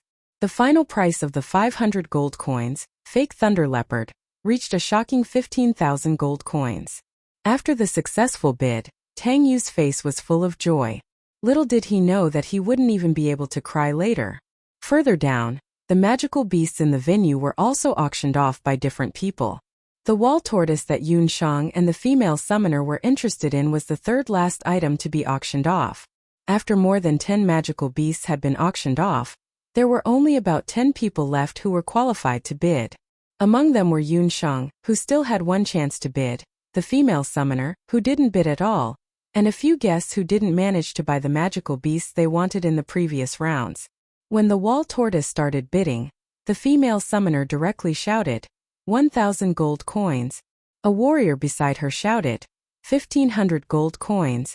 Although they didn't see anything special about the wall tortoise, the female summoner's identity was too special. Everyone else was sure that there was something special about the wall tortoise. As the bidding continued, the price of the wall tortoise also increased, from 1,000 gold coins all the way to 10,000 gold coins. As the bidding continued to increase, there weren't many chances left for the crowd to bid. Even the female summoner had already bid twice and only had 1 chance left. At this time, Yun Shang and the other 2 still had 1 chance to bid. The female summoner's expression also became dignified. A few warriors who were bidding on the side clamored, "This is Zhou State. It's not the Penglai State summoner's turn to touch the magical beasts here. We must get this magical beast." As soon as the voice fell, a sudden rush of energy passed by. Behind the female summoner, the retainer warrior suddenly exerted his strength. With a boom, his fighting spirit was like a flood. The chest of the provocative warrior caved in and his bones made a strange creaking sound. The warrior who was still speaking rudely a moment ago was now paralyzed on the ground like mud. He could only exhale but not inhale. After a series of gasps, Longhua's expression also changed. So strong. He was definitely a master of the Wuzun level. You too, killing is strictly prohibited in the Wanlong casino. Longhua's expression changed. An astonishing wall of fire surrounded the female summoner and the warrior. Just when the retainer Wuzun killed the warrior, and Longhua reprimanded him, the female summoner's beautiful face showed a touch of disdain. The summoning ring on her hand fluctuated with magic elements. She had finished chanting the summoning chant. An ice-blue magic array appeared beneath her feet, and the graceful glacier tiger leaped out. It was a rank 5 glacier tiger. Its body was not big, but its whole body flashed with a murderous aura. The glacier tiger leaped over the wall of fire. The wall of fire, which had been burning fiercely like oil, was immediately frozen. The appearance of the glacier tiger calmed the guests down. That was a summoned beast. A real summoned beast. It was not an ordinary war pet. It was a summoned beast that was almost the same as its master. This female summoner came prepared. Her retainer warrior was very strong. She could summon a mid-level or higher summon beast. She must be a scepter-level summoner. In a place like the Great Zhou country where summoners were rarely seen, the appearance of a real summoner was without a doubt shocking. This person dared to talk back to Master Bingling. He deserves to die. Listen, we are people from Penglai. We participated in this stone gambling banquet to find a suitable soul stone. If anyone dares to provoke us again, he will be the best example. The warrior retainer snorted coldly. Penglai. They were actually from Penglai, a country famous for producing summoners. Thank you 36375612, Waning Moon, and Ruashi for your tips. There will be more updates this afternoon. Chapter 116. There were 5 countries and 1 capital in the boundless continent, and each country had its own characteristics. Zhou State was famous for its martial arts, but its martial arts talents had withered in recent years. The martial arts Saint General Yun Ba was also old, and the country was faintly showing signs of weakening. On the contrary, Penglai, one of the 5 countries, was only a small country in the sea. However, it had quickly gained a foothold among the 5 countries because of the emergence of several legendary summoners who had spread far and wide. The summoners of Penglai were strong not only because their summoners were strong, but also because they had another characteristic. After each summoner's ability was awakened, they would obtain a loyal retainer warrior from the National Martial Arts Center, according to the national regulations. This retainer warrior would be inseparable from the summoner. Before the summoner could truly take charge, the retainer warrior would protect him or her with his or her life. In this way, the safety of all summoners from Penglai was greatly guaranteed, and their growth would be particularly fast. There were even rumors that the real power behind Penglai was the current Zhou State. This person died in the Wanlong Casino. I will explain to the Zhou State government. Continue bidding. The female summoner was very arrogant. After this incident, no one dared to bid against the female summoner. In the end, the shield tortoise was bought by the female summoner at the price of 10,000 gold coins. Most of the guests didn't leave, and many people weren't disappointed that they didn't buy a suitable magical beast. After all, there were only 20 magical beasts. Compared to the hundreds of guests, there were too many monks and too little porridge. One of the reasons most people came to the stone gambling banquet today was to stay and see the real climax of the stone gambling banquet, stone cutting. Yun Shang and the other 2 were no exception. Stone cutting was to take out the most valuable part of the magical beast. The Wanlong Casino would cut the stone. After all, there weren't many people present who were really good at stone cutting. It wasn't expensive to pay 30% more for the stone cutting fee. No one knew where the soul stone grew in the magical beast. Only the most experienced hunters knew how to cut the stone. Who knew that when it was Tang Yu's turn? He shouted loudly, "This young master wants to do it personally." It turned out that he had been frightened by the abandonment just now and felt that he had lost face. He wanted to personally go and open the stone to save his face. Yun Sheng snickered in her heart. This Tang Yu really had a pig's brain. He really felt that he hadn't lost enough face. Seeing that their young master was determined to personally cut the stone, the guards of the general's residence carried the leopard to a crystal table used for cutting beasts. Tang Yu held a sharp dagger, and under the guidance of others, she cut open the leopard's skin. The smell of blood rushed up and Tang Yu almost vomited. In order to prove that he was a descendant of a family of generals, Tang Yu forced himself to hold his breath. When the saber went down, other than his internal organs and flesh, there was no soul stone in his mangled chest. Maybe it's in the heart. I've heard that the spirit stones of the leopard family magical beasts are usually in the vital parts. Tang Yu didn't think twice and stabbed the knife in his hand into the leopard's heart. There was a puff. The heart exploded and a pool of blood sprayed onto Tang Yu's face. Tang Yu's mouth and face were covered in blood. His expression was uglier than if he were crying. Yun Songshua couldn't keep her face. The guard beside her couldn't stand it anymore and reminded her in a low voice, "Madam, that's just an ordinary leopard. Let the young master not embarrass himself anymore. Are your dog eyes blind?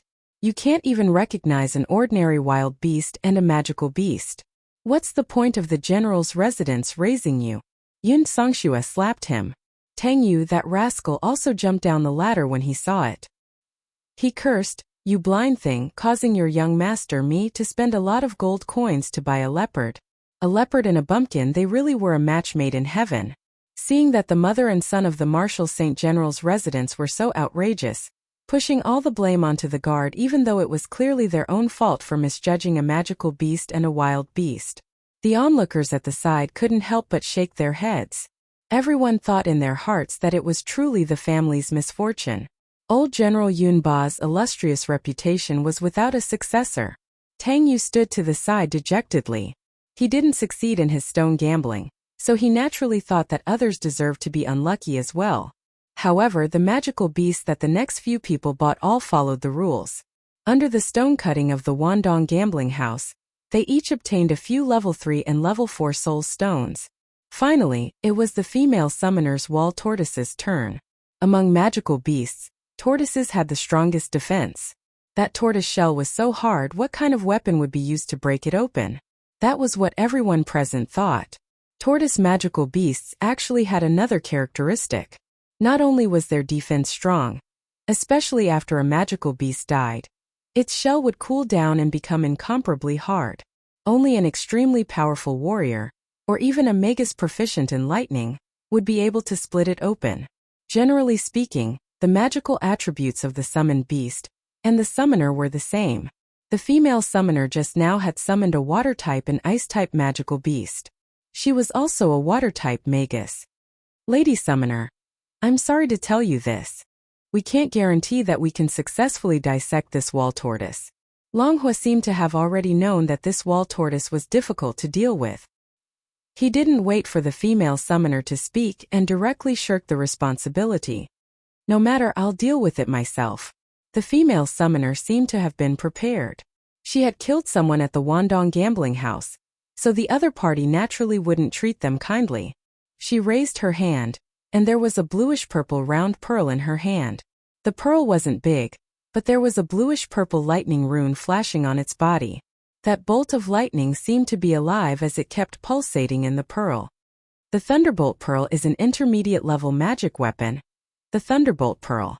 It's said that as long as you have the Thunderbolt Pearl, even if you're not a lightning-type magus, you can attract the power of lightning to help you. When the female summoner took out the pearl in her hand, there was an uproar all around. Intermediate-level magic weapon? When Yun Shang was in the Fire Rock Village, she had been plotted against by Ding Lei with a low-level magic weapon. Low-level magic weapons were much weaker than intermediate-level magic weapons. Intermediate-level magic weapons often contained power that was not lower than intermediate-level magic. Correspondingly, intermediate-level magic weapons were also much more expensive.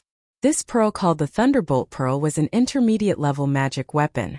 It was just that he didn't know why the female summoner took out the Thunderbolt Pearl at this time. The female summoner held the Thunderbolt Pearl in her hand and raised the magic scepter in her hand high. She chanted in a low voice. The pearl floated in the air, and lightning-type magic elements filled the air. A bolt of lightning about the size of an arm broke out of the pearl. The bolt of lightning was like a streak of purple lightning, hitting the back of the wall tortoise. On the incomparably hard wall tortoise shell, a crack appeared under the power of the lightning. 3 consecutive lightning flashes struck the crack with unparalleled accuracy. The sturdy tortoise shell finally broke open, and a soul stone rolled out from within. The female summoner was overjoyed and hurriedly went forward to pick up the soul stone.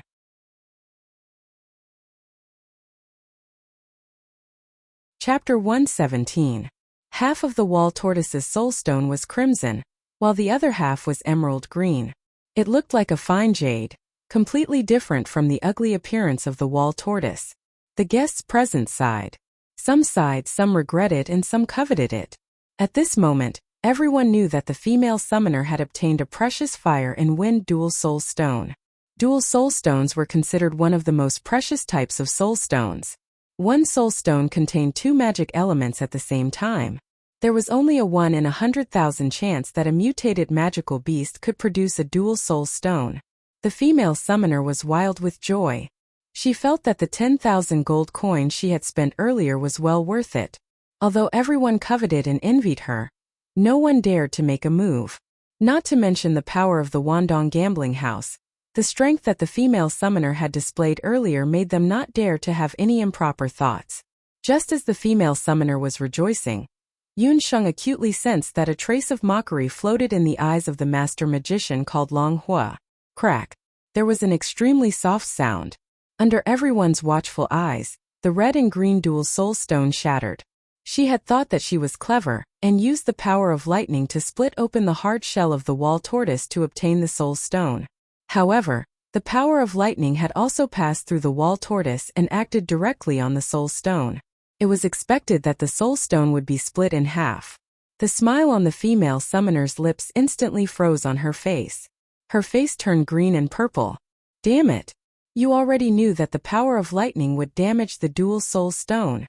The female summoner's joy turned into anger. She changed her face faster than flipping a book. She was furious and questioned Long Hua. Guest, please watch your words. I respect you as a guest, so I won't pursue the matter of you injuring people earlier. However, if you repeatedly offend the dignity of the Wandong gambling house, then don't blame us. Then don't blame my Wandong gambling house for being impolite. Long Hua was a fire element magician, so his temper was naturally not good. He revealed a mouthful of white teeth and waved his hand. Then 4 tall warriors stepped forward. Their muscles looked like they were made of cement, and their eyes were bright. Each and every one of them was a martial venerable. The individual strength of the 6 of them might not be comparable to the female summoner's retainer warriors, but the 4 of them were of the same height, and their movements were also exactly the same. It was clear that they were warriors who had undergone special training. This kind of cultivator was good at group battles. When they worked together, their strength far surpassed that of an ordinary martial saint. What was even more eye-catching was the martial artist robes worn by the 4 martial artists. They were all light gold martial artist robes with the 2 words martial profound tattooed on their arms. They were actually martial artists from the number 1 martial arts dojo in Zhou State, Martial Profound Celestial Pole Dojo. Speaking of the Martial Profound Heaven's Extreme House, there was no one in Zhou State who did not know about it. Even on the mainland, it was one of the top martial arts schools. Although the Imperial Magic Academy was the largest magic academy in Zhou State, its status was far inferior to the Martial Arts Hall. The history of Wuxia Limitless School was much longer than that of the Magic Academy, especially in Zhou State, which was founded on martial arts. The martial artists taught by the dojo were all over the mainland. There were even many martial artists from other countries who came from Wuxia Limitless School. Who would have thought that there would be people from Wuxia Limitless School in the Wanlong gambling house? Bing Ling, Wuxia Limitless School is not to be trifled with, the female summoner's retainer warrior whispered in her ear. He alone could barely fight one of the martial saints alone. If the 4 of them worked together with the master magician Long Hua, it would be hard to say who would win. This was Zhou State's territory, so they did not dare to be too rash. The female summoner was so angry that the soul stone in her hand exploded into ice crystal powder. She left with the retainer warrior. The wall shield tortoise that had been split open by the thunder pearl was thrown on the ground. It was a rank 4 magical beast. If not for the twin soul stone in it, the female summoner would not have taken a fancy to that rank 4 magical beast. As for the remaining magical beasts, one of them was an ordinary wild beast without a soul stone. The other one had a rank 3 soul stone. Tonight's stone-cutting banquet was over. Some of the guests were satisfied, some were disappointed. They all left with different moods. Yun Sheng did not leave. She waited until most of the people had left before walking in front of manager Long Hua. Just as Long Hua was about to order people to carry away the corpses of the magical beasts that had been thrown at the scene, he suddenly saw a magician walk up to him. He recognized that this magician had come together with the Royal Academy student named Abandoned, who was part of the Wanlong guards. Although Abandoned had not been at the Wanlong gambling house for long and did not speak much, he had not even spoken to manager Long Hua. However, he was efficient and never slacked off. He had a good reputation. Since he had come with Abandoned, he must be a student of the Royal Academy. However, the stone gambling banquet had already ended. What did this student want to do by coming forward? Manager Long, I want to buy that wall shield tortoise. Yun Shang had been waiting for this moment for a long time. She was really afraid that the female summoner would take the body of the wall shield tortoise away. Guest, you should have already seen that the body of the wall shield tortoise has already been dissected. Its soul stone has already shattered. This carcass is not worth much. Although Long Hua was the manager of the Wanlong gambling house, he was very sincere in his dealings with people. He had also taken note of Yun Shang and the rest earlier on. They had not really participated in the bidding, and had only competed with young Master Tang Yu of the Yun residence a few times. It could be seen that they were not from the imperial family, or the young masters and young mistresses of wealthy merchants in the Imperial Academy. Manager Long, I only bid twice just now. According to the rules of the Wanlong gambling house, as long as I have not left the gambling house, I am a guest here. The stone gambling banquet has not truly ended. This wall shield tortoise may not have any value to others, but to me, it has an extraordinary meaning. Although Yun Shang was wearing a magic cloak, Long Hua could not see her expression clearly. However, from her unusually bright eyes and firm tone, an aura that was completely different from her age and identity was revealed. This aura affected Long Hua imperceptibly. Long Hua could reject Yun Shang, but what she said was not wrong. What a guest wanted to buy was indeed not the gambling house's business. Yun Shang had not left the gambling house yet, so she did have one more chance to bid. Long Hua could not help but suspect that Yun Shang had already planned this beforehand. She had held back from bidding until the female summoner had failed to retrieve the stone, and left the Wanlong gambling house on bad terms. Only then did she propose her own deal. However, how could she have guessed that the female summoner would definitely fail to retrieve the stone? Could it be that she had such a terrifying shrewdness at such a young age? All sorts of guesses emerged in Long Hua's mind. Just as he was guessing, Yun Shang, who was standing in front of him, did not move. The pair of dark eyes under the magic cloak were as firm as ever. However, this also made him even more curious. He wanted to know how exactly Yun Shang was going to deal with this wall shield tortoise. This level 4 tortoise beast had troubled the Wanlong gambling house for a long time. Alright, I agree to sell this wall shield tortoise to you. However, I have a request. You must tell me how you want to deal with this wall shield tortoise. You're tuning in to the Li Mei's Wuxia Whispers YouTube channel. We're so grateful for your support, and don't forget to subscribe to join us on this incredible journey through captivating stories. Your generosity through donations truly makes a world of difference, as it's the primary source of revenue that allows me to expand and enhance this channel for you. Thank you from the bottom of my heart for being a part of this adventure.